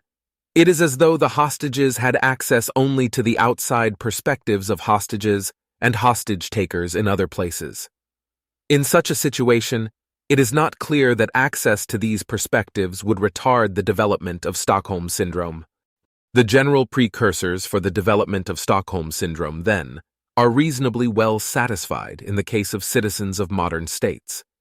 It is therefore not surprising to find that citizens tend to identify with their governments, adopt their government's perspectives, and develop emotional attachments, often considered patriotism, to their governments. Just as Stockholm victims tend to deny or minimize their captors' acts of coercion, many citizens tend to deny or minimize their government's coercion. Nearly all theorists who consider the question at all agree that government is a coercive institution. Yet discussions of policy issues rarely address the justification for using force to impose various policies. It is not that we fail in general to ascribe moral significance to coercion. If decisions on the part of some non-governmental agent were under discussion, then the question of the justification for violence would take center stage. But either the reality or the moral significance of coercion fades from view when the agent involved is the state. Deferential attitudes may extend to wholesale acceptance of the state's image of itself as having a unique entitlement to coerce obedience and as capable of creating moral obligations simply by issuing commands. Due to the Stockholm dynamic, power has a self-legitimizing tendency. Once it becomes sufficiently entrenched, power is perceived as authority. Those who accept the legitimacy of government may find it difficult to believe that they are under the influence of something like the Stockholm Syndrome, since that concept is typically applied to situations in which the aggressor's role is generally socially condemned. Kidnappers, bank robbers, violent spouses, and so on. All of these kinds of aggression are bad, and most people see their governments as good. Therefore, the concept of Stockholm Syndrome can't apply to our feelings about government, can it? Of course, this reaction could itself be a product of the syndrome. Fortunately, we need not first decide whether government is good or its coercion justified to decide whether the concept of Stockholm Syndrome applies. The precursors for the development of the syndrome identified in Section 6. 6.3, as well as the manifestations of the syndrome described in Section 6. 6.1 are non-moral, factual conditions. The badness of the aggressor or the unjustifiedness of his coercion is not among them. And the citizens of modern states, in fact, tend to satisfy these descriptive conditions. This we can see regardless of whether government is ultimately justified or not. 6.7 Case Studies in the Abuse of Power. 7.1 My Lai Revisited. Recall the case of the massacre at My Lai. Most of the soldiers who were ordered to murder civilians obeyed. A few refused to participate in the massacre, while doing nothing to stop others from doing so. According to one report, there were many more soldiers who simply avoided the area where the massacre was taking place, possibly to avoid being asked to participate. Thus, the vast majority of people who were aware of the massacre, whether they participated or not, did nothing to stop it. The exception was one brave helicopter team, which saved a small number of villagers from being killed by flying them to safety. Everyone else in the village was killed. Now consider the reaction on the part of U.S. government officials and other Americans. After it happened, the U.S. government attempted to cover up the massacre and to protect the soldiers responsible for it. Only after the story was leaked to the press did the government move toward prosecuting war criminals. In the end, a single person was convicted and sentenced for the massacre, Lieutenant William Calley, who ultimately spent 3 years under house arrest. Hugh Thompson, the heroic helicopter pilot who saved some of the civilians, was initially treated like a criminal. Thompson had landed his helicopter between a group of civilians and a group of American troops who were advancing to kill the civilians. He told his 2 crewmates to shoot the soldiers if they opened fire on the civilians while he was trying to save them. Fortunately, no one opened fire, and Thompson was able to save 10 civilians. Back in the States, however, many regarded Thompson as a traitor. He received death threats and mutilated animals on his doorstep. One congressman stated that Thompson was the only person in the whole story who should go to jail. One lesson from the story is that even those who do not actively participate in abuses of power are often complicit in them. When members of an organization abuse their power, other members commonly look the other way. When given the chance, officials often cover up or excuse abuses. Those rare individuals with the courage to intervene to stop abuses, rather than being hailed as the heroes they are, will more often be reviled as traitors. All of us are well aware of the atrocities committed by such regimes as Nazi Germany, the Soviet Union, and Communist China. It is all too easy, in thinking about such cases, to react by congratulating ourselves on not belonging to any such barbaric and tyrannical regime. Cases like My Lai remind us that it is not only dictatorships that commit atrocities. Advanced democratic nations commit atrocities too, albeit with less frequency and on a smaller scale, a fact that leaves us with small ground for self-congratulation. In focusing on this example, I do not want to leave readers with the impression that it was an isolated incident. When we read of flagrant abuses of power, we also usually read of the official cover-ups. But the only cases we read of are ones in which the cover-ups failed. Presumably not all cover-ups fail. Sometimes the authorities must succeed in hiding their misdeeds. How often, we do not know. Thompson reports that after his experience at My Lai, other soldiers told him, "Oh, that stuff happened all the time." There is thus reason to suspect that many more massacres occurred that did not make the news. 7.2 The Stanford Prison Experiment. In 1971, social psychologist Philip Zimbardo conducted an illuminating study of the effects of imprisonment on both guards and prisoners. Zimbardo collected 21 volunteers, all male college students, to play the role of either prisoners or guards in a simulated prison. At the start, all the volunteers wanted to play the prisoner role. None wanted to be guards. Zimbardo randomly assigned half the subjects to be prisoners and half to be guards. The prisoners would live in makeshift prison cells for 2 weeks on the Stanford University campus. The guards would watch over the prisoners in 8-hour shifts, with each guard free to leave when his shift was over each day. The experimenters provided minimal guidance on the treatment of prisoners, apart from instructions concerning the provision of food and the avoidance of physical violence. What the experimenters observed was a spiraling pattern of abuse on the part of the guards that began almost immediately and worsened each day. Prisoners were subjected to relentless verbal abuse, "You such a self-righteous, pious bastard that I want to puke," and so on. Made to perform tedious, pointless, and degrading tasks ad nauseum, doing push-ups with other prisoners sitting on their backs, cleaning the toilet with their hands, and so on. Required to verbally insult both themselves and each other, deprived of sleep, confined for hours in a closet with about 1 square yard of floor space, and finally required to perform simulated sodomy. Not all the guards approved of or participated in the abuse, but the abusive guards assumed de facto positions of dominance among the guards, which no one challenged. The good guards tacitly acquiesced in the behavior of the more aggressive guards, neither doing nor saying anything against them. The ordeal was so stressful and depressing for the prisoners that 5 had to be released early, and on the 6th day the experimenters found it ethically necessary to terminate the experiment. 7.3 Lessons of the SPE. Much worse abuses have occurred in real prisons, prisoner of war camps, concentration camps, and the like. The Stanford experiment differs from those real-world prisons in a number of interesting ways. First, all the participants knew themselves to be merely participating in a psychological experiment, which they thought would be over in 2 weeks, whereupon they would return to their normal lives.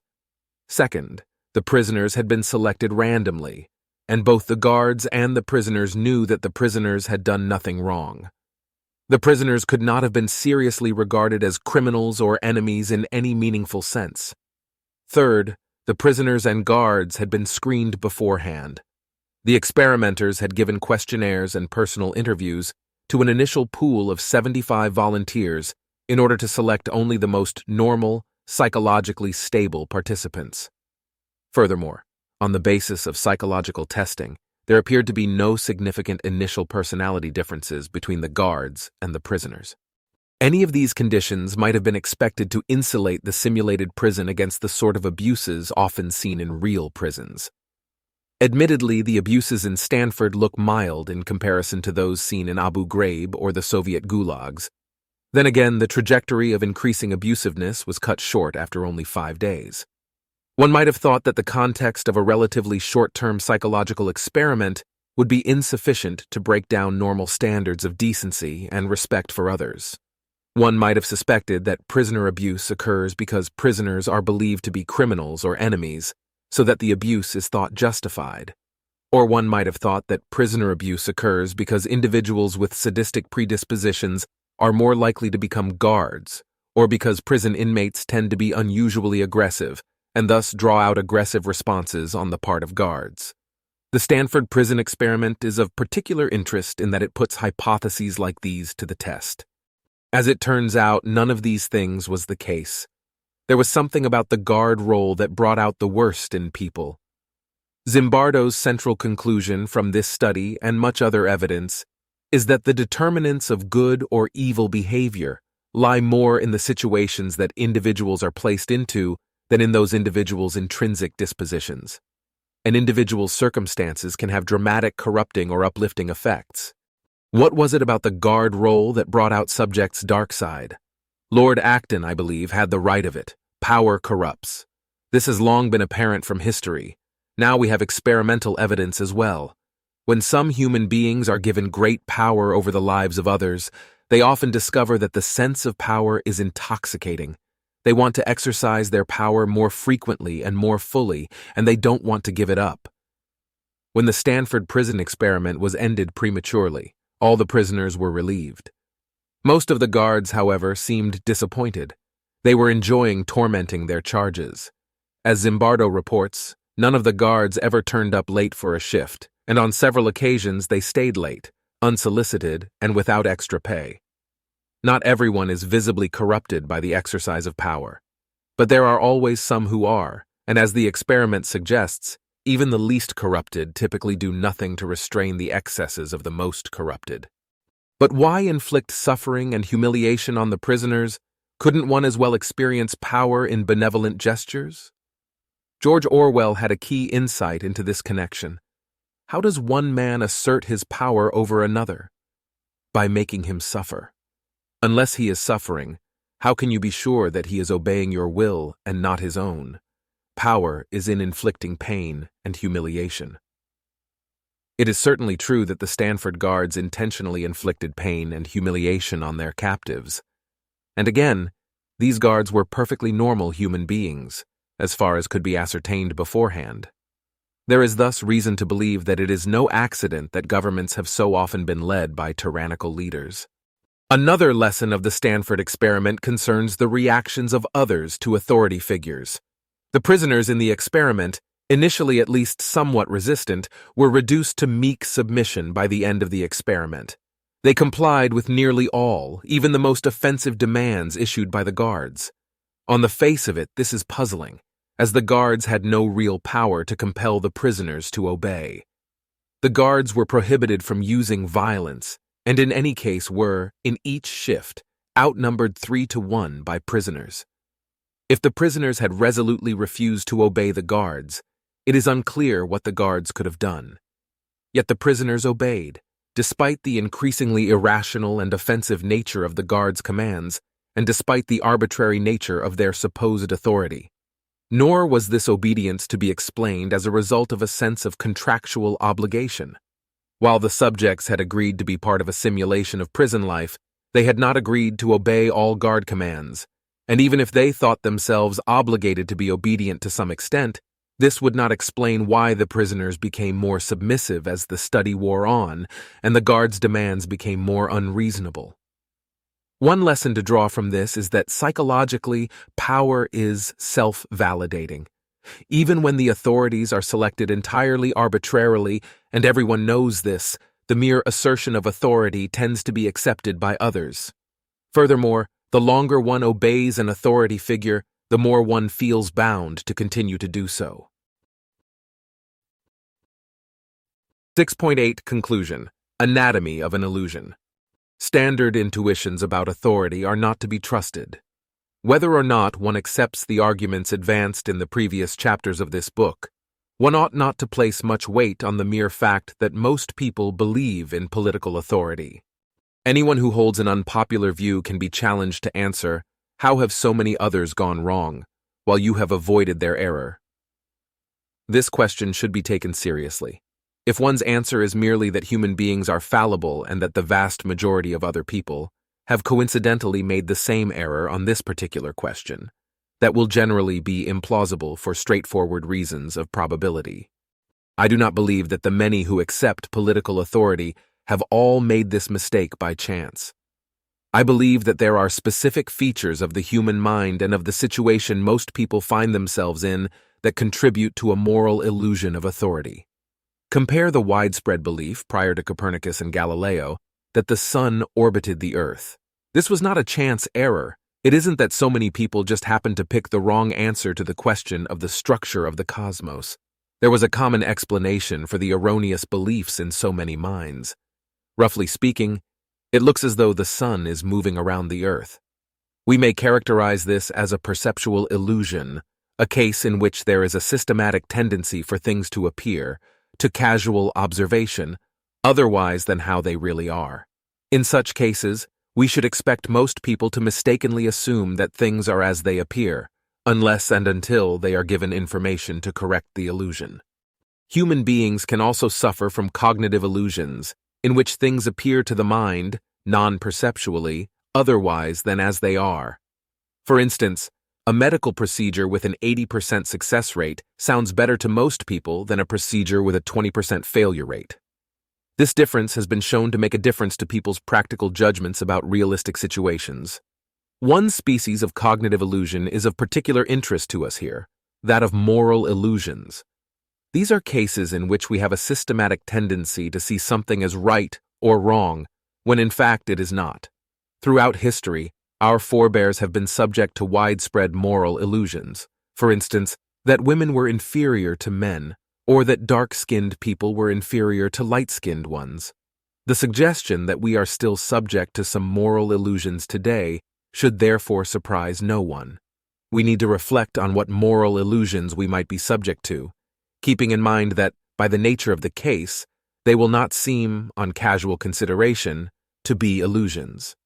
Overcoming an illusion often requires seeing why things might appear as they do, even if the way they appear is false. For instance, in overcoming the belief that the sun orbits the Earth, it is important to see why it would appear that way even if the sun was not moving, but instead the Earth was rotating. Likewise, in overcoming the illusion of political authority, it is important to see why it might seem to us that there is political authority, even if in fact no state has ever had genuine authority. I have suggested in this chapter that human beings come equipped with strong and pervasive pro-authority biases that operate even when an authority is illegitimate or issues illegitimate and indefensible commands. As we have seen, individuals confronted with the demands of authority figures are liable to feel an almost unconditional compulsion to obey, and this may prompt them to look for explanations for why the authority is legitimate and why they are morally required to obey. People often defer instinctively to those who wield power, and there are even cases in which people emotionally bond with others, such as kidnappers, who hold great but completely unjustified power over them, adopting the perspectives and goals of those who hold the power. Once a pattern of obedience has started, the need to minimize cognitive dissonance favors continued obedience and the adoption of beliefs that rationalize the authority's commands and one's own obedience to them.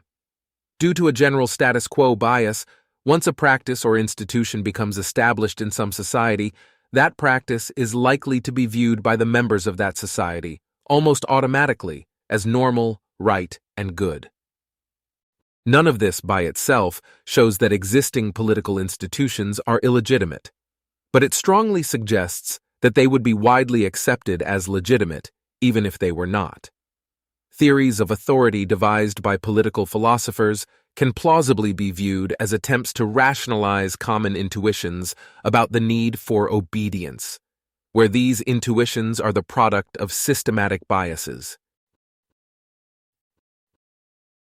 7. What if there is no authority? If there is no authority, does it follow that we ought to abolish all governments? No. The absence of authority means, roughly, that individuals are not obligated to obey the law merely because it is the law, and/or that agents of the state are not entitled to coerce others merely because they are agents of the state. There might still be good reasons to obey most laws, and agents of the state might still have adequate reasons for engaging in enough coercive action to maintain a state. If the arguments of the preceding chapters are correct, the circumstances and purposes that would justify coercion on the part of the state are just the circumstances and purposes that would justify coercion on the part of private agents. It remains to be seen whether some organizations are justified in engaging in enough state-like activities to qualify as states. In the terminology of contemporary political philosophy, I have so far defended philosophical anarchism, the view that there are no political obligations, but I have yet to defend political anarchism, the view that government should be abolished. The aim of the present chapter is to discuss the practical implications of a philosophical but not political anarchism. That is, suppose one accepts the arguments of the preceding chapters, but one believes, contrary to the arguments to follow in later chapters, that government is necessary to a decent society. In that case, what practical conclusions should one draw? 7.1 Some policy implications. If there is no political authority, then the vast majority of laws are unjust because they deploy coercion against individuals without adequate justification. There are too many laws of this kind to mention them all. Here I briefly touch on some of the more prominent examples. 7.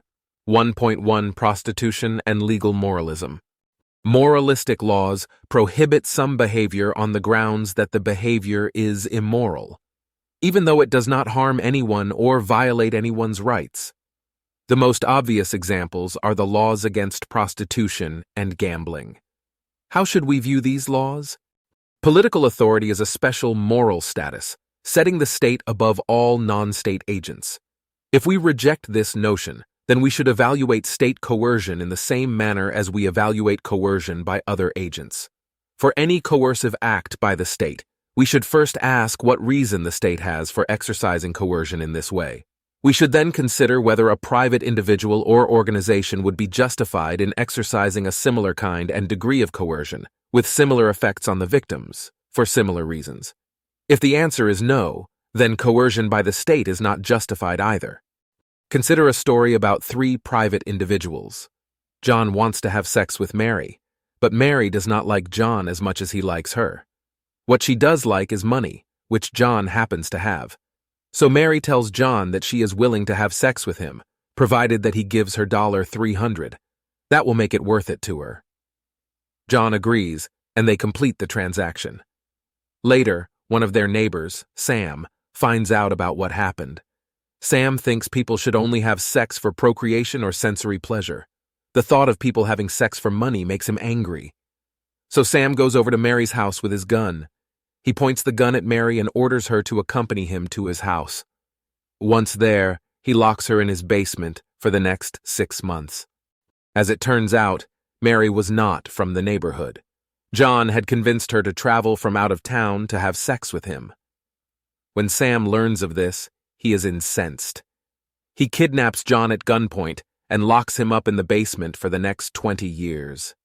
Whatever one thinks of John and Mary, Sam's behavior in this story is clearly wrong.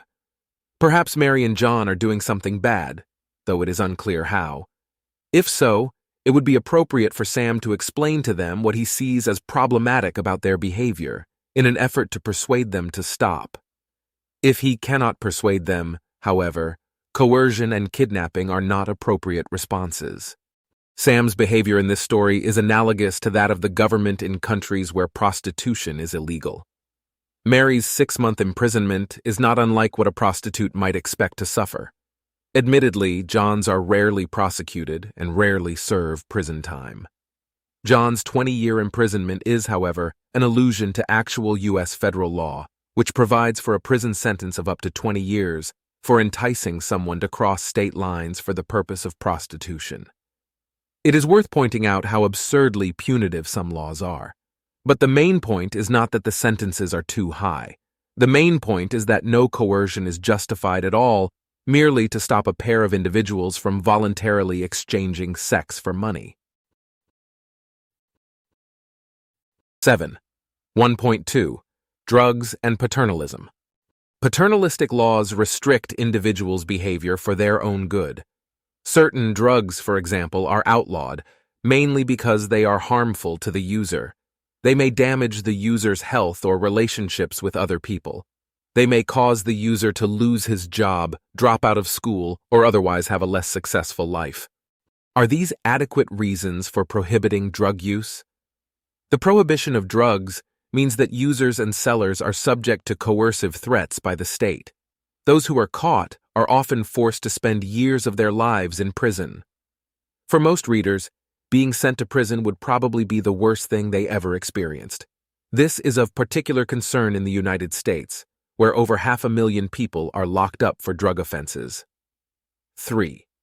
To justify the imposition of such a large harm, the reasons for prohibition would have to be very strong. Consider another story about Sam. Sam is opposed to cigarette smoking due to its severe health harms. Not content merely to avoid cigarettes himself, he issues a proclamation to his community that no one may smoke. After the proclamation, Sam catches you smoking, kidnaps you at gunpoint, and locks you in his basement. You share the basement with thieves, rapists, and murderers for the next year until you are released. The person who sold you the cigarettes is locked in the basement for the next 6 years. Did Sam act rightly? It is hard to imagine anyone saying so. The desire to prevent others from harming their health in this manner hardly seems an adequate justification for coercion and kidnapping, let alone for stealing months or years of someone's life. But Sam's action was no worse than what the government presently does to drug offenders. Tobacco is about 7 times more deadly, on average per user, than illegal drugs, so Sam has much stronger justification for what he does than the government has for what it does. Some advocates of prohibition stress the harmful non-medical effects drugs can have on one's life. To take account of this, imagine that Sam also watches out for people in these other respects. When he learns about someone who has damaged her relationships with others without good reason, he kidnaps that person, and holds her captive in his basement. Similarly for those who lose their jobs or drop out of school due to their own fault. Add any other negative life events of the sort that drug abuse might cause. Sam explicitly warns people against these behaviors, and he only punishes people who knowingly and willfully violate his orders.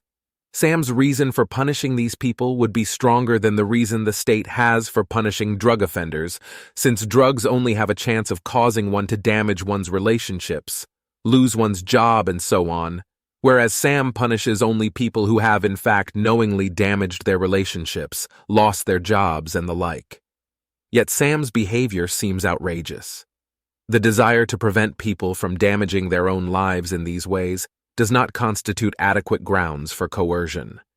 There are many other paternalistic laws about which similar arguments might be made. In general, paternalism is justified only in extreme circumstances. For instance, if a person is about to throw himself off a bridge, one might be justified in coercively preventing him from doing so, at least long enough to find out why he wants to kill himself and whether he is of sound mind. Coercion is not justified merely because another person wishes to make an unwise choice of the sort that normal people frequently make in ordinary life. Here are some other examples of legal paternalism. Prescription drug laws. These laws prevent one from buying certain drugs without the approval of a doctor, the apparent rationale being that patients would otherwise take dangerous and unnecessary drugs. Grants and low-interest loans for college education. While the salient rationale of these programs is one of wealth redistribution, they also have a paternalistic element. The recipients are not simply given money to do with as they choose, presumably because many would use the funds unwisely. Hence, the funds are contingent on the recipients attending college. Social Security. It is said that people must be forced to save for retirement. Otherwise, they would foolishly neglect to do so. It is also sometimes said that the retirement program must be run by the government, since otherwise people would invest their money foolishly and lose it. Licensing laws. These laws prevent people from selling certain services without state authorization, for instance, from practicing medicine without a license or practicing law without admission to the bar. Why not instead require service providers to disclose whether they have been licensed and allow consumers to choose whether to patronize unlicensed providers? The worry is that too many consumers would foolishly choose to buy services from unqualified doctors, lawyers, and so on. As these examples illustrate, legal paternalism is quite widespread in modern Western society. All of these are unjustified laws. 7. 1.3 Rent-seeking. Rent-seeking is behavior designed to extract wealth from others, especially through the vehicle of the state, without providing compensatory benefits in return. The most straightforward example is a company lobbying the government for subsidies. But many of the policies that exemplify legal paternalism are also motivated partly by rent-seeking. Consider the following. Prescription drug laws. These laws transfer money from consumers to doctors and pharmacists. If a person wishes to buy a prescription drug, he must first pay a doctor to see him and give him permission to buy it. Subsidies for college education. These increase the demand for college education far above the market level and thereby transfer resources to colleges and universities. The author is grateful for the funds that you have provided him. Social Security.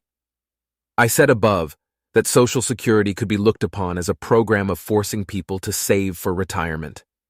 It can also be viewed, perhaps more accurately, as a system of transfer payments from the young to the old. Licensing. Licensing laws place an obstacle to entering a given profession, thus decreasing the competition faced by current practitioners. This raises prices and benefits existing practitioners at the expense of both consumers and those who wish to enter the profession. What is the moral status of such laws? Suppose we extend the story of Sam as follows. Sam happens to have a friend named Archer Midland. Archer asks Sam for some financial assistance, so Sam goes out, mugs some people, and gives the money to Archer. Obviously, this action is wrong. The desire to profit at others' expense is not an adequate justification for coercion. 7. 1.4 Immigration. Marvin is in need of food, without which he will suffer from malnutrition or starvation. He plans to travel to a nearby marketplace, where he will be able to trade for food. But before he can reach the marketplace, he's accosted by Sam, who does not want Marvin to trade in the marketplace, for two reasons. First, Sam's daughter is going to be shopping in the marketplace, and Sam fears that Marvin might bid up the price of food. Some vendors might even run out of bread if too many people come to the marketplace. Second, Marvin comes from a different culture from most people presently at the marketplace, and Sam fears that Marvin might influence other people and thus alter the culture of the marketplace. Sam decides to solve the problem by force. He points his gun at Marvin and orders Marvin to turn around. The starving Marvin is thus forced to return home empty-handed. Sam's reasons for coercing Marvin in this story are clearly inadequate. Furthermore, Sam will be culpable for whatever harms Marvin suffers as a result of being unable to reach the marketplace. They will be harms that Sam inflicted upon Marvin. If Marvin starves to death, then Sam will have killed him. This is true even though Sam was not responsible for Marvin's initial situation of being hungry and out of food. It is true because Sam actively prevented Marvin from obtaining more food. If a person is starving, and you refuse to give him food, then you allow him to starve. But if you take the extra step of coercively interfering with his obtaining food from someone else, then you do not merely allow him to starve, you starve him. The same point applies to lesser harms. If, for example, Marvin merely suffers malnutrition as a result of being unable to reach the marketplace, Sam will have inflicted this harm upon him. The behavior of Sam in the story is analogous to that of the government of any modern country that excludes poor immigrants. Potential immigrants from developing nations come to participate in the marketplaces of wealthier countries. The governments of the wealthier countries routinely forcibly exclude these potential immigrants. As a result, many suffer greatly diminished life prospects. The government does not merely allow harms to befall these would-be immigrants. If the government merely stood by passively and refused to give aid to potential immigrants, then it would be allowing harms to occur.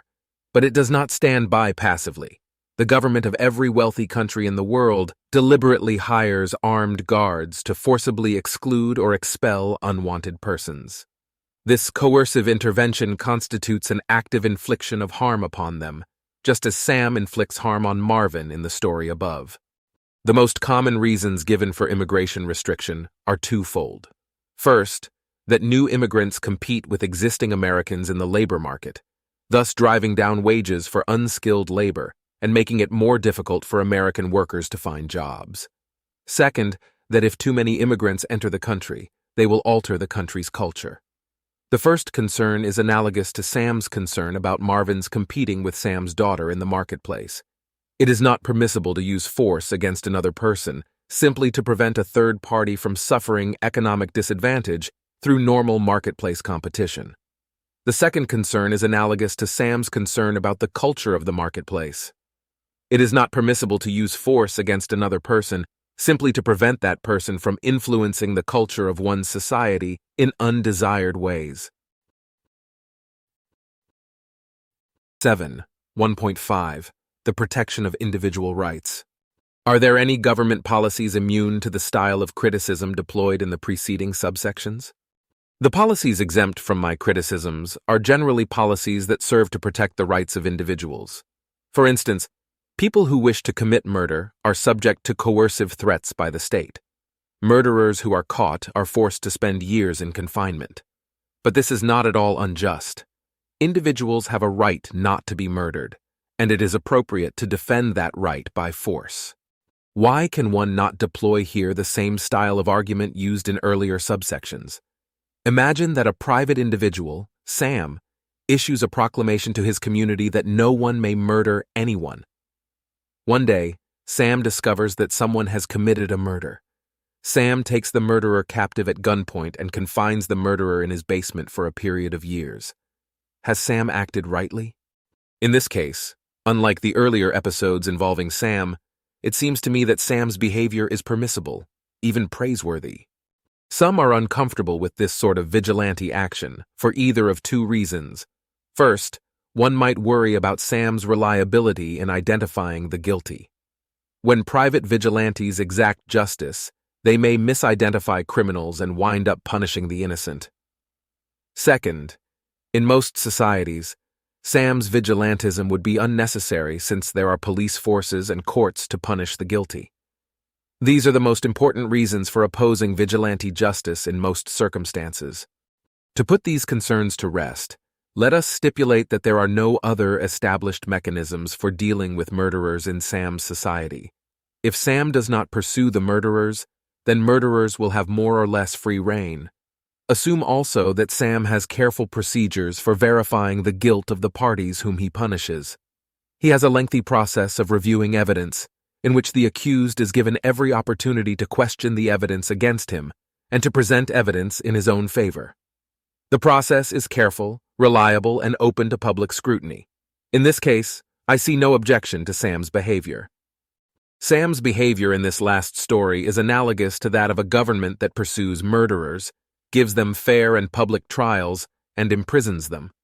There is nothing objectionable in such a practice.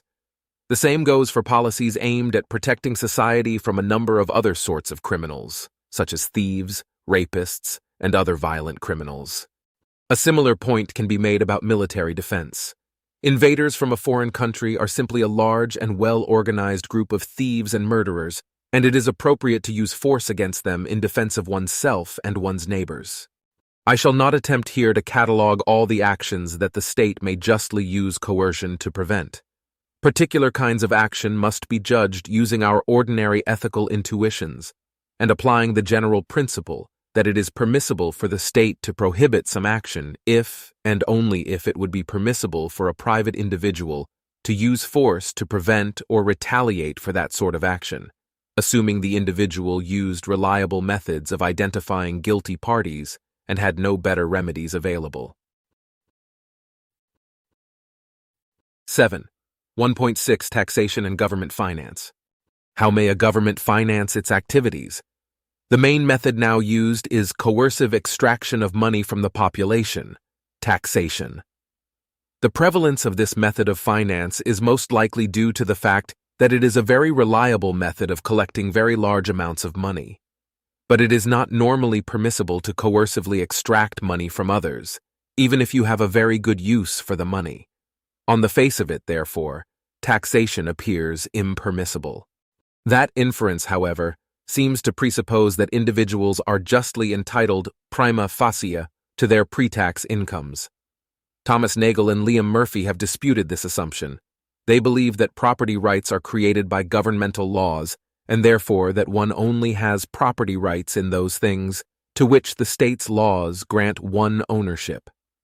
By creating tax laws, the state shapes the property rights that individuals have such that individuals own only their after-tax incomes. In response, there are three views one might hold regarding property rights. First, one might hold that property rights are natural, that is, moral rights that exist prior to the state. John Locke, for example, held that individuals are justly entitled to the fruits of their labor, even in a pre-governmental society. On this view, taxation would seem to be a prima facie injustice. For whatever the ethically correct way of acquiring property may be, it presumably is not forcible extraction of goods held by others. Second, one might hold that property rights are partly natural, in that there are certain broad principles of property that are valid independent of governmental laws, but that there are many details of a regime of property rights that are not settled by these general moral principles. For instance, perhaps our inherent moral rights determine that we are justly entitled to the fruits of our labor, but these rights do not determine at what altitudes one may fly one's airplane over someone else's land. One might hold that state-created laws are needed to settle such matters of detail. This view still offers little comfort to a defender of taxation, for the entitlement of one agent to coercively extract vast quantities of resources from the rest of the population is not the sort of matter of detail, like the altitude at which one may overfly others' property, that is plausibly taken to be left indeterminate by the basic moral principles of property.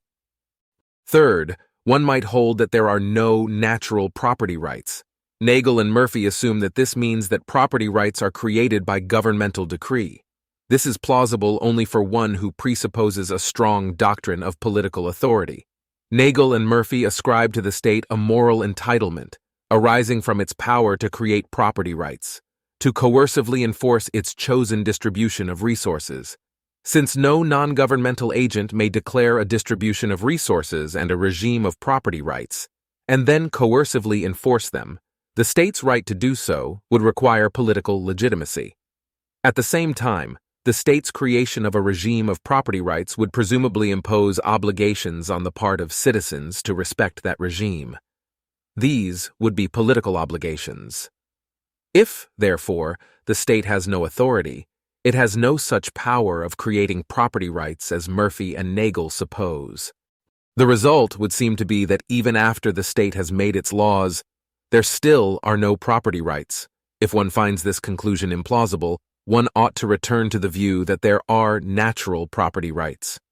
One might think the rejection of property rights leaves the way open for taxation. Since taxpayers have no right to their wealth, the seizure of some of that wealth will no longer appear as a rights violation. But by the same token, the state will have no right to that wealth either, and thus citizens do no wrong by withholding it. Meanwhile, there are the harms the state coercively imposes on those who fail to pay taxes, and these would seem to be prima facie injustices. In short, the defender of taxation must hold that the state, rather than the taxpayers, is justly entitled to the tax revenues that the state collects.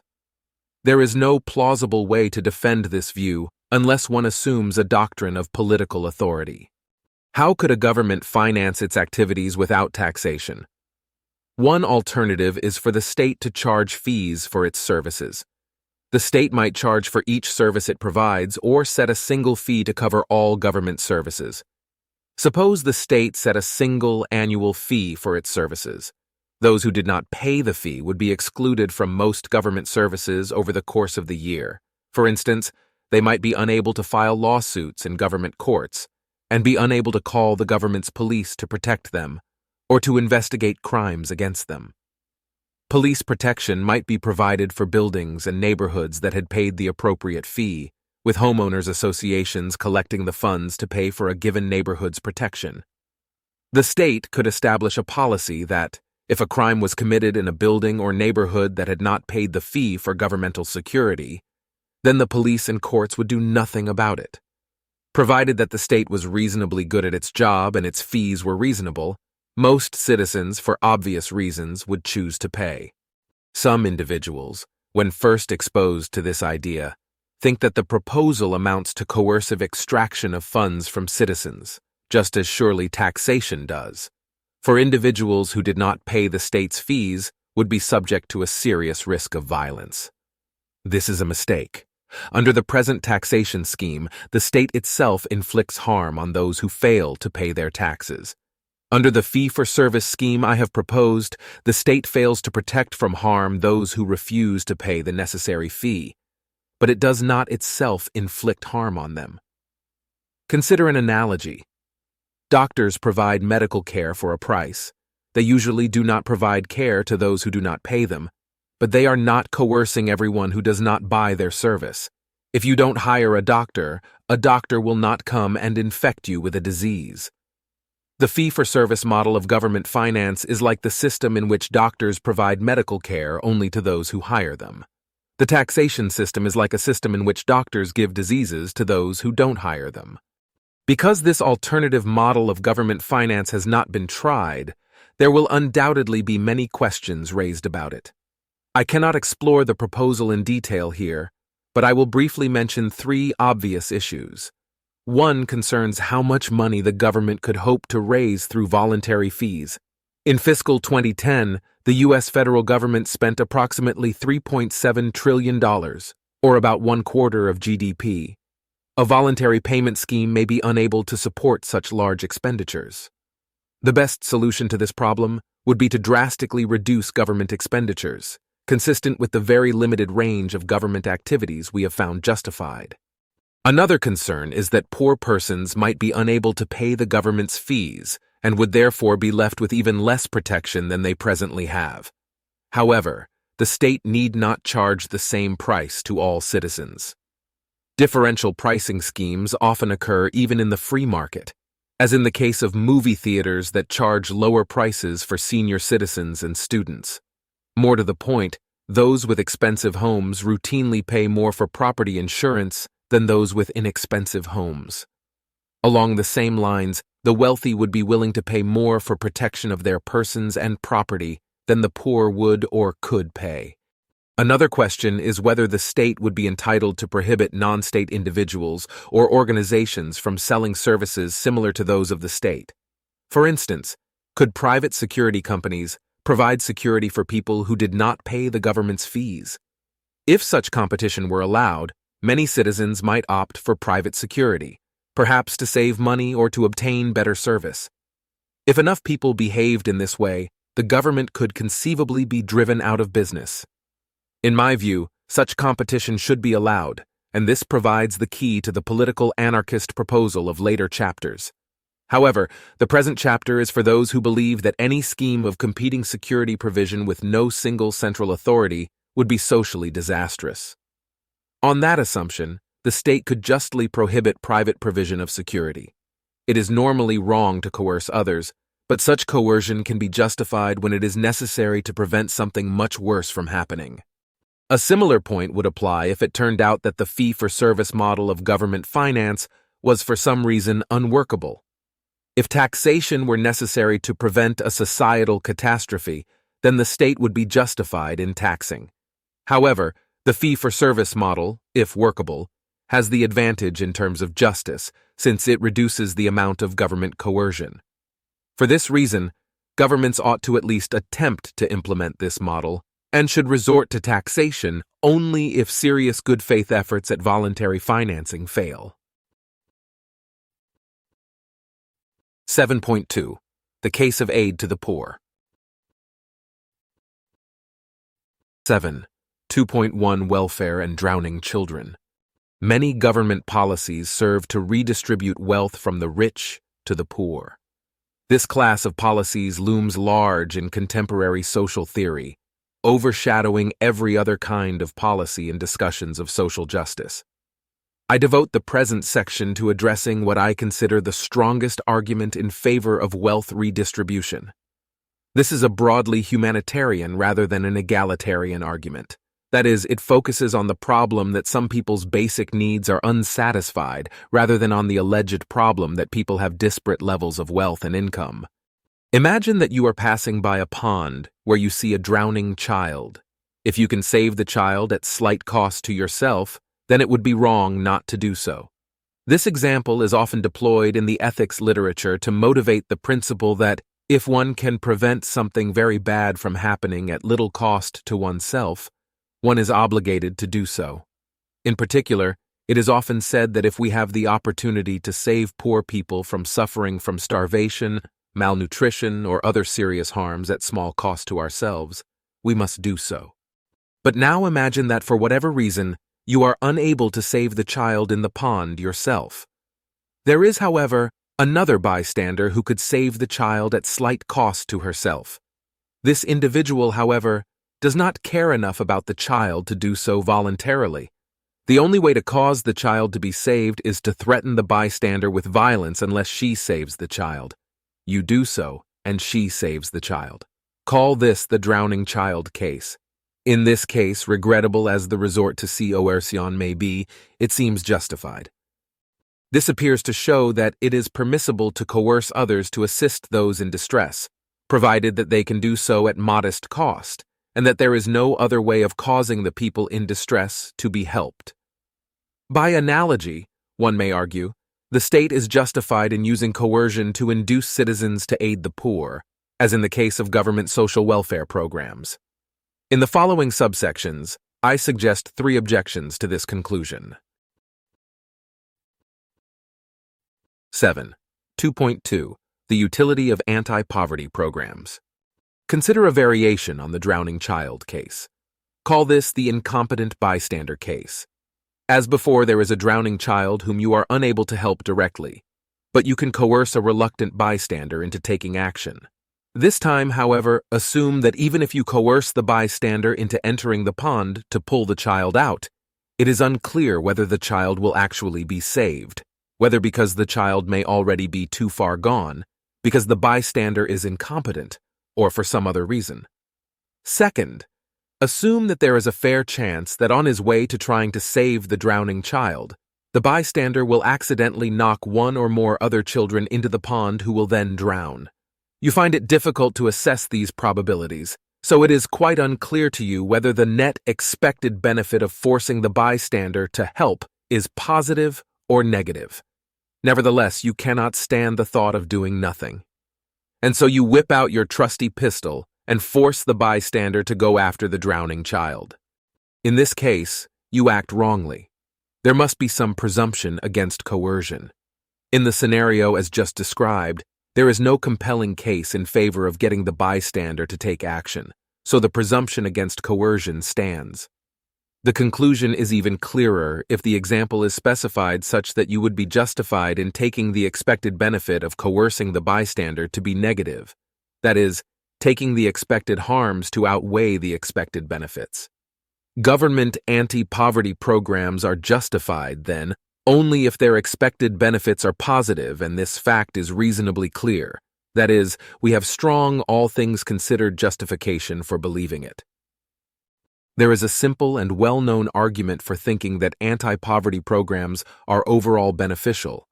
Anti-poverty programs redistribute money from wealthier people to poorer people.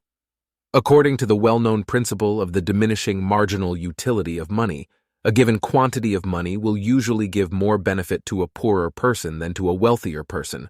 The poor need the money more. These redistributive programs should therefore do more good than harm. This theoretical argument has clear prima facie plausibility. It rests on a very widely accepted and plausible economic principle, that of the diminishing marginal utility of wealth. There are also a number of prima facie plausible arguments for the opposite conclusion. Charles Murray, the most influential critic of government anti-poverty programs, argues that these programs create a moral hazard problem. They lower the costs of or create benefits for certain social conditions, such as unemployment and out-of-wedlock pregnancy. This lowers people's aversion to those conditions, leading more people to behave in ways more likely to lead to those conditions. Rather than helping the poor get on their feet, Murray contends, the government programs create a cycle of dependency, making it easier in the short term to engage in behaviors that are self-destructive in the long term. The general thrust of his empirical argument is that, as government anti-poverty programs enjoyed enormous increases in funding and scope between the 1960s and 1980, poverty, unemployment, illegitimacy, crime, deficient education, and other social problems persisted. In some cases, earlier progress slowed. In other cases, mild deterioration accelerated. In a few instances, advance turned into retreat. Other social scientists, however, have strongly disputed Murray's empirical argument. Other arguments focus on the effects of wealth redistribution on overall economic productivity. One argument often heard in the popular discourse contends that high taxes on the wealthy reduce the incentive for people to be productive. A related, more subtle argument begins from the observation that high-income people tend to invest a much larger proportion of their income than low-income people do. Therefore, redistribution of wealth from high to low-income persons will reduce a society's total investment rate in favor of near-term consumption. This will reduce a society's rate of economic growth. Changes in the growth rate have exponentially larger total impacts as one compounds them over longer periods of time. So the lower growth rate will make a very large difference to the material wealth of future generations. Finally, it should be remembered that government programs are not frictionless machines. It may be true that a given dollar would do more good for a poor person than for a wealthy person, but once account is taken of administrative costs and waste, government programs that take $1 from a wealthy person are unlikely to give the poor person anything close to the whole dollar. All of these arguments have some validity. Each identifies one relevant factor tending to either promote or diminish social welfare. One important factor speaks in favor of government anti-poverty programs, while other important factors speak against these programs. My guess is that in the long term, the argument from the rate of investment wins out. I cannot attempt here to resolve the very complex question of the net effects of government anti-poverty programs. On that question, I have nothing of import to add to the existing literature. See the notes. Nevertheless, the foregoing discussion should help to explain why the issue is controversial and why it is at best unclear that these programs are overall beneficial rather than harmful. But given the presumption against coercion, the programs are justified only if it is clear that they have a net positive expected benefit. It is conceivable that in the future, someone will devise government anti-poverty programs that have clear net benefits. At that time, coercion might become justified, depending on how large the benefits were, how much coercion was required, and so on. However, bearing in mind that the theoretical arguments for the harmfulness of government anti-poverty programs are based on very broad features of those programs, it is also likely that no one will devise programs devoid of these problems. I suspect that the only programs that would genuinely produce large net benefits are politically unfeasible due to widespread biases against foreigners, as suggested in the following subsection. 7. 2.3. Are poverty programs properly targeted? I turn now to another variation on the needy children theme. Call this the cold child case. There is a child who is uncomfortable because of the cold night air. She needs a jacket, but you have no jacket to give her. You do, however, have a gun, and you see a bystander nearby who is wearing both a jacket and a sweater. The bystander does not want to give up any of his clothing. You pull out your gun and compel the bystander to give his jacket to the girl. Meanwhile, farther away, there is a boy who is drowning in a shallow pond.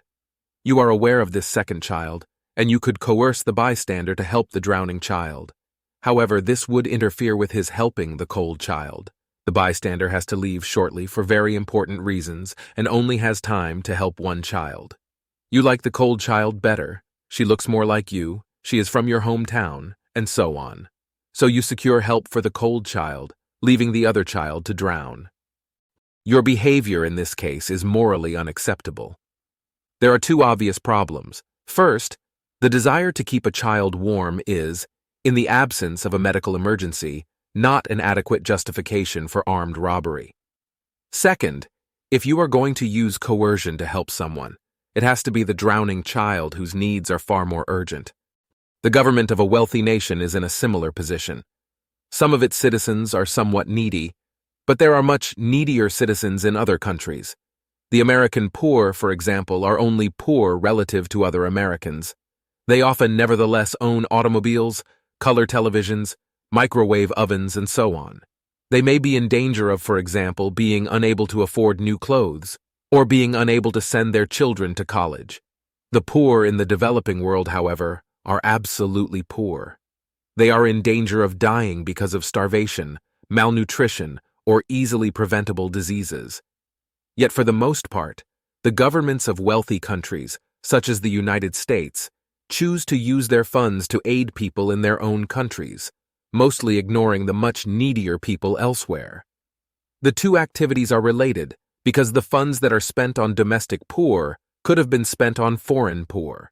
The state could, of course, raise its tax rate so as to have more money available.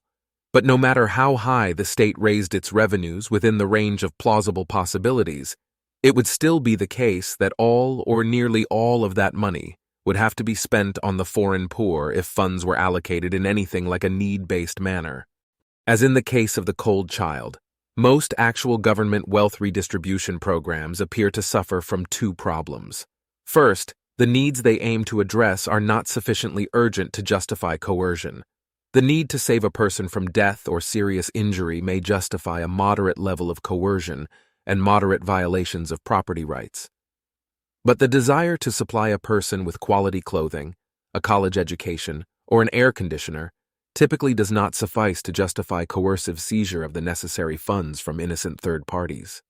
Second, if the government is to institute coercive aid programs at all, it surely must direct its efforts toward people whose lives are in grave danger, yet who could be saved at minimal cost, rather than toward people with much less urgent needs that are much more expensive to address.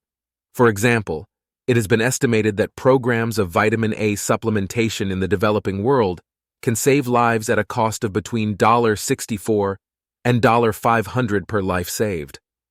For comparison, when performing cost-benefit analyses, the U.S. EPA uses a figure of $6.9 million for the value of a statistical life in the United States. The government could give its anti-poverty funds to charity groups, implementing extremely cost-effective life-saving programs in less developed countries.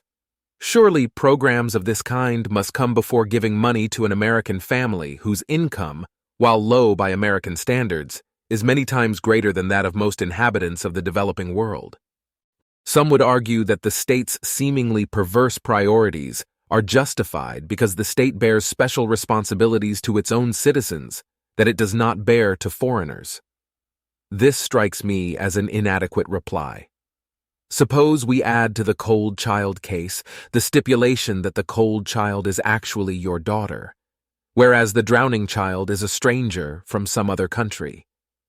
If governments have special duties to their own citizens, parents have even clearer and stronger special duties to their own children.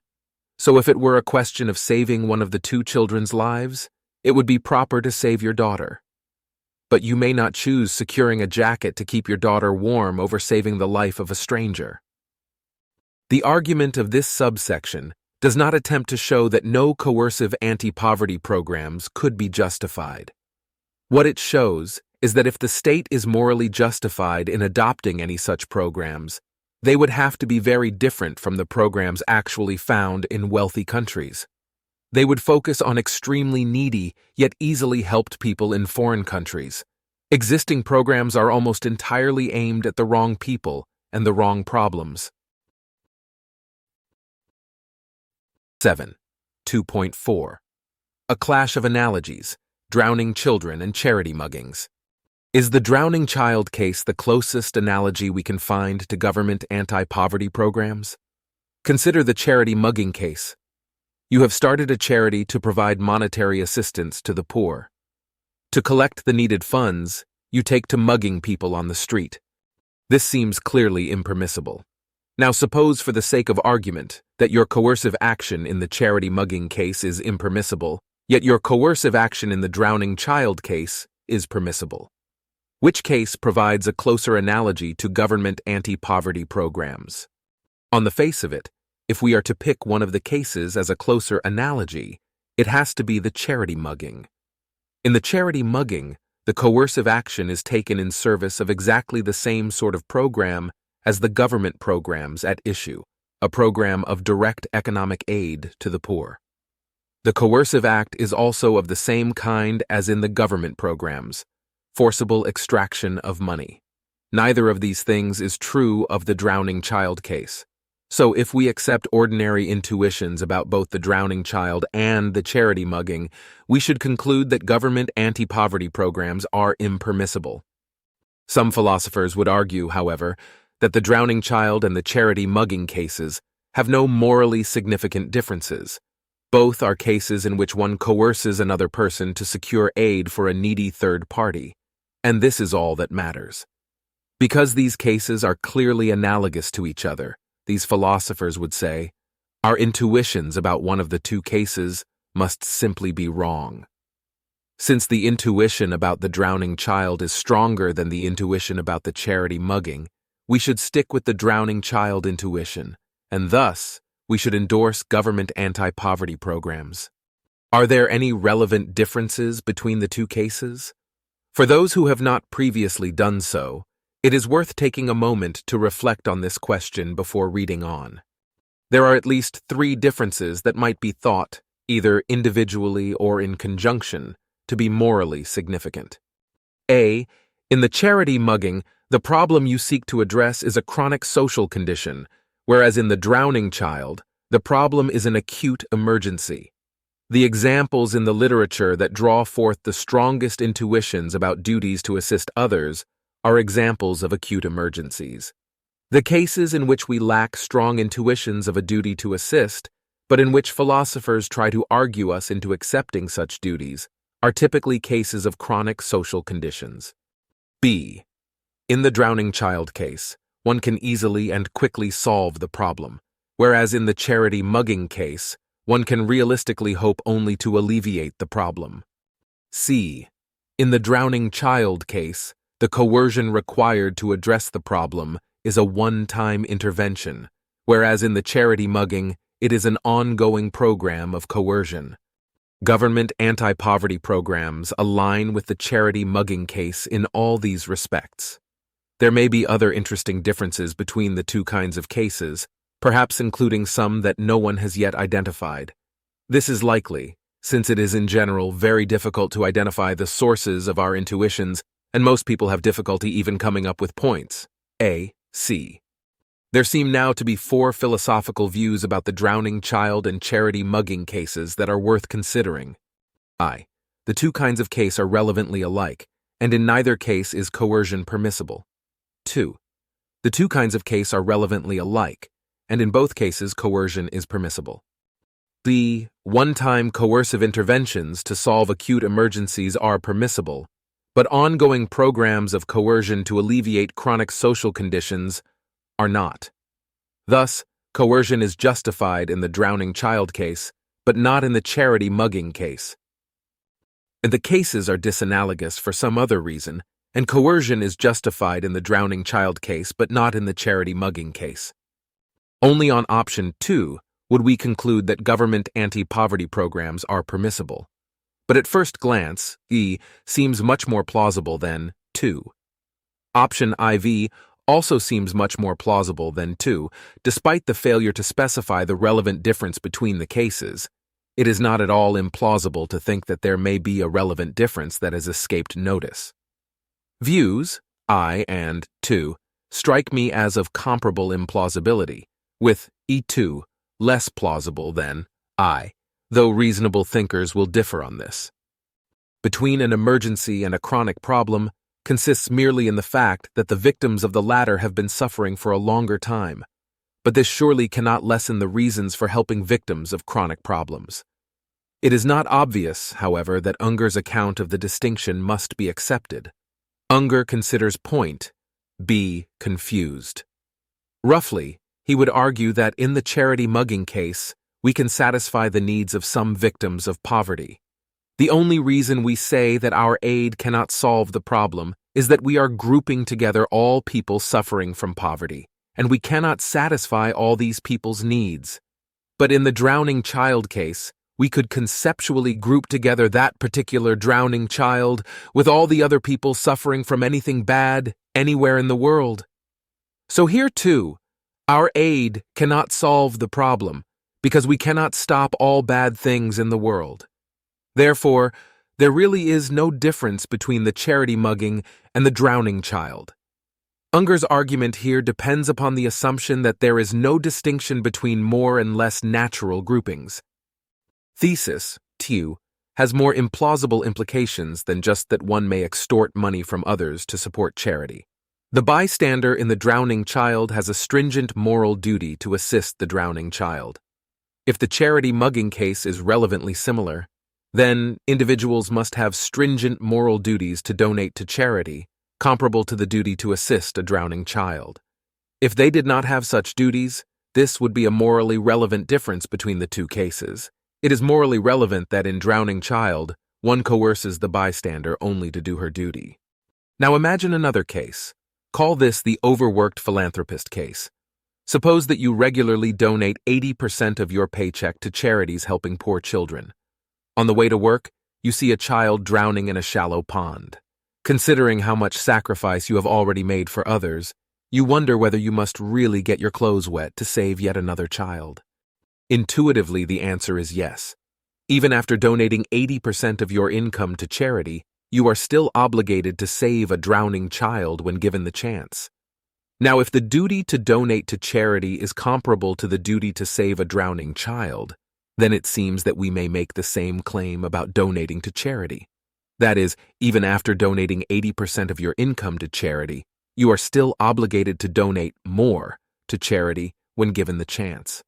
If this is not so, then the obligation to give to charity must be somehow less stringent than the obligation to assist a drowning child. Hence, if we accept thesis 2, it seems we must conclude that we are obligated to donate more than 80% of our income to charity. Furthermore, in the overworked philanthropist case, you would not be just slightly blameworthy if you failed to save the child. Failure to save the child would be extremely blameworthy, perhaps not much better than murder. Therefore, if the obligation to give to charity is morally comparable to the obligation to assist a drowning child, then one who fails to give away over 80% of his income to charity is also extremely blameworthy, perhaps not much better than a murderer.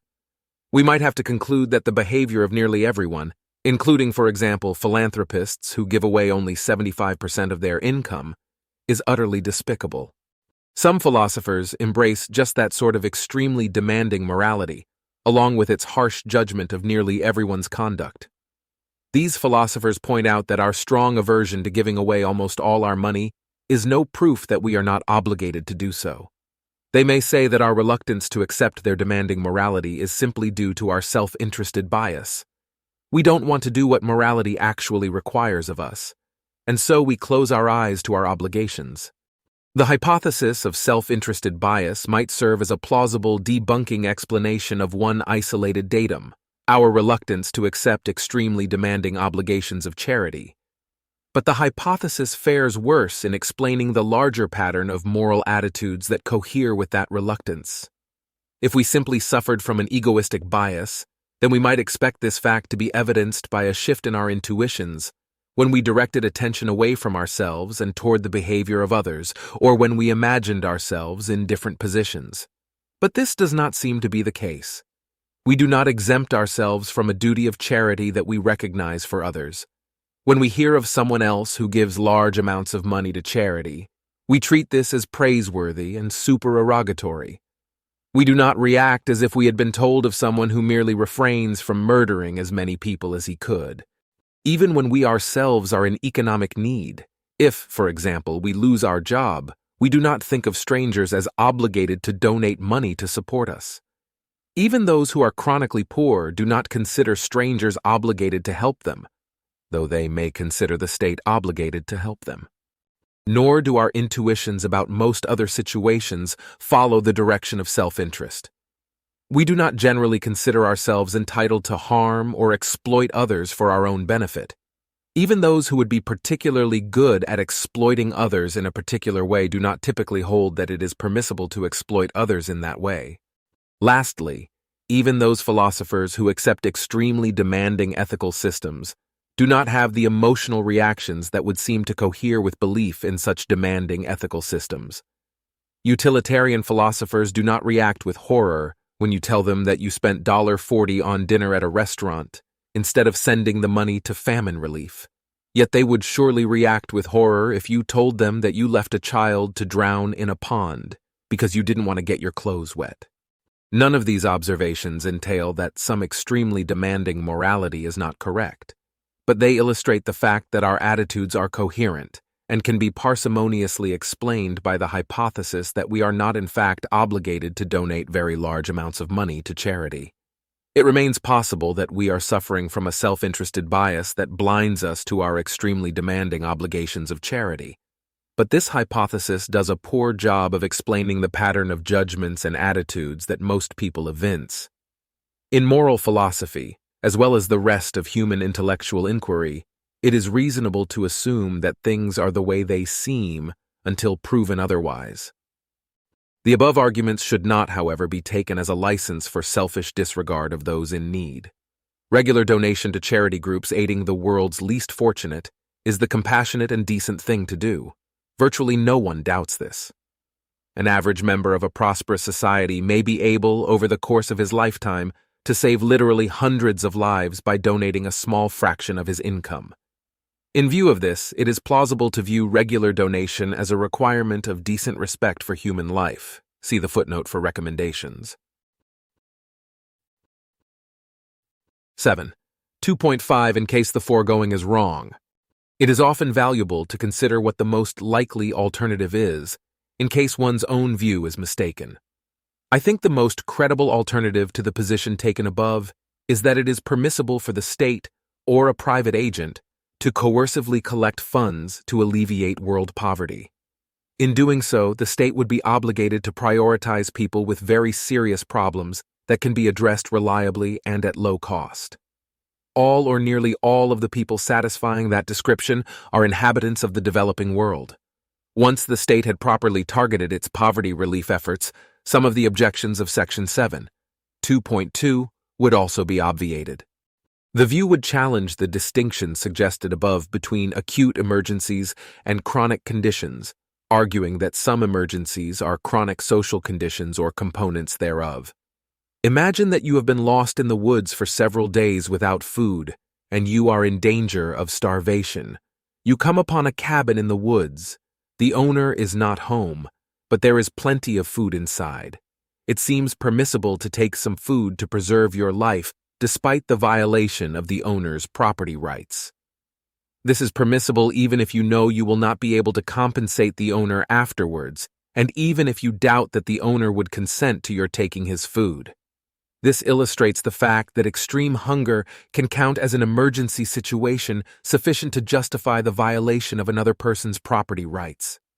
And if your hunger is an emergency of that sort, then the extreme hunger of a child in the third world is an emergency of the same sort for that child.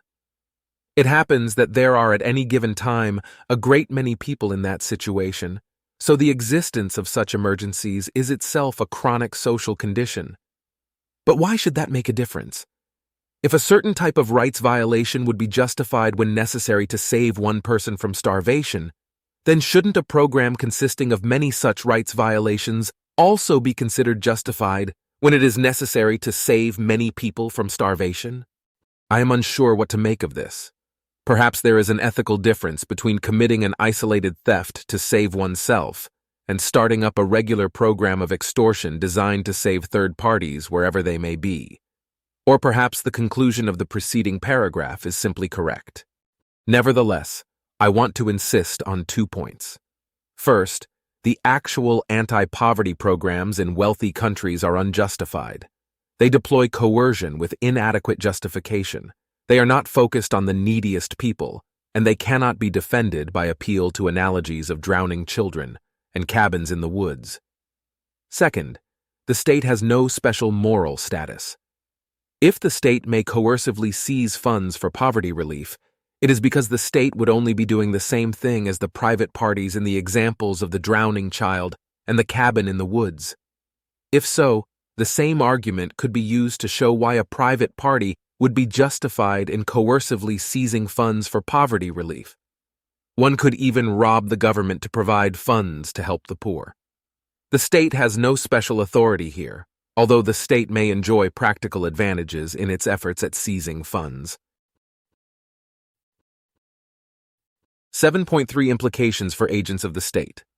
Government officials who are responsible for making policy ought to take account of the observations of the last 2 sections and avoid making unjust policies. What about government employees who do not make policy but are instructed to help enforce policies, some of which are unjust? Police officers, for example, are asked to arrest drug users and sellers. Judges are asked to sentence them. Soldiers are asked to fight in aggressive wars. What should these government employees do? The police officer should refuse to arrest drug offenders. If he sees someone using drugs, he should leave that person alone or perhaps stop to give the user tips on how to avoid being seen by police officers. To arrest the drug user would be to initiate an unjustified act of coercion. The state has no right to commit unjust acts of coercion, nor to order such acts to be committed, so it cannot confer on its employees a moral entitlement to perform such acts. Of course, it is not as though police officers simply decide on their own to coerce drug users. They are required to do so as part of their job. If they refuse to enforce unjust laws, this fact will in all probability become known, and they will be reprimanded or fired. But this provides no excuse for violating the rights of others. Imagine that I have hired a chauffeur to drive me around town. Periodically, I ask my driver to perform unjustified acts of coercion. One day, for example, we see some children playing on the sidewalk.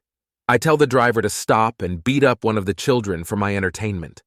I warn the reluctant driver that if he does not follow my orders, I will fire him. So the driver proceeds to beat the child. As he does so, he regretfully tells the child, "I'm just doing my job. I don't make the rules." In this case, I have acted wrongly by ordering the child to be beaten, but the driver has clearly also acted wrongly by following this command. Perhaps I am more blameworthy than the driver, but this does not change the fact that the driver should refuse such commands, even if it results in his losing his job. Some would deny that the driver is really just doing his job, because his job is to drive the car, not to beat up children. This is a red herring. It does not matter whether beating up children is part of his job description. Suppose that my original Help Wanted ad had read, "Wanted, person with clean driving record and strong muscles to drive car and beat innocent children." My inclusion of the beat innocent children clause in the job description does not afford the driver any ethical justification for beating up the child. The only ethical difference it might make is that it might render it wrong for the driver to have accepted the job in the first place. Having accepted the job, he still has no justification for beating up innocent children. Similarly, it does not matter whether the job of a police officer includes the enforcement of unjust laws. This does not create any justification for enforcing unjust laws. The only difference it might make is that it might render it wrong to be a police officer in the first place. Some would object that if all police officers took my arguments to heart, then all would either quit or get themselves fired, which would be much worse for society than having police who enforce both just and unjust laws. But surely, long before all police officers had resigned or been fired, the government would accede to the need for reform and repeal the unjust laws that were causing it to lose its police force, or at least allow the police to refrain from enforcing those laws. Thus, if all police were to adopt the view I have advanced, society would in fact be much better off. For similar reasons, a judge in a case involving the violation of an unjust law should do his best to secure the minimum possible punishment. The judge should order the defendant released if feasible, that is, if this will not simply result in the defendants being arrested again and brought before a more punitive judge. If a judge finds himself conducting a trial for something that ought not to be illegal and for which it would be unjust to punish the defendant, then the judge should do everything in his power to bias the outcome in favor of the defendant. If the judge winds up having to sentence the defendant, he should order the smallest sentence possible. If a judge finds himself routinely required, by the demands of his job, to participate in injustice, he should probably resign in search of a more just profession. A soldier should likewise refuse to fight in an unjust war. Not to put too fine a point on it, to fight in an unjust war is to participate in murder. In joining the military, one volunteers to fight in whatever wars one's country may enter into. Therefore, if one cannot be assured that one's nation will not enter any unjust war, one should refrain from joining the military. If one is already in the military, one should resign as soon as possible. Similar recommendations apply to all other government employees who are called upon to implement unjust policies. They should do their best to undermine those policies or, if that is not feasible, refuse to serve. These recommendations are hardly ever followed. Government employees almost always enforce whatever policies, just or unjust, they are ordered to enforce. One reason is that they mistakenly believe in political authority. They believe that the state has the right to coercively impose these policies, even when the policies are in themselves wrong. They consider themselves permitted, perhaps even obligated, to help to enforce those policies in accordance with their job requirements. How does this affect our evaluation of their behavior? We can distinguish the evaluation of an individual's character from the evaluation of the individual's actions. Often one of these evaluations is much more positive or negative than the other, particularly when the agent is ignorant of important facts about his behavior. Soldiers who fight in an unjust war, for example, are typically much better people and are typically much less blameworthy than private murderers. This is compatible with the fact that there are very strong objective reasons for refusing to serve in an unjust war, reasons about as strong as the reasons for refusing to participate in a private conspiracy to commit murder. As a rule, The fact that government employees believe themselves to be acting rightly makes them less blameworthy than they would otherwise be. It does not render them completely blameless. They may still be blameworthy if, as is probably the case, they have not exercised sufficient effort to find out where their true moral duty lies. In any case, government employees' ignorance of their ethical duty does not alter the appropriate assessment of what they really ought to do. It does not alter the fact that they have no right to enforce unjust laws. 7.4 Implications for private citizens. 7. 4.1 In praise of disobedience. If there is no authority, then disobedience to governmental edicts is justified far more often than is generally recognized. Suppose that Sam has been issuing demands to his neighbors that he has no right to make, backed up by threats of punishment. A gang of followers helps him to forcibly impose punishments that they have no right to impose. Sam issues demands as to what his neighbors may eat, the terms of the contracts they may make with each other, which of them may provide medical care to others, how much money they must pay Sam's gang, and so on. He also issues some morally justified commands, though his issuing them is ethically redundant. He demands that no one murder, steal, and so on. Now, imagine that you are one of Sam's neighbors. You wish to ingest a certain herb with psychoactive properties, but you are aware of Sam's demand, backed up by a threat of physical force from Sam's gang, that you not do so. It seems clear that you have no ethical reason not to eat the herb, though you may of course have a strong prudential reason, arising from fear of Sam's gang, to avoid the herb. If anything, you have an ethical reason to eat the herb, as a way of standing up to Sam's bullying. To submit to a bully's demands is at best excusable. To defy Sam privately would be perfectly acceptable. To defy Sam publicly would be a praiseworthy act of courage. Similarly, there is no question of its being wrong to defy unjust laws. The only ethical question is whether defiance is obligatory or supererogatory. In view of the severity and credibility of the threats commonly issued by the state to lawbreakers, I believe that in most cases, defiance of unjust laws is supererogatory. In some cases, defiance is foolhardy, as it would be foolhardy when a mugger points a gun at you to refuse to hand over your wallet. But it is not ethically wrong. 7. 4.2 On accepting punishment. On some contemporary accounts, those who engage in civil disobedience must do so publicly and must accept the punishment that the state prescribes. These accounts, however, are drawn against the backdrop of an assumed political authority. If there is no political authority, are there still reasons for submitting to legal punishment for acts of justified disobedience? To disobey a law publicly is to disobey it in such a way and under such circumstances that one's action will become widely known among those who follow such affairs, and it will be known that the action broke the law. In many cases, it will be possible to disobey a law publicly in this sense without revealing one's identity. Imagine peace activists painting graffiti on a military factory in the middle of the night, then sneaking away. When feasible, this form of disobedience affords obvious advantages. One may avoid suffering unpleasant punishments and remain free to perform further acts of disobedience in the future, while still communicating rejection of the unjust law.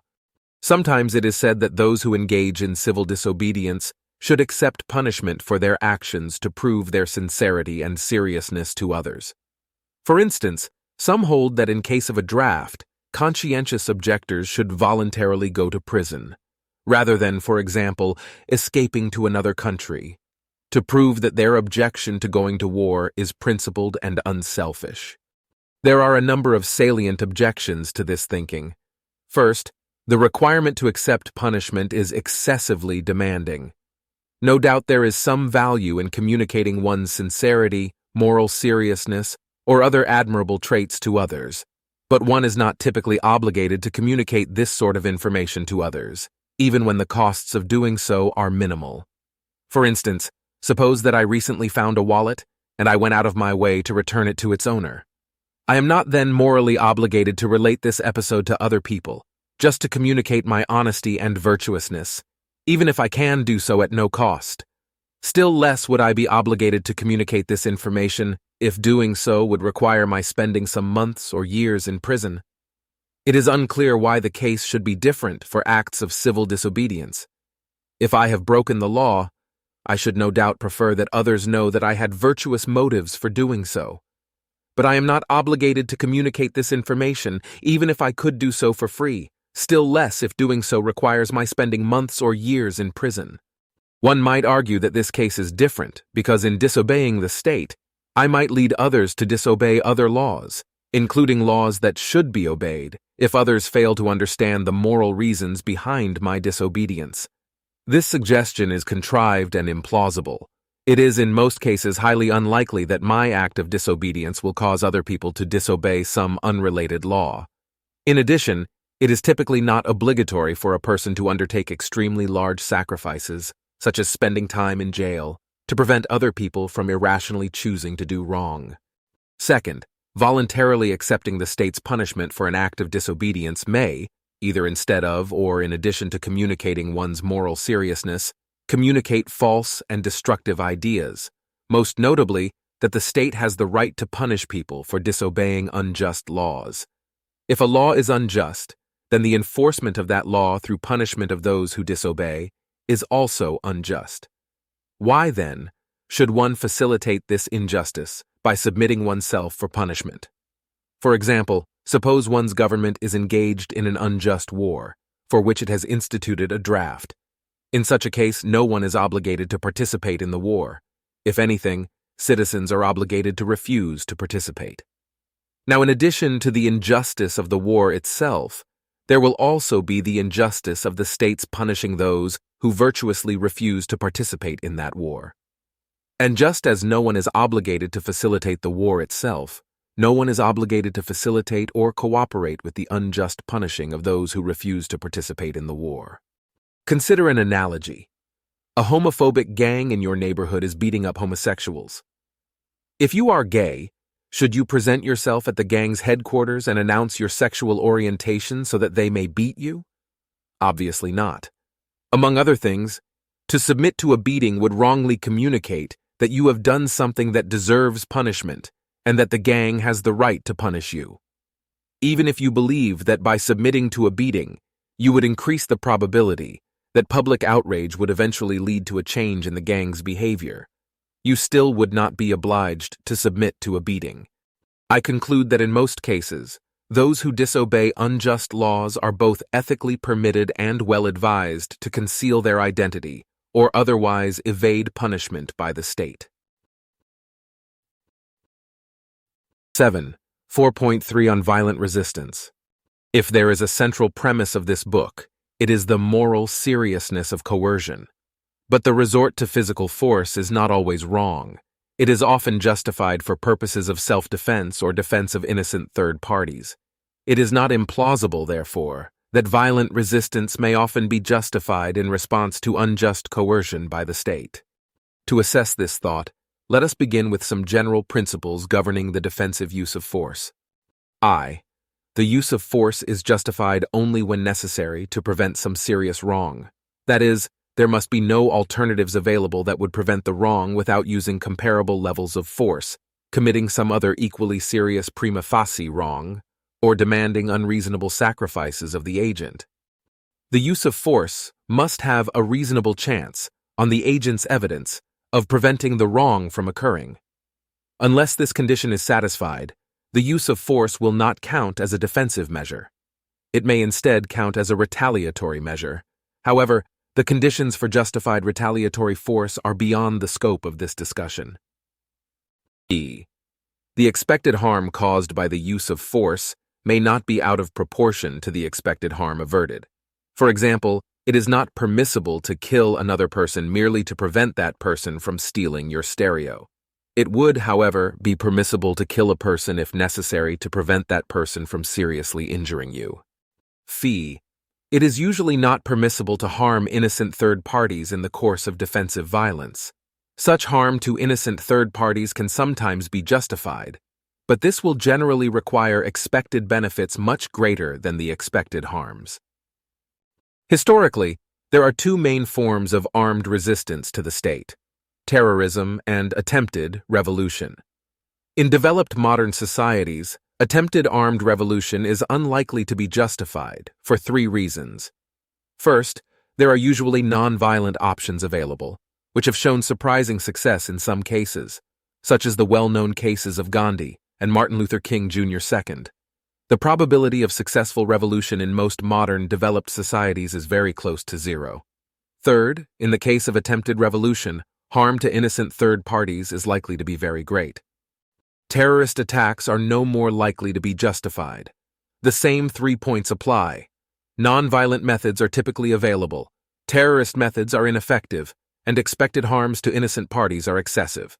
A 2006 study examining 28 terrorist groups found that using generous criteria of success, these groups achieved their policy objectives only 7% of the time.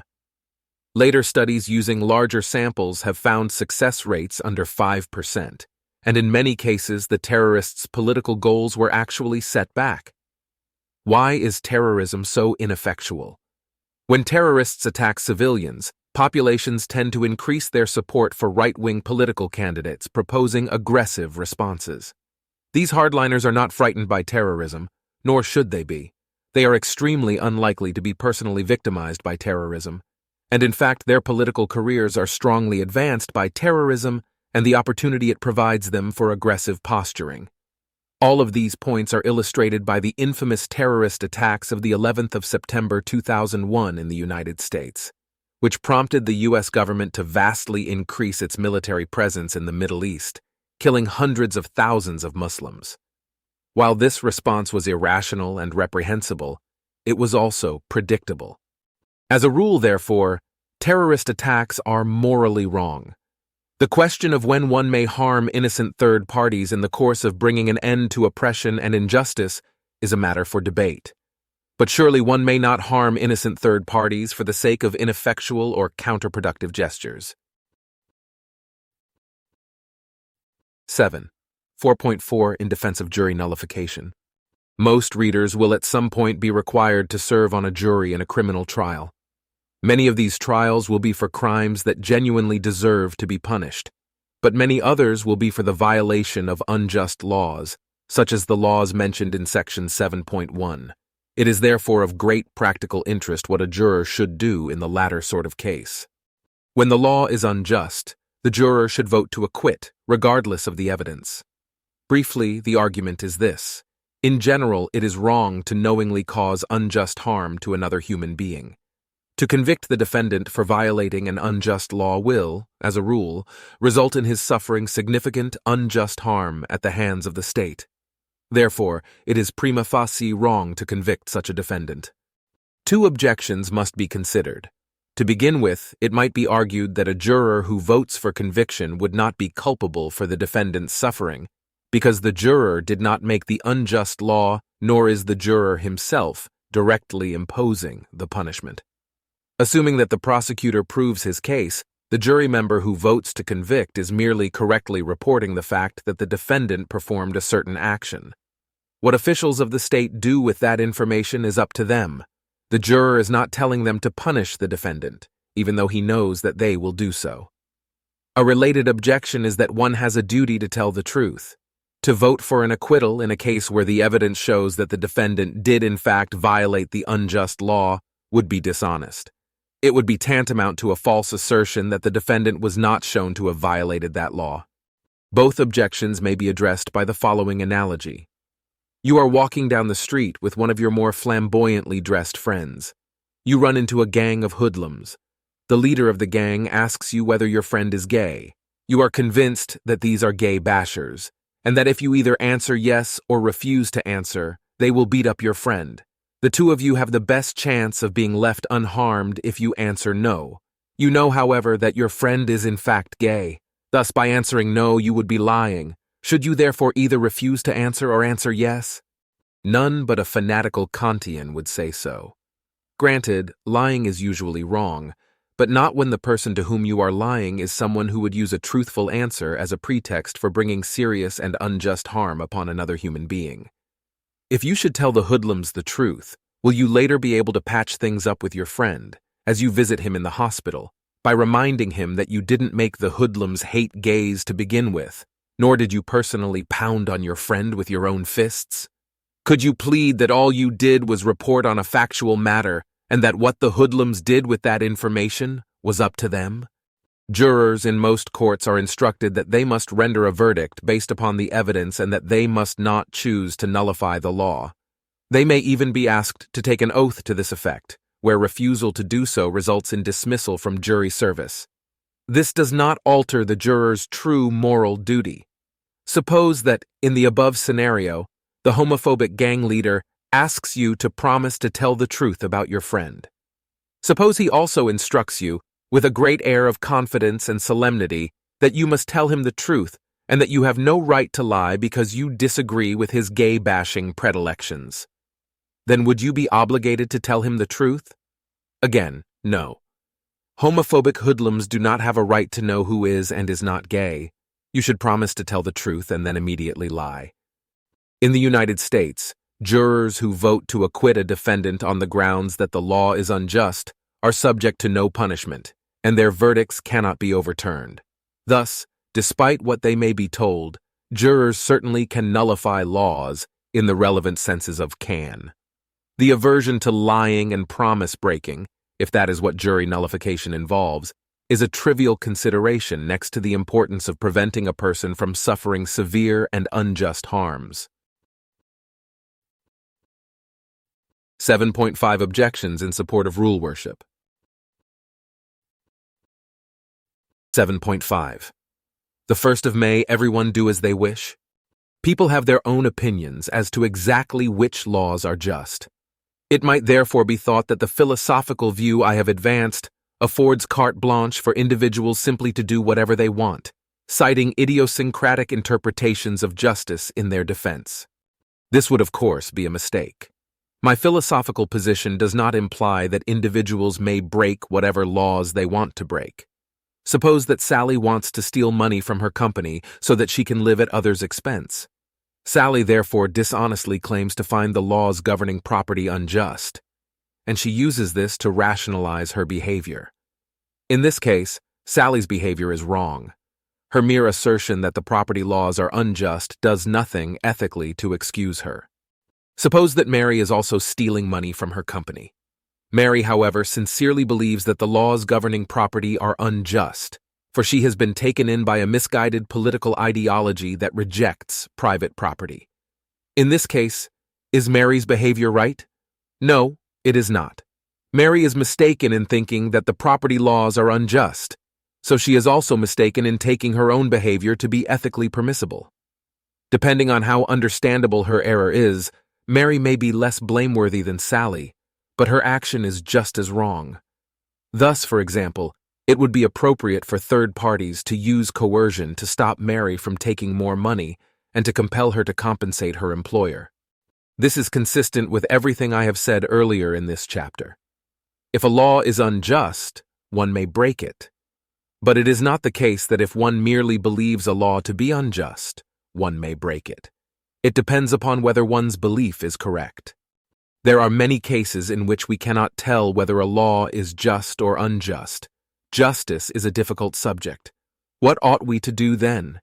In cases where we do not know whether the law is just, we will simply not know whether it is permissible to break that law. I can say nothing here that will cause readers to be able to know in all cases what is just or what they ought to do. My only advice for such situations is that one do further research on the topic, perhaps in the ethical and political philosophy literature, and then exercise one's best judgment.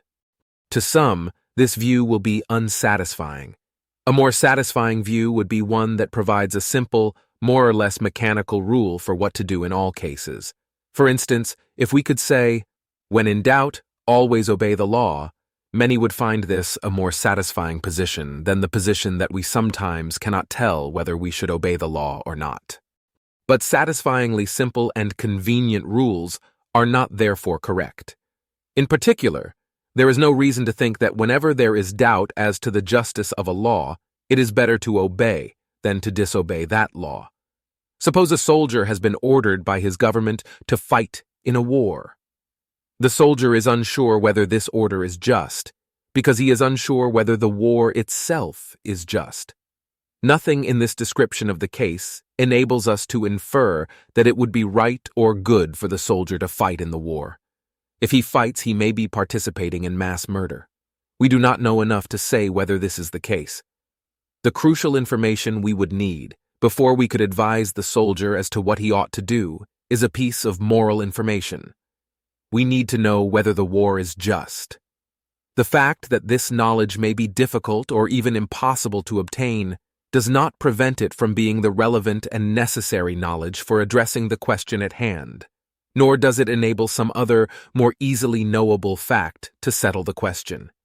It simply is the human condition that our ethical questions frequently have no easy answers. 7. 5.2 Process versus Substance.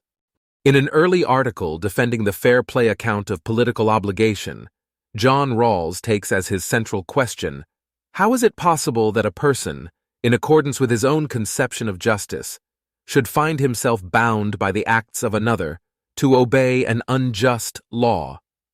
And he answers, to explain this, we require two hypotheses, that among the very limited number of procedures that would stand any chance of being established, none would make my decision decisive, and that all such procedures would determine social conditions that I judge to be better than anarchy. My reading of that passage is that Rawls is assuming, 1, that we must rely on some procedural criterion for deciding which laws are legitimate or ought to be obeyed, and 2, that an individual who disobeys a law on the grounds that the law is unjust is applying the following procedural rule, that a law is to be rejected if it conflicts with that individual's sense of justice. He finds the latter rule inadequate and inferior to democratic procedures. Therefore, Rawls believes, if a law has been made according to democratic procedures, an individual should not disobey that law on the grounds that, he believes, the law is unjust. But Rawls does not justify these assumptions. He does not explain why grounds for obeying or disobeying particular laws must be procedural. Instead, a law may be accepted or rejected on substantive grounds. When I say that the drug laws may be violated because they are unjust, I am not saying that the drug laws were made according to the wrong procedure. I am saying they are substantively unjust. They violate a substantive moral right, the right to control one's own body, that individuals possess regardless of the decisions of the state. This would be true regardless of how the law was made, except, of course, in the unlikely event of unanimous consent to the law, which would render it no longer a rights violation. I am not proposing a procedure according to which my personal opinion is decisive. If I did not exist, or if I had sanctioned the drug laws, they would still be unjust. If I objected to some law that is actually just, for instance, if I objected to the murder statutes, my objection would not convert the just law into an unjust one. In other words, when I object to the drug laws, my grounds for objection are not simply that I object. My ground for objection is the right of self-ownership, the right of individuals to control their own bodies. Rawls's argument has nothing to say about whether this is a legitimate ground for rejecting, and hence disobeying, a law. Why might it be thought that we must rely on procedural rules rather than substantive moral principles? Perhaps because it is thought that we do not know what is substantively morally correct, whereas we do know what a desirable procedure is.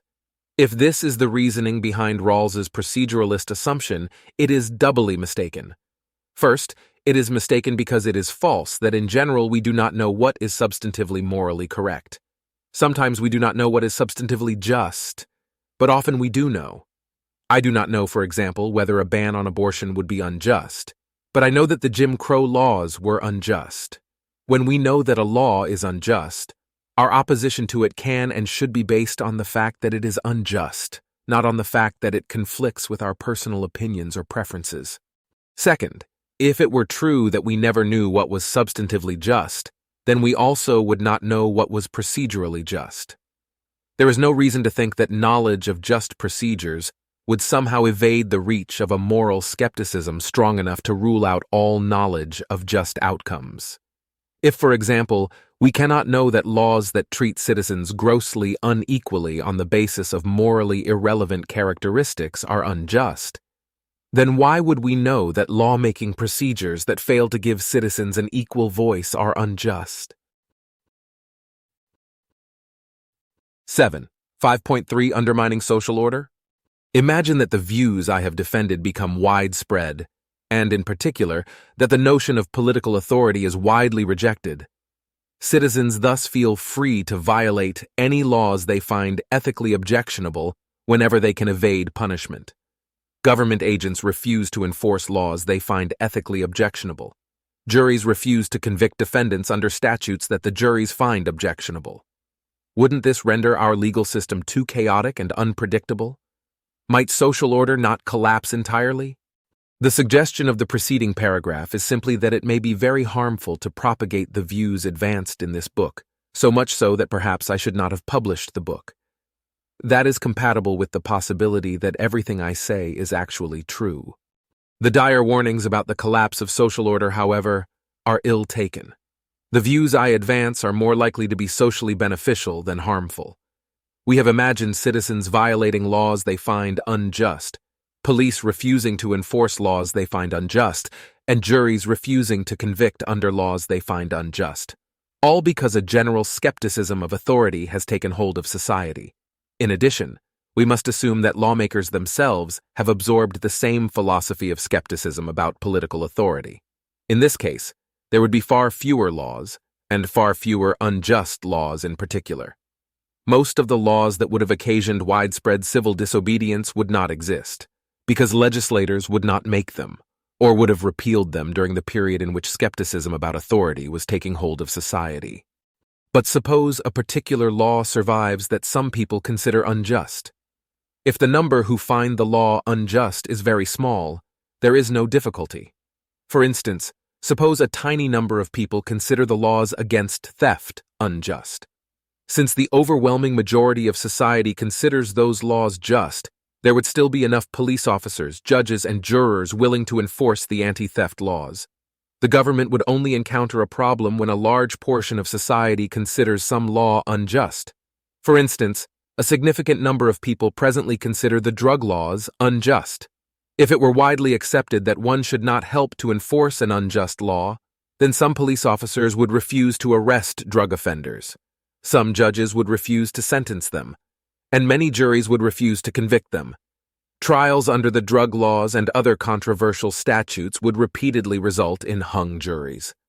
Once this pattern became clear, the state would probably give up trying to enforce such laws. Is this the social disaster we should worry about? On the contrary, this would be a much better situation than the status quo. When the justice of a law is controversial, it is better to err on the side of freedom than on the side of restriction. Perhaps some just laws would, unfortunately, go unenforced, but the reduction in the number of people wrongly punished under unjust laws would more than compensate for this disadvantage. It is widely held that it is better for 10 guilty people to go free than for one innocent person to be punished. If this is true, then it is also better for 10 people to fail to be convicted under just laws than for one person to be convicted under an unjust law. Our present system, however, errs very much in the opposite direction. Even when the moral status of a law is in doubt, police officers, judges, and juries almost always enforce the law without question. On a realistic note, the picture of ordinary people as perched on the verge of disorder, waiting for an excuse to run rampant in disregard of law and order, flies in the face of everything we know about the psychology of authority. See Chapter 6. Evidence such as the Milgram experiments, the Holocaust, and the My Lai massacre leave little doubt that the average human being is far more likely to commit heinous crimes in the name of obedience to authority than he is to rashly disobey justified commands of an authority figure. Literally millions have died because of the widespread disposition to obey unjust commands. So even if my skepticism about authority goes too far, it will more likely serve as a valuable corrective to our excessive tendency to obey rather than posing a danger of destroying social order. 7. 5.4. The consequences of the doctrine of content independence. I have argued that the state has the right to make and enforce only ethically correct laws. Some think that this asks too much of the state. Any government run by fallible human beings will sometimes make mistakes, including moral mistakes. If the agents of the state are thought to have no leeway, no entitlement to make mistakes, then they may be paralyzed into inaction by the fear of doing wrong. One might therefore think that the state should be accorded at least some leeway in the form of a content-independent entitlement to make rules, as long as its rules are not too unreasonable. Parallel reasoning could be applied to private agents. It is also unrealistic, for example, to expect a large private corporation to be perfect. Any such corporation will sometimes make mistakes, including moral mistakes. But no one thinks this means that we must ascribe to large corporations a moral entitlement to periodically perform unjust or wrongful actions, just as long as they are not too unreasonable. We recognize that a large corporation will sometimes do wrong, but we do not acquiesce in those wrongs. We condemn them when they happen and demand that the corporation make amends. In the same way, we should not acquiesce in wrongdoing by the state, however predictable it may be. We should condemn it when it happens and demand that the state make amends. This attitude will not make it impossible to maintain a state, any more than the analogous attitude toward corporations makes it impossible to maintain a corporation. What are the likely social consequences of the belief in content-independent authority? Cristiano tells us that the democratic assembly has a right to do wrong, within certain limitations. Rawls observes, "It is, of course, a familiar situation, that a person finds himself morally obligated to obey an unjust law. Does this idea increase or decrease the state's likelihood of achieving the social aims for the sake of which the state is supposed to be needed? Consider an analogy. You have hired a gardener to take care of the plants in your yard. You want him to care for all the plants, and you want him not to do anything else, such as entering the house and stealing your jewelry. Which of the following two instructions should you give the gardener? A. You must take care of all the plants. You must not enter the house and steal jewelry. B. Ideally, you should take care of all the plants, but you have some leeway. You are entitled to periodically damage or neglect a few of them. It would also be best if you did not enter the house and steal jewelry, but you may do that occasionally, as long as it doesn't get out of hand. Rawls, Cristiano, and other defenders of content-independent political authority are in effect giving the gardener instruction. B. I would tell the gardener, A. Which is really the socially dangerous philosophy? 7.6. A modest libertarian foundation. Libertarianism is a minimal government, or, in extreme cases, no government philosophy, according to which the government should do no more than protect the rights of individuals. Essentially, libertarians advocate the political conclusions defended in this chapter. But this position is very controversial in political philosophy. Many readers will wonder if we are really forced to it. Surely, to arrive at these radical conclusions, I must have made some extreme and highly controversial assumptions along the way, assumptions that most readers should feel free to reject. Libertarian authors have indeed frequently relied upon controversial assumptions. Ayn Rand, for example, thought that capitalism could only be defended by appeal to ethical egoism, the theory that the right action for anyone in any circumstance is always the most selfish action. Robert Nozick is widely read as basing his libertarianism on an absolutist conception of individual rights, according to which an individual's property rights and rights to be free from coercion can never be outweighed by any social consequences. Jan Narveson relies on a metaethical theory according to which the correct moral principles are determined by a hypothetical social contract. 43. Because of the controversial nature of these ethical or metaethical theories, most readers find the libertarian arguments based on them easy to reject. I have appealed to nothing so controversial in my own reasoning. I reject the foundations for libertarianism mentioned in the preceding paragraph. I reject egoism, since I believe that individuals have substantial obligations to take into account the interests of others. I reject ethical absolutism, since I believe an individual's rights may be overridden by sufficiently important needs of others.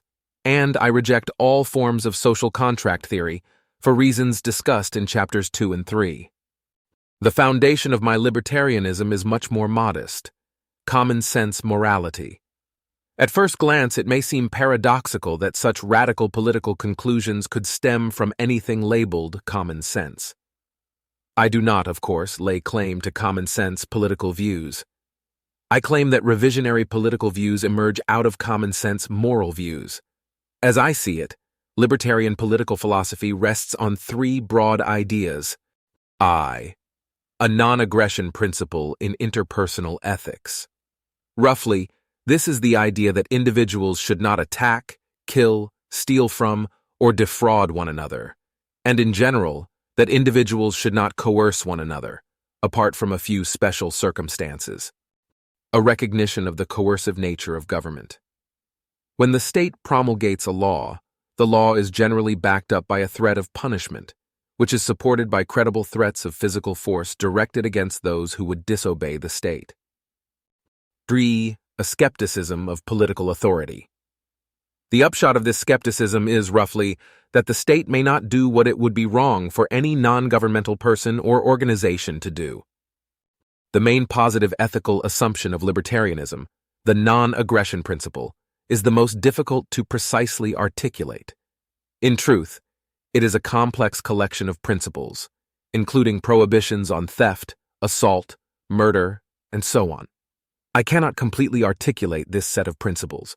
Fortunately, it is not the locus of disagreement between libertarians and partisans of other political ideologies.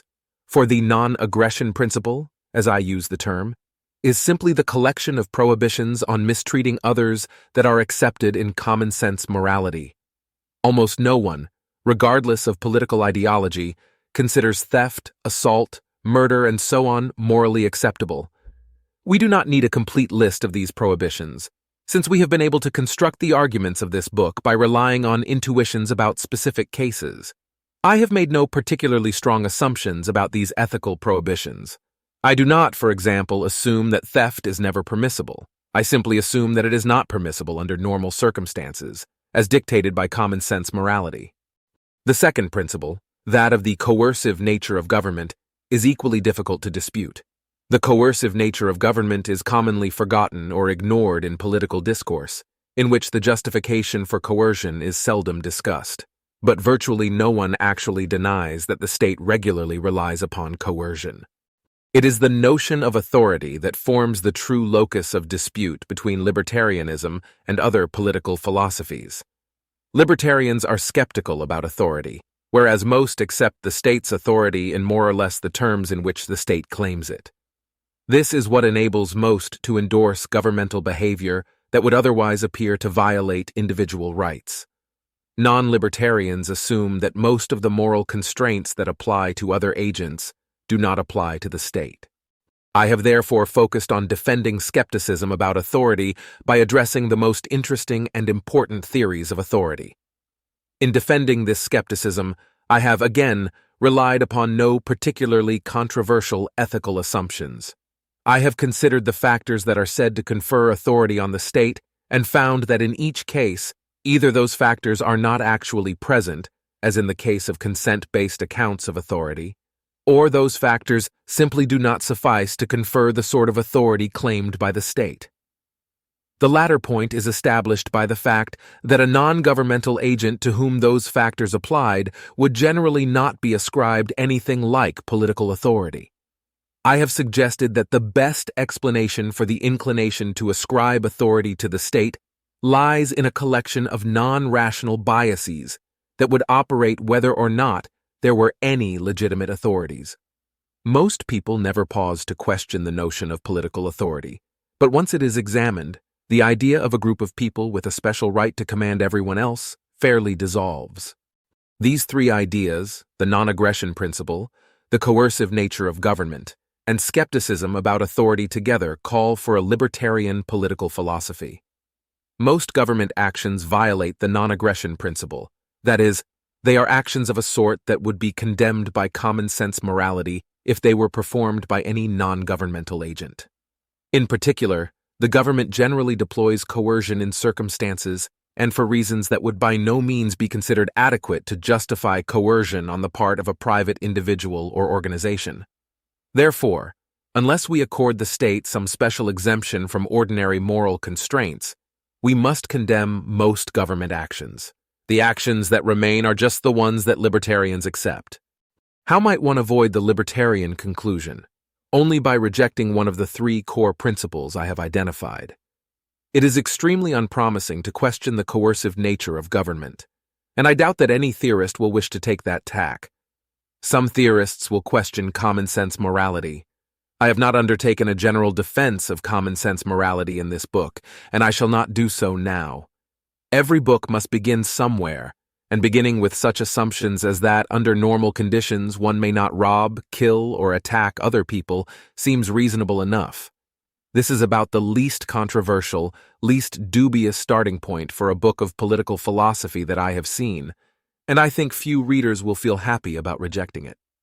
The least implausible way of resisting libertarianism remains that of resisting the libertarian skepticism about authority. I have addressed what strike me as the most interesting, influential, or promising accounts of political authority.